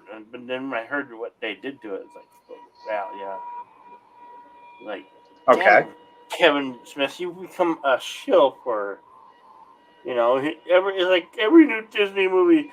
Oh, it's the greatest, man! Like, fuck Right. you, shill. Okay, so it sounds to me, the reason I'm asking is because when He-Man came out, I'm a bit older than that. He-Man, I had a couple of young cousins that came here from England to live, and they came out right when He-Man was getting big. And so I knew about He-Man almost through osmosis, really, just from spending time with the kids. And they'd get all the He-Man toys. And the only thing I knew about He-Man was that He-Man only exists because I think it was Hasbro or Kenner, one of those toy companies, made a small toy line based on Conan the Barbarian, the movie from 1982 with Arnold Schwarzenegger. And He-Man, you can see it on YouTube. There's a couple of sites that got it. The original He-Man dolls were Conan. The hair was Arnold Schwarzenegger's hair color, and the dress was slightly different. All they did was give that He-Man that big H thing on his chest and a different sword. And then they came out with Beast Man and Shark Man and Licks His Balls Man or whatever the fuck it was. So why I'm asking you, Jedi Bill, is because there's nobody in my age group that it would be on their radar to be upset that He-Man was changed. But when I did a little bit of research into it, all these people saying, oh, Tila is now, He-Man, and they've killed off He-Man, this, that, and the other thing. The show isn't called He-Man and Masters of the Universe. It's just Masters of the Universe. Yeah. And He-Man, though I would have assumed he'd be the central character, the fact that they took his name off the title didn't really spell good for me that He-Man's going to be front and center in this thing anymore. It seemed like right at the outset he was kind of being pulled back a little. And maybe for 2 seconds, I might have thought about it and thinking, well, maybe he's just too overpowered a character. They're trying to bring him back. But then, like, all this absolute fucking vitriol and hate, and people were hugely angry. I'm just asking if somebody can explain it to me, because, like, I don't know, why would you get angry about a product that you don't care about? Like, if they came out and said My Little Pony became woke, that would never show up on my fucking radar. You know what I'm saying? Yeah. All right. So when you said, because you said it would kind of like an assertion, Kevin Smith, fuck He-Man. I was, wow, okay, you've got a strong opinion on this. So, like, what is it? What is it that did you watch the He-Man show? Was it really bad? No. I mean, it was that bad, but I just, it's a travesty. What then? And I really can't elaborate on why.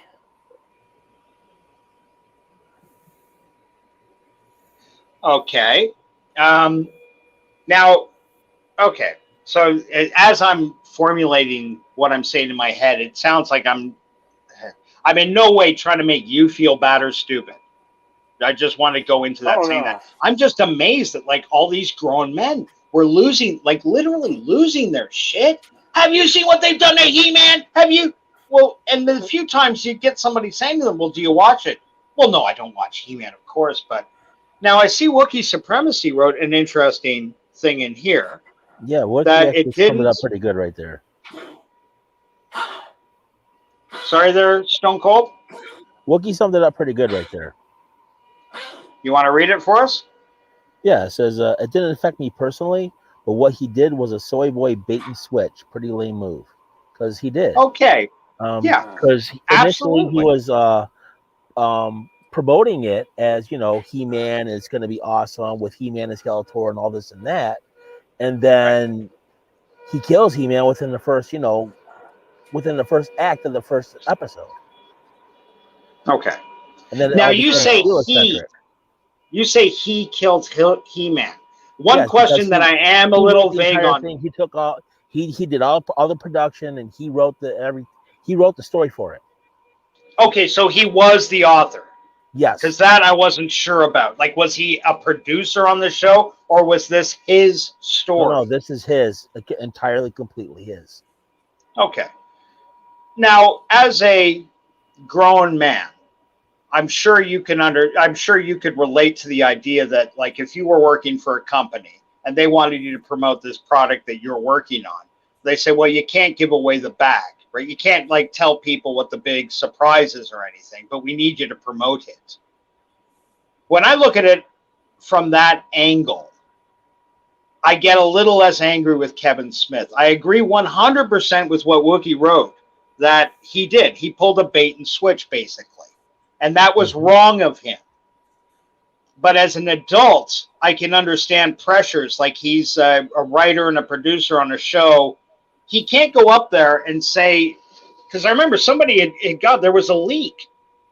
And I couldn't help but think, look, what if George Lucas, there was a leak for, say, Empire Strikes Back, and he was having a press conference, and some idiot reporter that he's never heard of before from some 2-cent fucking magazine gets up and in front of everybody else says, Mr. Lucas, is it true that in your new film, The Empire Strikes Back, you kill Han Solo and you take and Darth Vader is Luke Skywalker's dad? Is that true?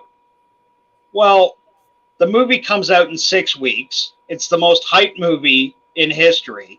Is he going to answer this punk reporter straight, even though the guy's got the right answer?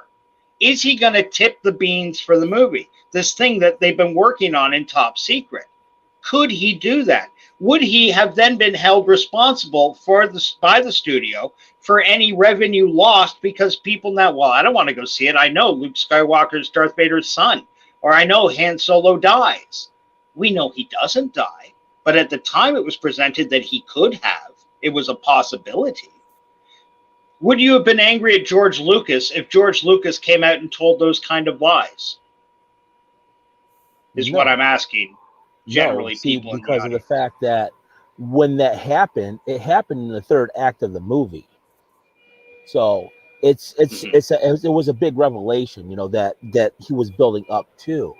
I mean, when you kill your main character that you're promoting prior to the series coming out, when you kill him within the first 5 minutes of the first act of the first episode, then you're, what have you got going on at that point? I mean, it's like if you were promoting a series with the old Star Trek and you kill Captain Kirk within the first 5 minutes. How is that series going to play out now? If you're promoting Kirk as the captain throughout this whole thing, 6 months prior to the whole thing coming out. Right. Because I do and I just wrote it off as hype for the show. When I gave you that scenario about George Lucas being questioned 6 months before, because something similar happened to Kevin Smith. He was at a press thing, and some guy from a YouTube site he'd never heard of was hitting him with, do you kill He-Man off? Is Tila going to be front and center? Is that? And I can't help but feel sorry for a creator at that point. Well, what does he do? Say yes? You're right, it does. Do you want me to tell you what happens in chapter 2? You want to know what happens in chapter 3 or 4? As a creator, I would be frustrated with that. I would feel I have to lie to at least preserve the integrity of that first episode. I'm not saying it's right, but I am saying I can understand that maybe he wasn't lying to fuck people over. Maybe he was lying because it's more of a corporate thing, that he can't go out and just drop the beans because he'd get his ass sued. Like, literally, people take shit like that seriously. Oh If yeah. you came out and, if you came out and spoiled the story, spoiled the shit, people lose their jobs. People get sued for, taking script pages from a Avengers movie or something. You can get in serious fucking trouble. Again, I don't want to sound when like it comes to I'm... promoting stuff, like he was promoting in the beginning. You definitely can't spill the beans, but you can't say definitively yes or no. Okay, Right. There are ways people can use to get around that. You don't say definitively no, he's not killed. You don't say definitively that. You say something like, you just have to watch the episode and you have to watch the series and find out what happens to He-Man and his companions. Okay, Right. You don't say definitively one way or the other. You don't also you don't lead people on and promote one thing and then completely, like we said, bait and switch, and just it's something completely new, something completely different than what you're promoting. One question I forgot to ask, and that, truthfully, this is from ignorance because I haven't seen it. I have heard that He-Man dies in the first episode, but this isn't presented as like 22-minute long episodes. Is the show? Yeah. Is it like the old days where they were like half-hour, 22-minute long episodes, or is it done like a movie? I'm not. The reason I'm asking is because I heard that there's a whole nother season or a whole nother half season coming. Like, we've only got half the story so far. He wants to do. Well, he said he's doing another season, or they had another season that was, I guess, committed, or I don't know, whatever. But now with all this backlash, I don't know if they are moving ahead with it or what. Right. I mean, they probably will, but I'm not entirely sure. Wookiee Supremacy writes down in the comments, that's not even comparable. If Lucas has hyped a buddy cop movie based on loved characters and then gave us Star Wars, yeah, someone would have been pissed. Okay. Yeah, I guess I see where you're going at with this, buddy. To me, his biggest transgressions were... I'm talking about a show I don't really give a fuck about. The only reason it's on my radar is because everybody got so incensed.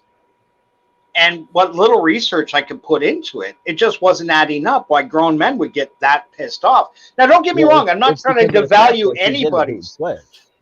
Excuse me. Yeah, bait and switch. It's not good. As a business person, I can understand why he would have done it. He-Man the entire time. Yeah. He was promoting it as a He-Man centric. He was promoting as a He-Man centric series the entire time before it even came out. Before interviews and whatnot. It was He-Man centric. He-Man's front and center. It's gonna be He-Man, and then he kills He-Man within the first act of the first 5 minutes of the first act. Right. Yeah, no, I get what you're saying, and I do think he is in the wrong. That being said, I've always kind of liked Kevin Smith. He was never my favorite. I liked Dogma. I thought Clerks was a good movie. Absolutely. When I see him on TV, Chasing Amy I quite liked. Mallrats was good. And when I see him in interviews, he does seem a genuine type of fellow. Like a kind of guy, I'm sure if we got stuck together in an elevator, we could pass the time amiably together. So, and I also know he's, for some reason, he's oddly sweet on Canada. He's made movies up here. He got a movie for him and his buddy's daughter done that he was able to get Johnny Depp to come down and do a cameo for. What was it? The Hoser Girl movie. Yoga Hosers. That was it. I didn't actually see it, to be honest with you. I just heard about it. reason why I'm telling you all that is because I generally cut Kevin Smith a bit of slack. And if he's on site, he wrote for the X-Men, for Marvel Comics. He did a run for them. He's written some other comic books too. I was a comic book guy growing up. I loved my comics. Taught myself to fucking read from Batman. So I want to give Kevin Smith the benefit of the doubt. But at the same time, I know you can't fuck with the fans like that.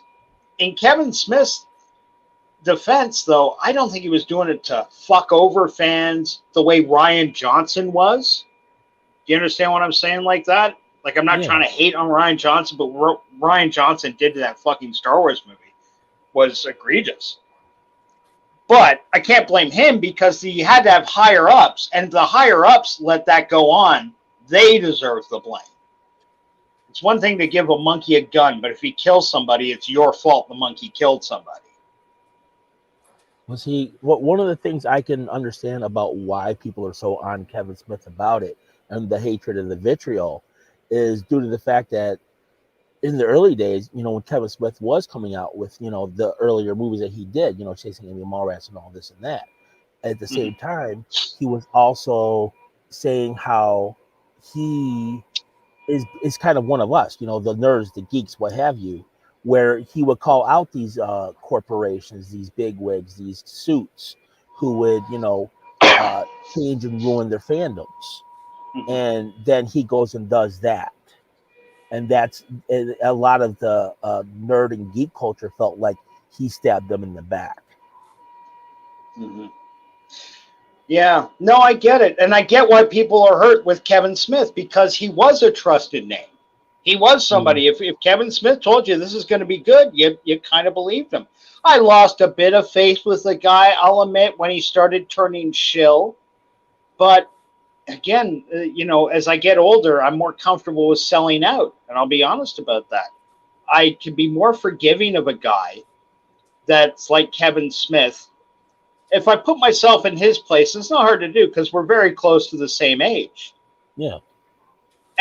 In your 50s, going forward, I wrote here, and I want to read the guy's comments because everybody's chipping in wonderfully. Yeah. And Wookiee Supremacy put up something here, and he's got comments before that I should read, but just because this is about Kevin Smith. No, Kevin Smith was trying to get away with selling woke crap that he knew was woke crap and did it anyway.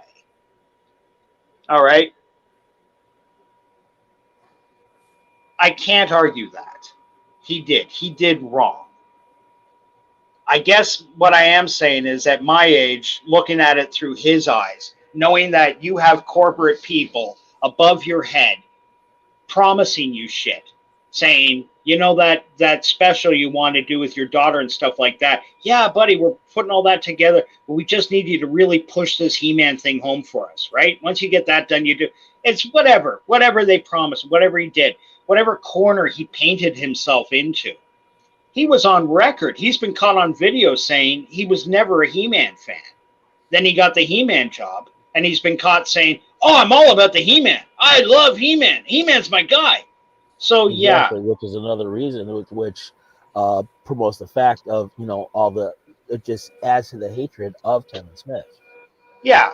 It always hurts when people you look up to or people you respect or people who you like sell out for whatever the reason is. I wouldn't put that. Sorry, Potato Raven's here. Hey, Potato, how you doing, buddy? Parrot's going away. Good night, Parrot. Have a good night, Parrot. Sleep well, buddy. I'm sorry, Jedi Bill would say he's busy. He's busy wanking off to sparkly vampire porn. So you can understand he's a little busy. He doesn't have time to say goodbye. He has sparkly vampires to wank off too. So, Potato Revan says Kevin Smith was not this fucking woke until his daughter, who's an SJW vegan activist, got her claws into his dad after his heart attack. That day, his self-respect died. Wow. Surprisingly vicious from our pal Potato Raven. And pretty accurate, too. Yeah. Yeah, but Yeah, you know, like I spoke to Potato. He's the only other guy I've actually spoke to about this Kevin Smith thing, and I took a lot of what he said to heart. In Potato's case, he grew up with He-Man. He-Man was part of his youth, you know. He did oh, sorry, just wrote here. I did a video on the fall of Kevin Smith and He-Man. So, in case you want to know more about this, go over to Potato Raven's channel and check out his video called The Fall of Kevin Smith and He-Man. That's over at Potato Raven. Just teasing. But go see it. I've seen a couple of this guy's videos. He puts out good stuff. But yeah, for a guy his age that grew up with He-Man, I do get the sense of betrayal and anger. But there is part of me that's saying, you know, guys, it's not over yet. Like, there's still a whole nother half of the season or something to come, right? How many times in science fiction have they killed off the hero or made us want to make us believe they've killed off the hero only to find out he's fine? Star Trek does it all the fucking time. So part of me's thinking, you know, like, if the rest of the season still has to play out, is it not possible they're going to find He-Man on some alternate world or some plane of consciousness, or bring his spirit back to the crystals of Eternia or whatever it is? Again, I don't know. Fuck all. I was Potato sent the link to his video. I know what they did. Same thing they do to everything. I seen preview in toy lines. It's woke. It's trash. He is banned from heaven. Oh, Potato. I like you, buddy, but I don't think that's your call to make. St. Peter, who knows? You know, he might be sitting up there. Kevin Smith shows up and lies. Hang on. I got to call Potato. I got to see if you're on the list. Excuse me. Yes, they are, Wookie. They are cultural locusts. Destroy moves to the next. They are, but guys, I know this isn't going to be the popular opinion here, but I do maintain us right-thinking folk, we just got to hold on a little while longer. This woke shit is going to play itself out. I guarantee you. This isn't the new norm. Fuck no. Men and women are getting sick of this bullshit. Yeah. I agree. I really do believe before long. Normal people are getting sick and tired of it, yes. Sorry, Stone Cold, I missed what you said there. I said, I agree with you. Normal people are getting tired of the woke BS. Right. They're getting tired and fed up. They're tuning out. Yeah. And, you know, we may have a year or two in the dark to go through, but once we get out of it, things will start seeming back to normal again. We'll get it in our entertainment and stuff. Girls will be allowed to be girls. Guys will be allowed to be guys. And then we'll just have a minor self-correction for, you know, all the more fringe elements of our society. And, of course, they're welcome. I'm a Trekkie. Everybody's welcome. That's basically part of our philosophy. As long as you don't make too much noise and you pick up your own shit. Also, another problem with the woke cult, if you will, is they're creatively bankrupt. They honestly have no good creative ideas. All they want to do is twist or spin a narrative about, you know, a thing, whatever it is, put a name on it, and then they said this is new. It's like, no, it's not new. All you did is just gender swap or race swap or did this and that. It's the same thing. You just did you put a different skin on it. That's all. Mm-hmm. Excuse me. I swallowed a bit of coffee. It's gone down the wrong pipe. Don't you hate that? Excuse me. Coffee, lifeblood in the universe. Yeah, it certainly is. It runs through my veins every day. Coffee. That kid needs coffee. Jackie Rogers Jr., we were talking about SCTV before. Great Martin Short character. Just looking in the chats here. Potato Raven says, I have a few LGBT friends who no longer identify as LGBT. They call it a cult. I like the alphabet people, although I get in trouble when I say that. But that Dave Chappelle skit where he's talking about the alphabet people. Yeah. The Wookiee supremacy. People. Sorry, mate? Only to certain people. I mean, most people that I know, Yeah. All my alphabet people friends that I know, they honestly don't care. They're just like, it's whatever. The only people that I've ever had encounters with that get angry with it don't know me. Mm-hmm. And they assume I'm being like, what isist, not Yeah. racist, not elitist, but, trying to speak derisively of them. Mm-hmm. I'm not. That's just how it is. Wookiee Supremacy writes in, the artistic brilliance that's going to come from the pendulum swinging back is going to be glorious. Absolutely fucking glorious. And you know what, Wookiee? I think you're calling it, buddy. I think it will. We just got to hold on, boys. Just got to hold on for a little while longer. Potato Raven says, Kathleen Kennedy and J.J. Abrams both said, I am not hiring white men in hero roles. All right. I wasn't aware of that. Discovery has no straight white men in main roles on Discovery.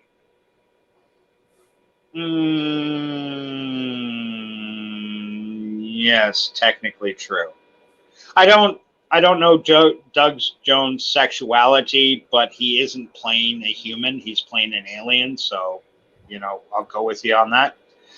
I have a friend that said the same thing, Potato. Hi, Wookie. It is at this stage. Yes, it is. Sad but true.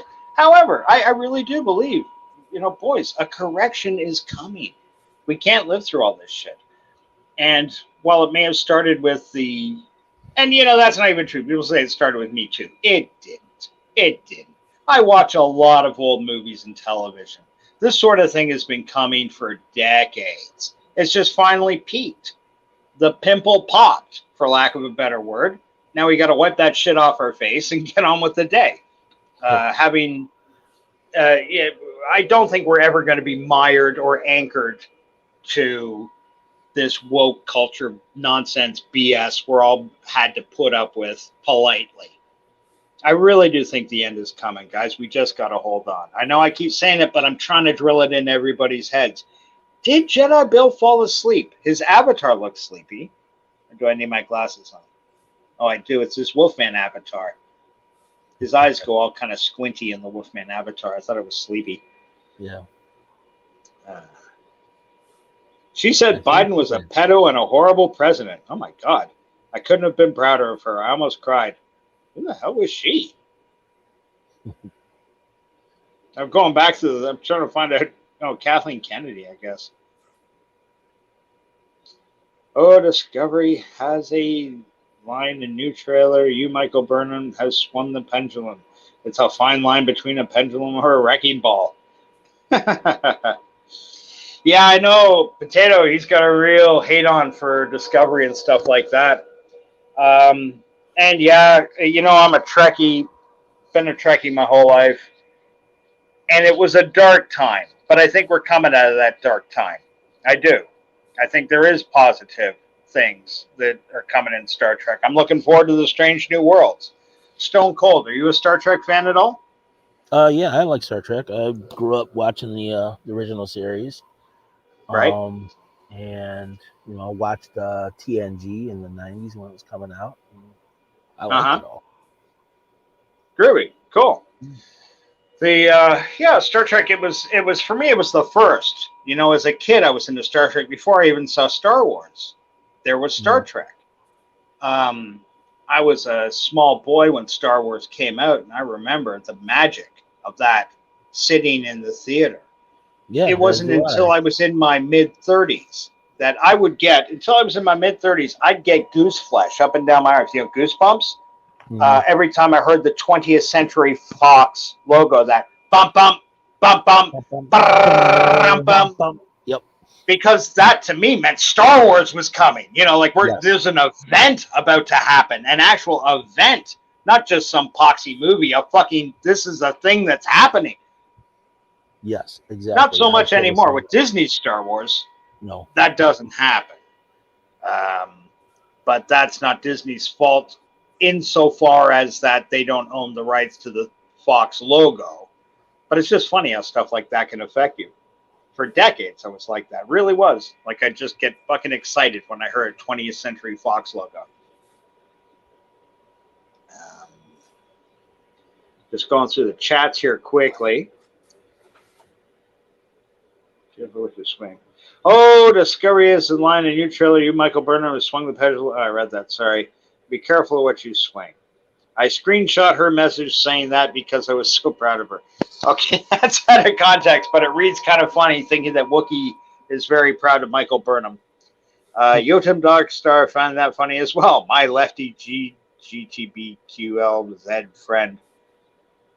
Okay, they're having a discussion between themselves.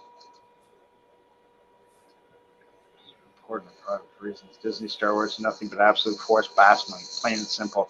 Yeah, Disney Star Wars. You know what's kind of funny as a Trekkie?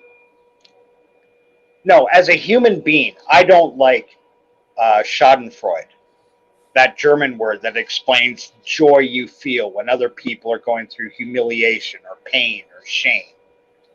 I think it's something we all have to varying degrees. It's a natural human condition to, and I don't think it's finding pleasure in that other people suffer. It's finding pleasure in the suffering's not happening to you first. But for years, I'd take ribbings from my Star Wars friends about how Star Trek was far more uneven.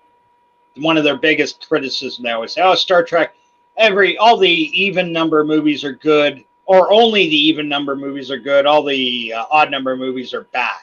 I never found that to be true, but you know, that kind of thing held up. Star Wars never put out a bad movie, people would say.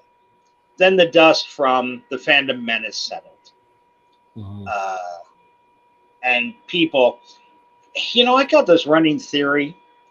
You know who's responsible for the decline of Star Wars? And I know this is going to sound insane, but hear me out. You know who really is responsible for the whole thing to get rolling for the downhill of Star Wars is comedian Patton Oswalt. Do you know Patton Oswalt, Stone Cold? Yeah, I actually know what section you're referring to as well. The bit he was talking about. Okay, you do because you're an educated man. I don't know if anybody in the chat, I'm sure you boys do too. But Patton Oswalt made his bones. He's a very good comedian, very talented writer. He's a funny, funny man. But here's the damning thing. He had an extremely successful bit. And the gist of the bit was, the winning punchline in it was that because of the movie The Phantom Menace, he wanted to murder George Lucas with a shovel. Got big laughs, played all over the place. I'm giving you the super condensed version, but that was the big punchline. I want to murder George Lucas with a shovel! And he goes on about, you know, like how George Lucas betrayed him. And you know, like you said, if somebody asked you, would you like some ice cream? And you said yes. And they gave you a bag of rock salt and some sugar and some cream and said, there. You said, but that's rock salt, sugar, and cream. Well, it's the ingredients for ice cream. Make it yourself. I'm not doing his bit justice, and I'm not trying to. Not because I hate Patton Oswalt, but the point I'm trying to make is it caught on. And that bit was regurgitated 1,000, and it became George Lucas murdered my childhood. From Patton Oswalt doing a stand-up bit when he was still a relatively unknown comedian. And if you watch the progression, he was the first one to get up there and say that. Then everybody was comfortable with shitting on George Lucas. Everybody was comfortable with saying how George Lucas dropped the fucking ball, how each movie was worse than the one before. How dare George Lucas destroy the beauty of what was Star Wars? The fandom. Fuck off. It was ungrateful fucking children critics that destroyed Star Wars, latching on to a funnier critic and running with what he said. And then it became, for lack of better words, a meme. Everybody hated Star Wars all of a sudden. Everybody hated the Phantom Menace. I saw the Phantom Menace first day in the theater. People were fucking cheering. People walked out of that movie slapping you, giving high fives. I got to be honest. When I went to go see it, and I'm ashamed to say this almost never happens, but I was working 2 jobs at that time, and I took my cousin to go see the 12:01 a.m. show. and I had to work the next day. I fell asleep in the theater, like a third of the way through the movie. I was exhausted. I really wanted to see this movie too. I fell asleep. But walking out, I won't forget, people were literally high-fiving each other about how cool the movie was, talking about how badass Darth Maul was, or the best lightsaber scenes you've ever seen, yada, yada, yada. Year goes by. So, and like I said, when people start getting seeing the chinks in the armor and not appreciate the wow factor is gone. Well, time was right for Patton Oswalt's stand-up to come out. Then after Patton Oswalt's stand-up, all these shitty comedians started latching onto that. Shitty writers started latching onto that. Hey, Star Wars isn't good anymore. It wasn't as good as it was when I was a boy in 1970. Oh, go fuck yourself. He destroyed Star Wars by taking all the practical effects out. Fuck you. George Lucas was the vanguard for special effects. His name brought so much, Lucasfilm. Our modern special effects wouldn't exist if it wasn't for this guy. He was trying new things, and at the time, he thought they were paying off. It wasn't until a few years later, he's getting people bitch slapping him out of nowhere. You get bitch slapped by little punks you don't know who's named. You have that happen to you long enough, eventually you're going to be like, why the fuck am I out here doing this? I can't blame him for selling out to Disney. He must have been disgusted with the fan base, or what he perceived to be the fan base. I don't think half of those people would have said shit to George Lucas's face if they were in an elevator with him. I think they got on it because it was funny to do, and it hurt his feelings. As simple as that. It hurt his feelings. He was embarrassed that his family would read these things. George Lucas has failed. George Lucas has failed. He got paid fucking billions of dollars for his ideas and what and he failed? Fuck you. Sorry, I'm not trying to get too angry about it, but I can't help it. I can't help but think that, we now end up with woke wars because of that. That really is, to me, if you trace back the nucleus, that's when it is. To me, Star Wars started to die the moment I realized Boba Fett wasn't getting out of the Sarlacc pit. I'm not shitting you. Sitting in the theater, when they drove away in the sand speeder, I kept expecting that shot to end with Boba Fett's rocket pack shooting him out of there and him landing like unconscious in a sand dune or something. Never happened. Never happened. He died in a Sarlacc pit. It wasn't until 35, 40 years later that they resurrected him in actual physical. I think they did it in the comic books or whatever. But again, the damage is done. I mean, and I was saying, like, to me, it started to die then, and it definitely died a grim death when I saw the Planet of the Teddy Bears beat the shit out of the legendary Stormtrooper soldiers. A bunch of fucking midgets in bear costumes with sticks took on guys with automatic space laser weapon guns. Again, I'm not hating on George. I get why he did it. He wanted to sell bear toys to children. The original end of the Star Wars trilogy was supposed to happen on Chewbacca's planet, but he realized that Wookiees weren't as cute as Ewoks. Did you ever hear that, Stone Cold? Yeah, I did. I definitely heard that. Yeah. Yeah, I was supposed to be on Kashyyyk.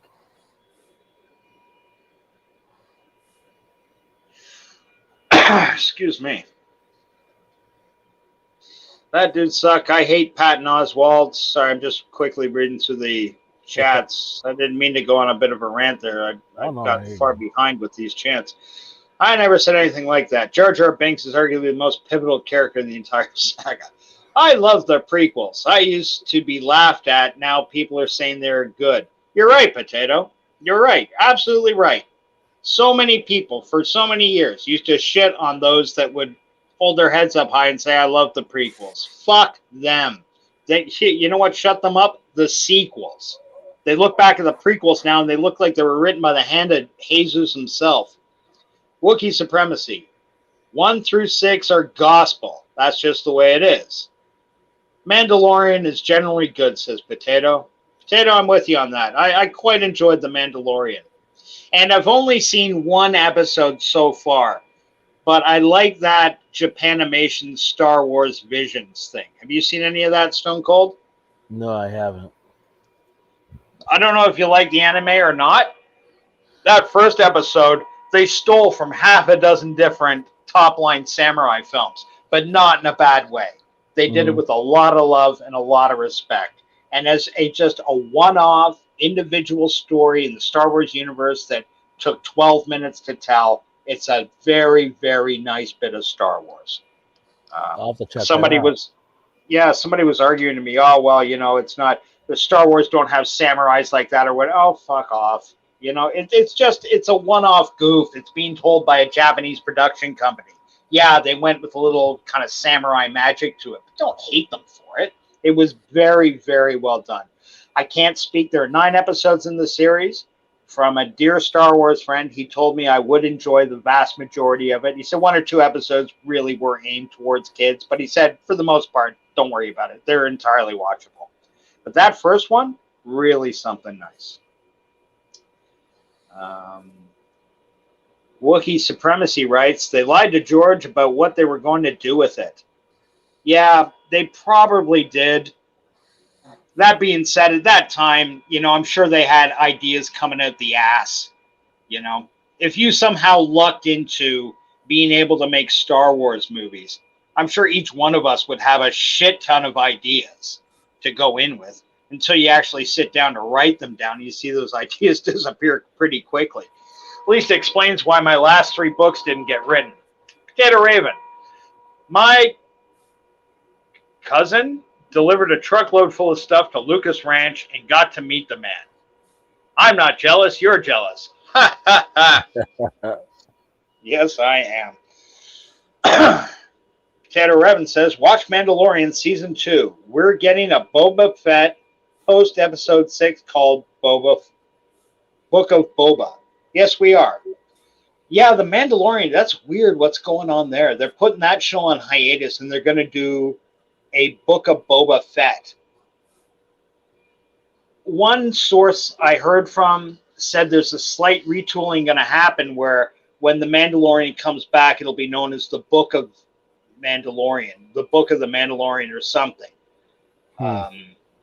But, yeah, I don't know what's going on there. Like, why? Don't get me wrong. I think it's great they've got a Boba Fett show coming. Thing is, you gave me 2 years getting me to like this Mandalorian guy. Now you're pulling him away? Who the fuck thought of that? Watch Mandalorian Season 2. We're going to Boba Fett season. Wookiee Supremacy. Same with Maul. They beat that guy like a dead horse. Yeah, they really did that. I don't know if anybody watched the Star Wars Clone Wars sequel show that was aimed a little more at kids. What was it called again? Star Wars Rebels. Star Wars Rebels. Star Wars Very Rebels. good. Yeah, but I think Clone Wars was aimed at like young teenagers and Rebels was aimed at, 12 to teenagers. Not being derisive, I'm just saying like it wasn't too gritty. It was never like they'd have action and stuff, but it was never, like nobody lost a hand or anything. It was all, they killed stormtroopers off screen more than they did on. Although they killed some stormtroopers on screen because the stormtroopers wear the helmets. So somebody explained that to me. There's some odd rule in kids' television programming. They can't kill too many people, but if they're in helmets or you can't tell they're humans immediately, you can kill them off with impunity, I suppose. It's a Kashiki legend. Of course, I know I love Visions. Potato Raven loved Visions. Umbrella lightsabers are stupid. Yeah, Wookie, I know what you're saying there. That was a kind of a weird twist to me. I thought they were going maybe with a Japanesey sort of thing, so I don't think that'll become a canon, but I could be wrong. The helicopter was bad enough. Wookie, if you understand Japanese culture, it makes sense, and I know exactly what it is.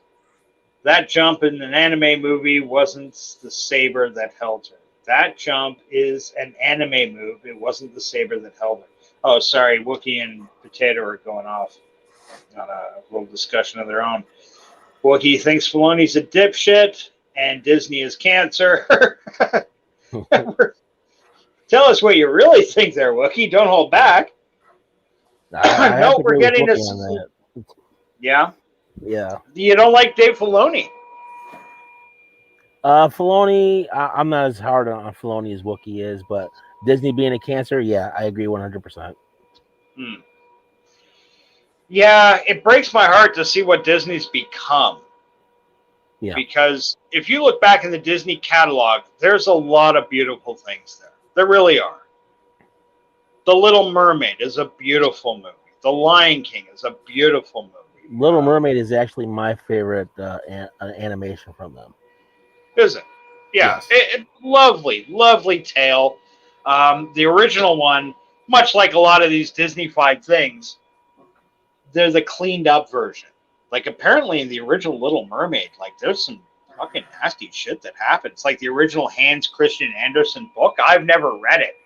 But I did read an article, quite an interesting article. I think it was Men's Health or GQ or something, where they were trying to be literate, where they were going on. A lot of these Hans Christian Andersen are fucking ghoulish.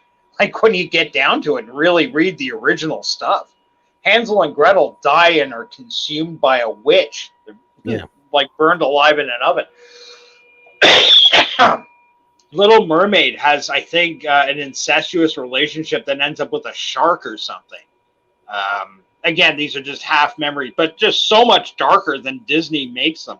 And I prefer the Disney-fied version for shit like that. I'm going to take small children to The Little Mermaid. I don't need to see shark rape or anything like that. Just, make it a happy story. Potato says we're getting a season 3 of Mandalorian. Mandalorian season 3 being released at Christmas 2021 confirmed? So, like 2 months from now, Potato? By the end, Maul gets his ass kicked by everyone. Easily the biggest wuss of the Sith Order. Yeah.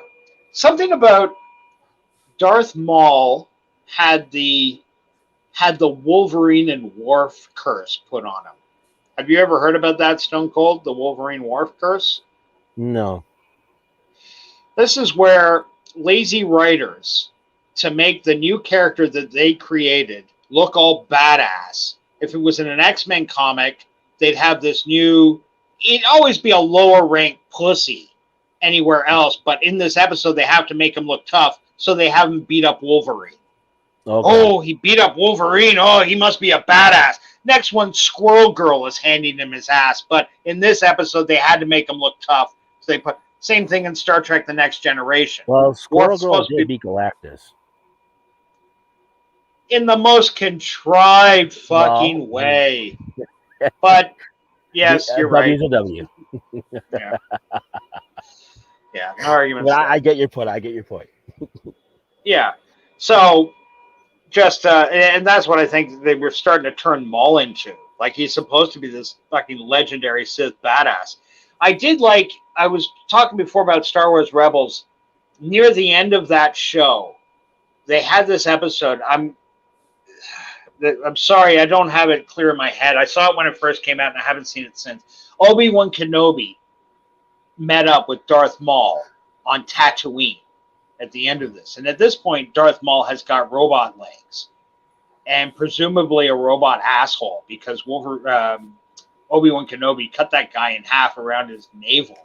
So, how the guy does his business is anyone's guess. But I thought that was a nice little way they ended up that thing. And I think Obi-Wan Kenobi finally killed him, which made me happy. So they can't keep bringing him back and bitch slapping him to death. But yeah, it was starting to turn out like that. Like he kept showing up to get his ass handed to him by Padawans and shit like that. Mm-hmm. Depressing when they take the badass, and because you just got a lazy or incompetent writer that thinks, this will make my character look edgy or, how tough. No, you're just a lazy shit writer. You don't want to tell a good story. By the end, Marth gets his ass kicked by everyone. Easily the biggest wuss of the Sith Order. Ahsoka should have died in episode 3. Episode 3 of what? The original was horrifying. Little Mermaid is now a black girl because, of course, she is. She is, I assume he meant to write. That's what I'm thinking. Remember when the... Pardon? That's what I'm thinking. It should be she is, not she it. Those worm things, that's how it ends. Remember when the sea witch turns everyone into those worm things, that's how it ends. Oh, okay. Either way, it's pretty fucking ghoulish compared to, the ending we got from Disney. So that kind of Disney-fied ending I was fine with for a long time.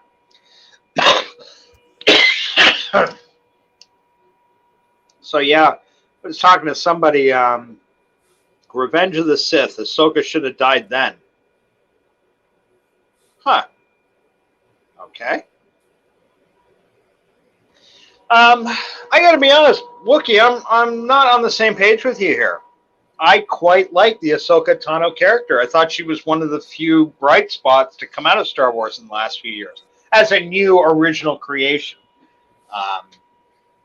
I'm not accusing anybody here of feeling this. I know there was a bit of resentment thanks to Kathleen Kennedy and the Daisy Ridley character from Star Wars against seeing, strong chicks. But Ahsoka, I think she got grandfathered in before that shit happened. I was rooting for Ahsoka, it feels like 10 years ago. I liked her. I liked, the young girl Jedi coming up like this, learning. Although I was always terrified for her. Knowing what happened to the Jedi Order, I just assumed like Anakin would kill her or something like that. I like that she got away. And she's not an actual Jedi. She's just Force sensitive or a Force user, however they denote that. So, and did you see that Mandalorian with Rosario Dawson playing Ahsoka, Stone Cold? Yeah, I saw that. That was pretty cool. Yeah, I thought that was great. I thought she was a wonderful casting choice. Given that Ahsoka is now supposed to be a woman at least in her 40s, I would assume, right? Yeah. Given that Luke Skywalker was 19 at the beginning of Star Wars, and he was a newborn at the end of Revenge of the Sith.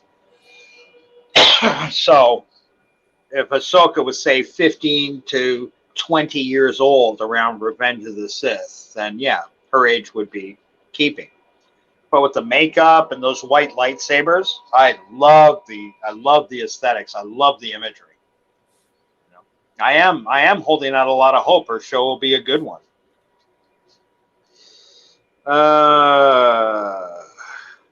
Revenge of the Sith. Ahsoka should have died then. Episode 3, Trekkies. He's giving me the look up. Don't get too smart there. Don't get too big for your Wookiee britches, Wookiee supremacy. I got a feeling I was seeing these movies in theaters when you were only seeing them on DVDs. Boy, I hate it when I try to insult young people. I just make myself feel old. I saw Star Wars in the theaters, young man. What the fuck does that prove? I feel better about myself. But... Okay, Potato Raven. There is a theory in fans. 2 timelines. Sequel is where Ahsoka died and Empire got Grogu. Mandalorian is Ahsoka lived and we have a new timeline. You're a Star Wars fan, are you not, Stone Cold? Yes, I am. I saw Star Wars when I was a little boy in 77 at the drive-in theater. Oh, wonderful. Good for you. I never did see it at a drive-in, but I saw it numerous times in, a normal, like just a regular type of theater. But it's funny because we would go see drive-in movies, my family and I. And Star Wars in a drive-in movie theater, that probably would have been a cool experience, especially the space scenes at night. Yeah. If you got like behind a good sky or something, that would have been extra cool.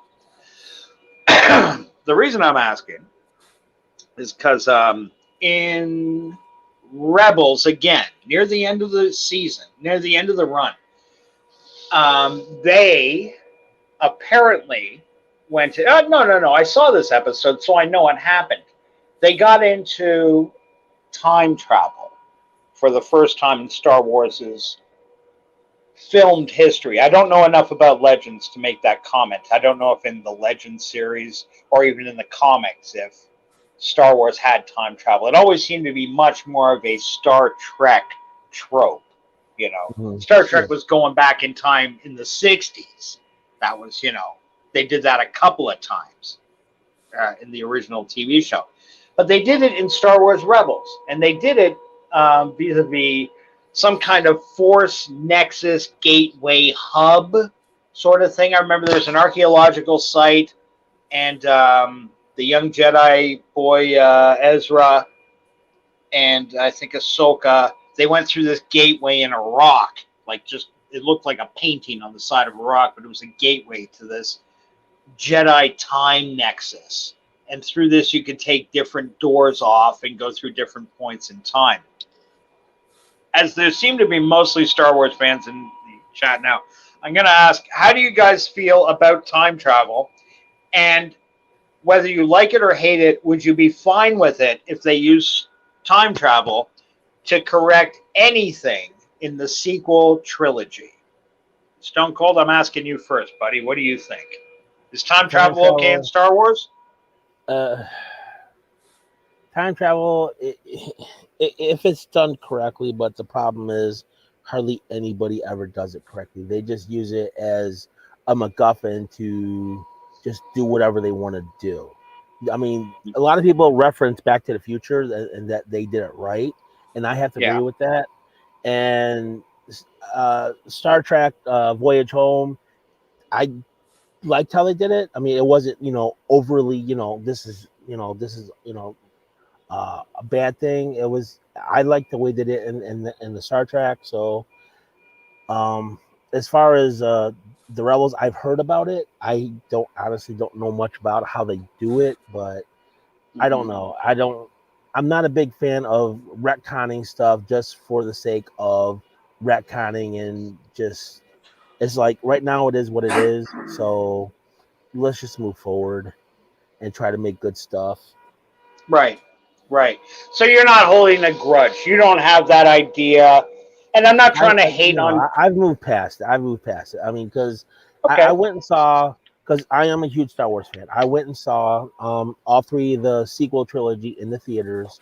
And the thing is, when I went to see The Rise of Skywalker, I went there knowing it's going to be the last time I watch Star Wars in the theaters. I this may sound kind of weird, but I actually dressed in black and went because I felt like it was going to be the last time I was ever going to watch Star Wars in the theater. Oh. Wow. And that's kind of sweet and sad all at the same time. Yeah, I've moved on from it. Bill, are you awake? Yeah, I'm awake. I'm alive.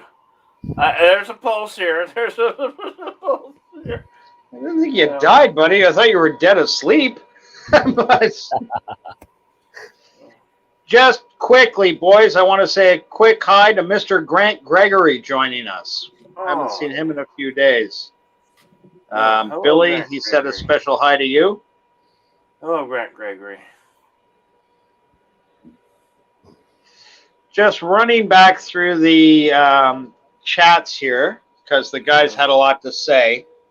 We were talking, Bill, if you missed that, about we've been jumping around topics between Ahsoka Tano, Star Wars and time travel. Should time travel even be in Star Wars? And if so, how is it being used? Hey, Potato Ribbon, how's it going? Hello, bud? Sleepy Jedi. What are you talking about? What are you talking about, man? We know you fellas. We know you fellas. He was like, I'm not sleeping. I'm just drinking coffee for no reason. I was only resting my eyes, man. It's only resting my eyes. What are you talking about? I was only resting my eyes. Testing my airways. How are you guys? We're good. Hey, Potato. How's the world treating you, buddy? I got some very good news yesterday. Oh? Oh, yeah? Good to hear. Yeah, I can't tell anyone it's something to do with someone else, but yeah, we're all a load of us are very happy, so it was a good day. Oh. Okay, glad to hear. I got some good news yesterday, too. It has to do with the lottery, and I can't tell anyone here, but it's very good news. And if you never see me again, don't be worried. Everything's just okay. Wait. I demand. So what do you think of what me and my friends were just have been talking about? With the time travel window, because Bill, if you bring up my second last comment and then my last one, Yeah. if you wouldn't mind. Sorry, I'm just Okay, yeah. Sorry, Jedi's able to pull it up. Freezing. Hey, that potato guy seems pretty nice. I like him. Hey, did you call me a boomer? Yes. Oh, boy, do I want to knock out a... You're fucking erasing the little new sequel trilogy. Thank God for that. But Careful there, Grandpa. I'll push over and break your hip. I would fucking murder you. I'll break my hip. I'll break my hip. Yeah. Is it time for my rice pudding yet? No, Grandpa. Time. Okay, nice. I watched Star Wars in the cinema. Okay. He doesn't know what he's talking about. Yeah. That's absolutely adorable, sweetie. You keep making fun of the fact that I know so much more about the thing you love than you know. But yeah, come on. Tell me about how you saw Star Wars on Laserdisc at your grandpa's house for the first time. What's the hell is a Laserdisc? No, actually, I saw it in my friend's house. No, sorry, I saw it on television here for the first time. That's where I saw it when I was 5 years old, and yes, and it was airing on RTE2, and my grandfather, who was basically a nerd, because he was bringing me up on Star Trek, and we used to, whenever it'd come on, we used to watch it. Then it got to VHSs, and I used to watch it the whole time. I used to read the comics and everything like that. So yes.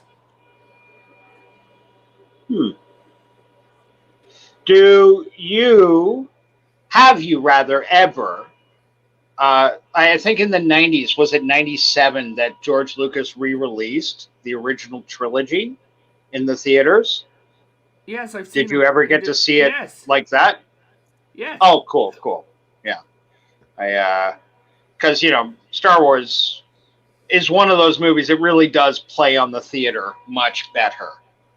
I mean, I still love watching on my tablet, but to see it in the theater, of course. Yeah.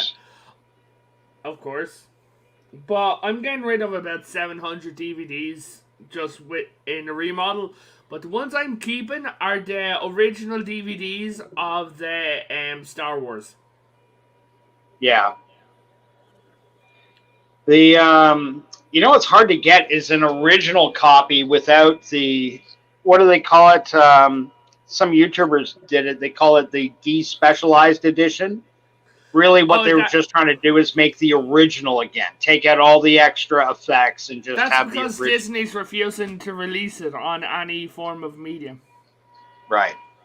I think that they're waiting for a big anniversary, but it appears that we're getting close to the end of Kennedy's contract. There's a load of stuff that's moving more and more to Filoni and the other dude. Yeah. Oh, good. Okay. Yeah. Well, John Favreau. Thank you. John Favreau, yeah. How are you doing, Bill? Haven't spoken to you in a few days, man. I'm doing great, man. Did you see I reached 450? Congratulations! I saw that. I dropped you a like. I've been busy with some... I post 3 little shorts a day, and they're successful. Yes, because the algorithm likes the shorts. Yeah. But when you post shorts, the algorithm likes it. But when I post shorts, people want to have a conversation about why am I standing in the window, and why am I holding my shorts? Apparently, the police want to talk to me. Oh, should I be worried? Yes, because I'm coming to live in your house. Oh shit! Quick question here, Potato. I was just going Yes. back through some of the stuff. You and Wookiee seem to be the senior Star Wars guys in the chats here today, and you guys had an interesting little discussion going. At one point, you said Ahsoka was 17 in episode 3. Yes. Now, not being a smartass, she was never in episode 3, was she? I'm talking timeline. Okay. Because I just... in the last episode of the Clone Wars is taking place as the Anakin falls, right? So she, timeline-wise, is doing stuff episode 3. So we know her age and where she is in episode 3. Right. The battle at the beginning, the movie, The Clone Wars, not Star Wars, Clone Wars. The Clone Wars. It gets fucking confusing for me. The animated movie. Yeah. DCW. Not the animated movie, the animated show. No, the animated movie. Star Wars Clone Wars. Oh, that's not canon anymore. What? That's where they introduced Ahsoka. Oh, no. Okay, there's two movies. One is CGI and one is cartoon. Gennady Tartakovsky, the same artist that did Samurai Jack and Powerpuff Girls, did the first Clone Wars cartoon, which was fucking brilliant. If you guys haven't seen it, it may not be canon or what, but it's great storytelling. It really is. Yeah. Especially they had one episode where it was the very first time any of us saw General Grievous. Gennady Tartakovsky got to bring him out. And that first time, like, he's hunting down a group of Jedi. And, like, one young Padawan's there, and they're, like, there's a big battle scene, and the Jedi are all held up in this little fallen, broken-down temple or something. Like, the robot army's outside the door. And this one Padawan freaks, and he, like, runs out there, and Grievous just cuts him down like a fucking lawnmower. That was a great show. Great show. My friend, she came up with this idea, and she called it timelines. Do you want to hear how she changed how she'd used the time, the world between worlds? Yes, let's hear it. So, you see this unnamed Jedi. We never learn his name. He's just known as Master the entire way through. Okay? And the Star Wars universe has gone to hell. Right? You see, like... Civil Wars, remnants of First Orders, any semblance of a normal life is gone. Many worlds have burnt everything. So, there's one Jedi who has learned from holocrons and everything, and he found the world between worlds, and he knows what he has to do. But if he does this, he won't exist anymore. Okay? And you see him and he says goodbye. Like, as he gets to the doorway, the Force user hunting First Order has found him. And he goes through, and his Padawan, she's outside with her lightsaber, this jerry-rigged, ugly-looking lightsaber, right? Yeah. And so she's fighting away, and he just walks in, and she's standing there, and she's like, I hope it works. And she goes, may the Force be with you, Master. And she turns around and things start getting slow.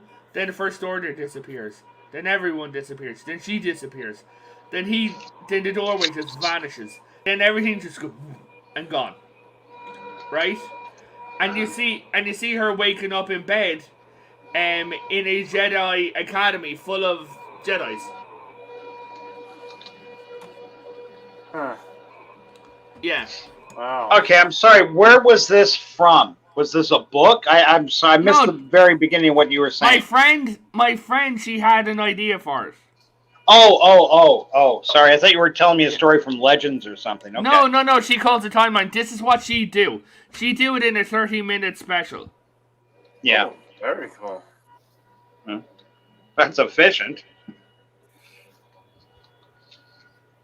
Well, so then, I guess the answer to my question from a little while ago was, if you could use the timeline, the way it's presented in Star Wars, I'd use it. Yeah, you'd be fine with that. Yes. Okay, you'd be fine if Dave Filoni and Jon Favreau did that to get out from under the logo of the Ahsoka show is actually the World Between Worlds. Is it? It says Okay. it says Ahsoka, and behind Ahsoka is the logo for the World Between Worlds. Yeah. Okay. Cool. I'm you know, I was a little taken aback when Star Wars did that, like, you know, that one episode, and it was just one episode. As far as I know, it's never been referenced again. And you Warsies can correct me on this, or Nerf herders, that it never came up in Star Wars again. I'm not saying it's been erased or forgotten, but it's never come up again. But then again, if you remember, you watched Clone Wars. They didn't even know about it. I mean, Rebels. They didn't even know about it themselves. They just kind of stumbled upon it. Yeah, well, it came out in Rebels, didn't it? Yeah. That whole time gate line thing. So they didn't know about it until they discovered it. Yeah. And in which case, Yoda was already there. At least a voice of him was. I remember in that episode, they even had Alec Guinness's voice dubbed in at one point. So you could hear Obi-Wan when he was younger and older. And it was a neat little... Here's a question. If they bring Star Wars back, just say we get good Star Wars, okay? Mm-hmm. If for talk's sake, say that you see Mark Hamill and he comes back alive, not as a Force ghost, because he never died. Right. Mm-hmm.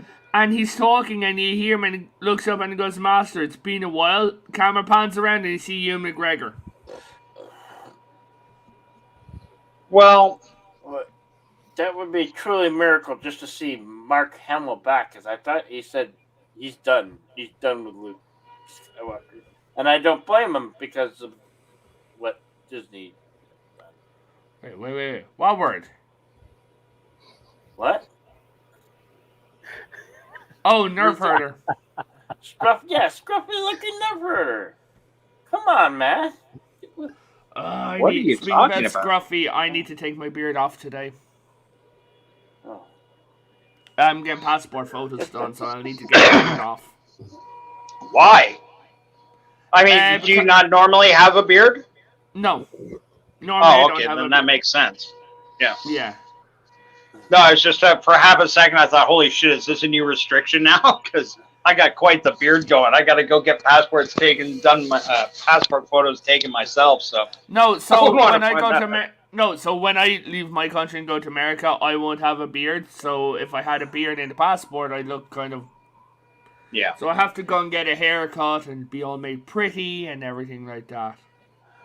As long as you just got to shave your beard, not leave your headdress or your... Sorry, I'm making a joke here, and I just realized I can't make it without delving slightly into a racist joke. I'd like to retract that. Put it in the private chat. Put that in the private chat. Yeah, I don't make those jokes normally anyway. I'm just trying to think of what restricts you from air travel. But holy shit, that picture of Jedbill would restrict you from air travel, I'm sure. There's a picture you'd see on the no-fly list for sure.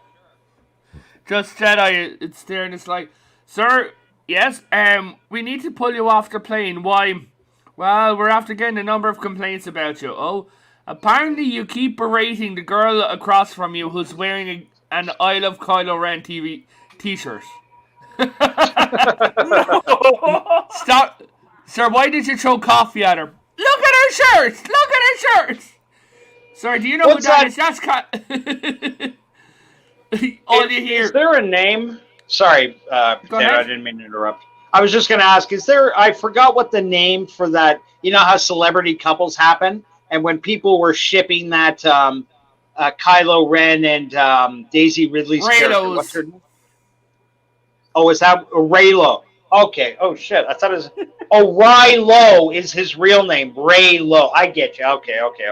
Yeah. So, basically, the people, if you're a Raylo, you're a psychopath. They genuinely harassed his wife. And they because they wanted him to leave his then pregnant wife and start dating Daisy Ridley. Oh. That's horrible. You're making me sick to my stomach. I think I might have to visit the toilet. Oh. I don't know why you're being sick to your stomach. I mean, if anybody tries to tell me that Daisy Ridley, whether you like her in Star Wars or not, she is a physically attractive young woman. No argument there. You mentioned Raylo, and I've been drinking a lot. But Darth Widebody, I'm not so sure about. But the thing is, it's like, I'll tell you how bored we got. We were watching Star Wars Episode 9 to do a review. And during the watch beforehand, right? My friend, she's bi. She turned around and she's like, nipple. Stop it. We're like, what? You can see Daisy Ridley's nipple. We go back, slow it down, scene by scene. We're like, nipple! Oh, wow. Okay. Wow, Hey! You can't say that shit without offering the timestamp, buddy. you gotta have proof. You gotta show us. You know the battle where her and Kylo, before he throws the lightsaber off the edge in Episode 9? No, I'm a Star Wars fan. I have never seen Episode 9. We watched it for clicks on my YouTube channel. But yeah, sure. Yeah, we did. We fucking hate the thing. But the thing is, yeah, like she gets soaking wet, covered, and you can see her nipple. Well, you know what? I mean, great. I'm all for Daisy Ridley's boobs, but I never understood. Like, I listen to some guys go, "Oh, she's disgusting." What? She's gorgeous. I think Daisy Ridley's beautiful. I don't care for how her character was written in Star Wars at all, but trying to make it out like she's nothing less than a pretty young girl seems insane. If Daisy Ridley came up to you and asked any of those guys out, none of them would say no. No, of course not. Of course not. That's all fucking talk. If fucking Kelly Marie Tran came up to 3/4 of them and asked them out, they'd fucking fall on their knees and consider themselves lucky. Have you seen Kelly Marie Tran on the catwalk? Oh my god, she's pretty. Why did they make her look like such a frump in the fucking movie? She gained weight, and then after she loses all the weight again, and you're like, "Hi there." Yeah. No. You're right. Like, they did her a disservice. That reminds me of the the story in Deep Space Nine when they were casting Terry Farrell, who was like a Vogue cover model, and they wanted to cast her as a Trill, and they originally tried to put a prosthesis all over her face until a producer walked in and go, "What the fuck are you doing? Get that shit off her face." That's her selling point. So then they decided Trills now have dots that run down the sides of their cheeks because that looks sexy on her. So it's kind of where Jedbill is drunk. I already passed out once. Put him up now. That's what she said. Yeah, Wookiee supremacy is putting me onto some interesting. Any Star Wars fan on Twitter with a butterfly in their handle is a Raylo. I didn't even know that was an option. That is, one of my friends on Twitter. She keeps putting different things into her fucking Twitter name. Yeah. Oh, okay. What the fuck? I don't know. Hold on. What's the matter, boys? Hold on to your butts. Someone just posted news from just came out on an Irish news website from the UK, and it's kind of fucked up. What's wrong? There's a nurse. She's after getting sentenced to years from as a neonatal nurse for murdering 8 babies. Oh, Jesus! That's horrible. Fucking nightmare. What a fucking nightmare. Young woman goes in a hospital to give birth to her fucking baby. She expects help, not that sort of fucking shite. was like had this idea for a lightsaber reveal, right? Like you see this character say with a staff or walking stick or whatever, and he showed no signs of being a force user or whatever. You just think he's rich, right? Because he looks young. And then he turns around and he's in a bar and he's standing there and he goes, "No, you don't want to keep threatening me." And these guys, so the main cast are standing there and they're just looking at this guy. And the Jedi in the group, he's looking over at him like, "I'm feeling something from this guy." And he's looking at him suspiciously. Next thing, all you see is just when the guys pull out their guns, the walking stick just explodes with a lightsaber. And he's just standing there. It turns out he's behind this lightsaber in the walking stick. That is pretty cool, and it's ironic you bring that up, Potato, because just the other day I was talking to a friend of mine about what I thought would be a cool lightsaber reveal, and that is the guy walks into a cantina like at Mos Eisley, like a real scummy spaceport kind of place, right? He walks in, and he's with a droid, and the bartender mimicking the same scene. Here. Exactly. And the whole place goes quiet. And you look over at the stranger and his droid. And the stranger kind of taps his hat. He's got like a hat, kind of like a cowboy hat. Like what's that bounty hunter? The guy with the big red eyes and blue skin. Whatever. No, Cad Bane or something. Cad Bane. Yeah.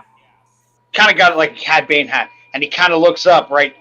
The whole place is quiet. And it's all looking at him. Then the guy flips open his jacket. Reaches down towards his belt. Then his hand quickly slips over to his fly, whips it out, and out comes 9 feet of purple lightsaber, just swinging from his. Okay, nobody's getting the joke, or you're asleep. His penis is a lightsaber. That was the joke. I was saying to my friend last night, I said to him, "Do you think that the entire reason that Darth Maul hated Obi-Wan so much was because he took his penis away?" Yeah, I think the lava pit on whatever did that, but yeah, I know what you're saying. He had a hand. No, Darth Maul. Darth Maul was pissed off at Obi-Wan. Why did they do that? Oh, right. Yeah, no, when he cut him in half, I understand. Sorry, You cut my penis off. Oh God, no. There was an old joke a stand-up guy used to have in a news article. He said, "Did you guys hear about that guy that works with the chimpanzees? He walked into the cage to feed them, and this chimpanzee went nuts on him. He said, grabbed him, threw him down. He said he literally just ripped this guy's balls right off him. This is the trainer, the guy that came in to feed him, to help him. This chimpanzee went nuts. He ripped the guy's balls off. The guy scrambled all the way to the door. Just as he got to the door, the chimpanzee pulled him back and then ripped the guy's fucking foot off." He says, "What do you want to bet at that second?" The guy's looking at the chimpanzee holding his foot. What do you bet's going through his mind? You know what's going through his mind? Motherfucker ripped my dick off. He doesn't care about his foot. It's his dick he's still worried about. Yeah. Oh, God. Well, I didn't write the joke. I'm just relating it. So. Of course not. No. Okay, so. So that spinny thing in episode 1 of Visions is actually a Japanese firefighting tool, which is also taken from a Japanese ceremonial umbrella. Yeah. I get what Wookiee was saying. I think it was Wookiee, rather. I'm not sure. Was saying that the umbrella lightsaber was stupid? Yeah. You know what? It didn't bother me. I will admit that as a day-to-day weapon, it's kind of stupid. But in the context of that one Japanese-themed Star Trek episode, I was cool. Star Wars. Wait, Star Wars. Wait. Blasphemy. Star Wars Trek. I'll put you off in here. There you go. My friend, I swear to God, the first time she got onto Discord, she was playing Star Trek Online, and she's like, "Wow!" She goes, "I love this. Yes, Picard's my favorite Time Lord. Yeah, his dad, Darth Vader." We're like, "Shut up. Is this Star Wars Trek? When does the USS Orville, you know, the TARDIS class, when does that get here? It's bigger on the outside than on the inside. That's what he said, unfortunately. We will beat you. No, we were there. We were like, we will fucking beat you.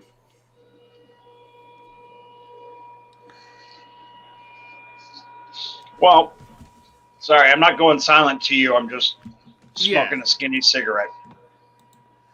That's body. That's not body positivity. Hey, what was this thing? I didn't. I shouldn't even talk about it because I only really know the sketchy details about it. Star Trek has come out with a bunch of new shows, and one is going to be an animated show aimed at children. Prodigies. Now I heard Prodigies. Thank you. Now I heard Star Wars, conversely, is coming up with an animated show about, like, I think it's about Padawans, a group of Padawans. Sith. Oh. Acolyte. No, we're talking about something different then, because this is deliberately a kid's show. And I can't believe Disney would make a kid's show about the evil empire aimed at children, would they? Yes. Oh, okay. Well, fill me in. What's it called? Acolyte. That's all we know.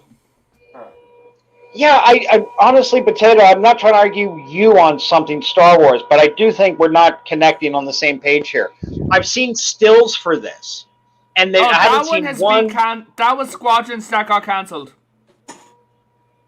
It's now moved over to being Acolyte. Oh, okay. Because all I remember seeing was they had this one. He was supposed to be a Jedi, and this little. Not making a joke of you, buddy, but he was the shape of a fucking potato and about the size of one. Like, the guy was about 4 foot tall and about 3.5 feet wide, and not in a muscular way. Like, he was a chubby fucking Jedi, which I'm fine with in a way, but it just, I think the article I was reading too because of how active a Jedi's life is. Yes, thank you. Like, it's not, you're not being, what's the word when you're downing on somebody for their weight? Oh, they're not living a sedentary... Jedis aren't living a sedentary lifestyle. Oh, and at least not the young ones. No, even the old ones, if you look at them, they're still moving around.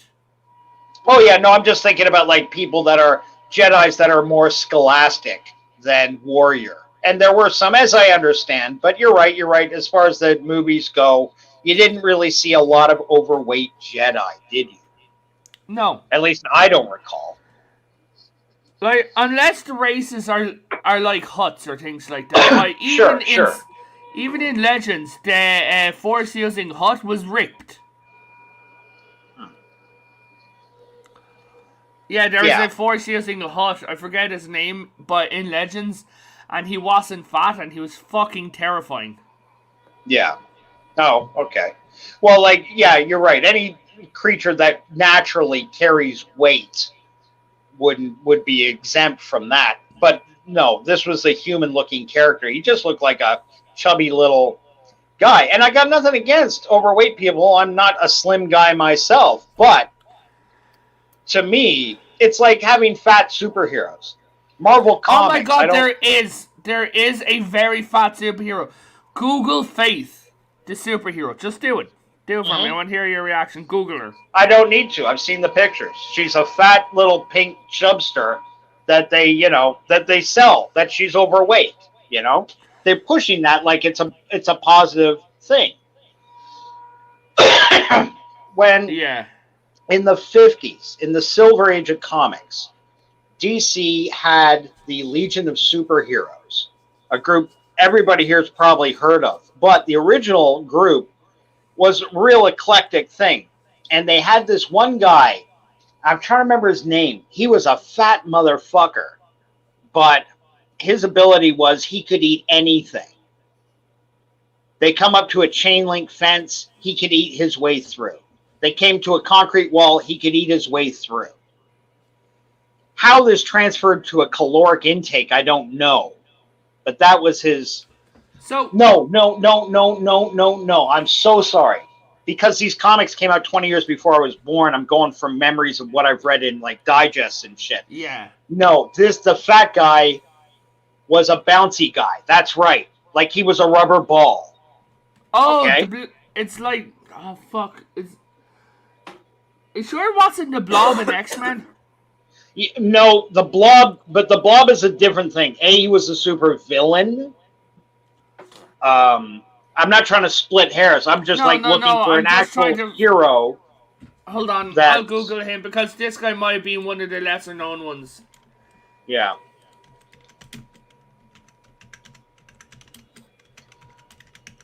Wookiee Supremacy writes, my favorite Star Wars character is Starbuck, and his famous catchphrase lives strong and prosper. Bouncy Boy, thank you. Yeah, you're absolutely right. My God, he looks so stupid. But did you know that so you know DC Comics? Uh-huh. So if you become a speedster, you need to eat 10,000 calories a day to stay skinny. Hey, you know what? I hear what you're saying.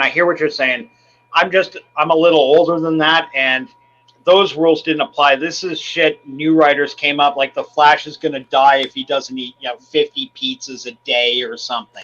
No, so they fixed the fact that he had to eat these big stacks of food. Yeah. Right?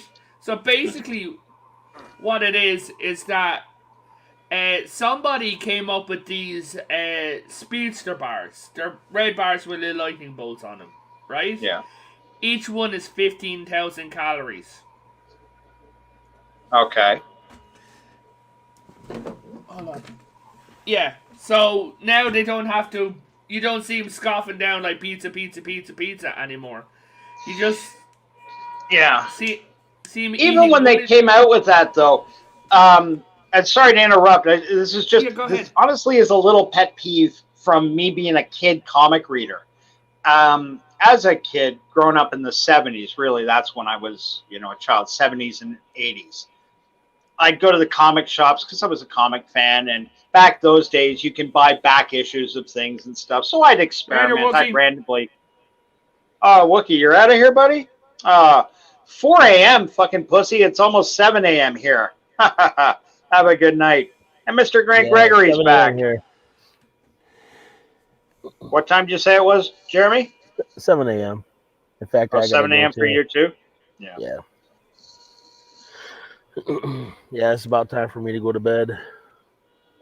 It's been a long show. I think Bill should start to wrap it up.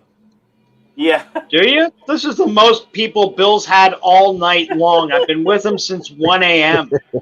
We were here arguing with each other when there was one person in the fucking chat. And we're trying to generate arguments to get people interested. Right. Hell yeah, rotten son of a gun. Grant Gregory says, I lost internet, finally got it back on. So what did I miss in the last few hours? Well, I passed out. Jedi Bill is very far from sober. Jedi Bill passed out. Potato Revan slipped into his place, drew a big penis on his forehead in a Sharpie. He's just washed it off. Wait. I was meant to draw it on with a Sharpie, man. I put it on with a tattoo gun. Those silly things that we do to each other and kids sleepovers and shit when the kids fell asleep. We're coming up on 5 hours. Yeah, it's time for the show to end because it's just gonna go on and on and on. Yeah, God knows you might actually get a whole bunch of people in here at some point. You wouldn't want that to happen, Bill. No. No, I can understand that. I'm half asleep. You wouldn't want that. Captain Trek could come over here and kick your ass for stealing his customers, I think.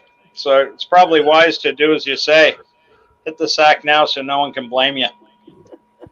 Oh, I'd like to see that. What can you do? Yeah. I'd like to see that too.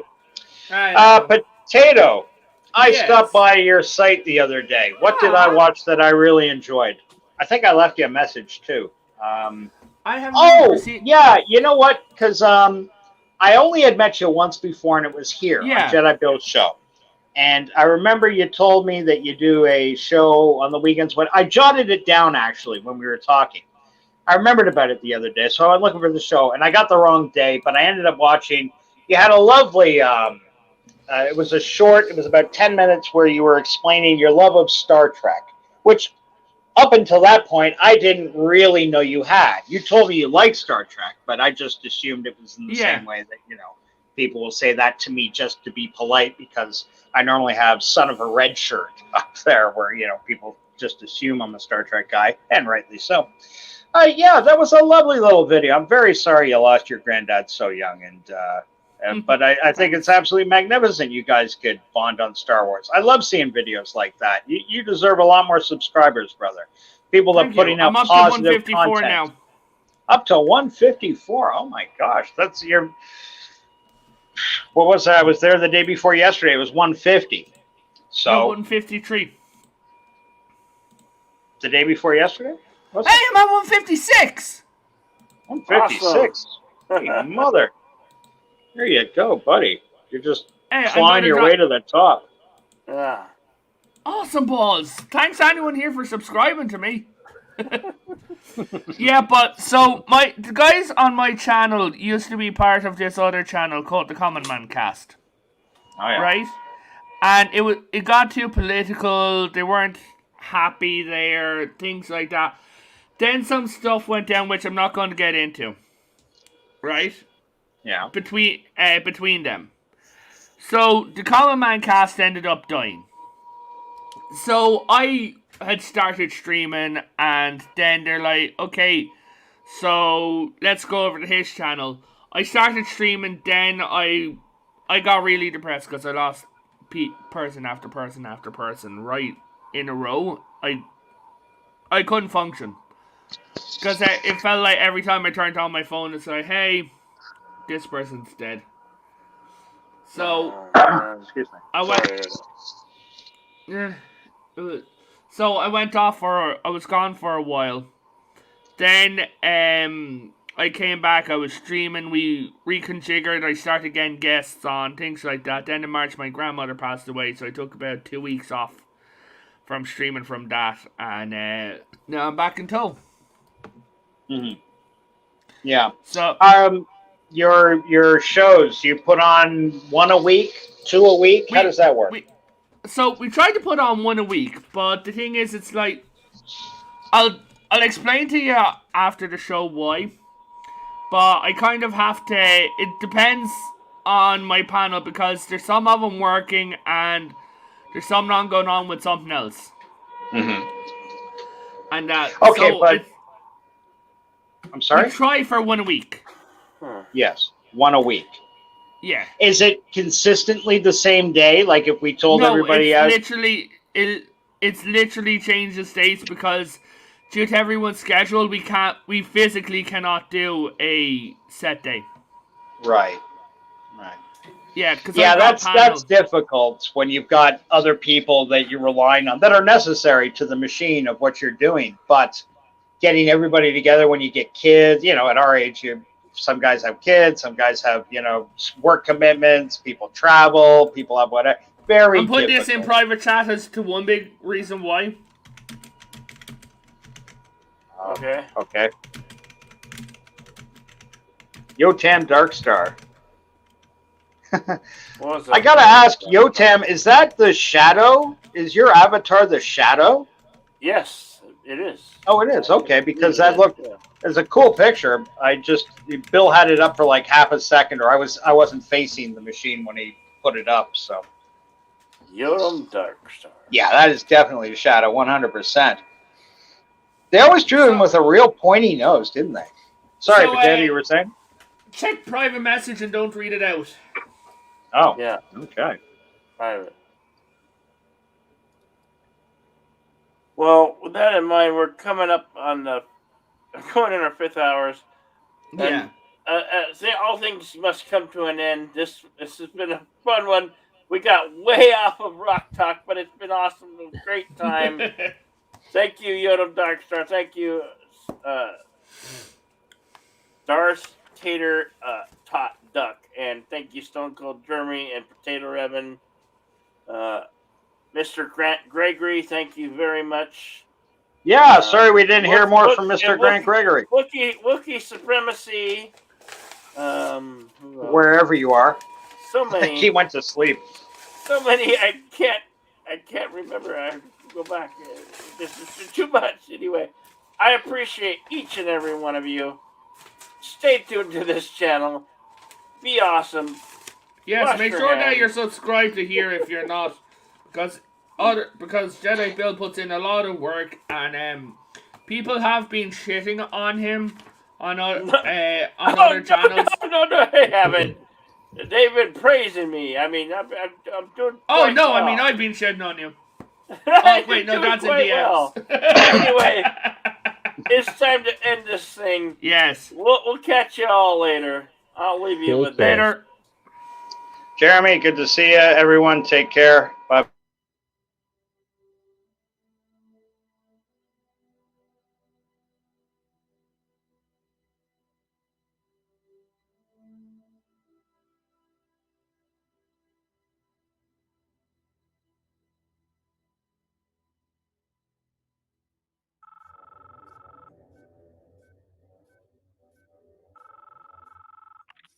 I know you're out there. I can feel you now. I know that you're afraid. You're afraid of us. You're afraid of change. I don't know the future. I didn't come here to tell you how this is going to end. I came here to tell you how it's going to begin. I'm going to hang up this phone, and then I'm going to show these people what you don't want them to see. I'm going to show them a world without you. A world without rules and controls, without borders or boundaries. A world where anything is possible. Where we go from there is a choice I leave to you.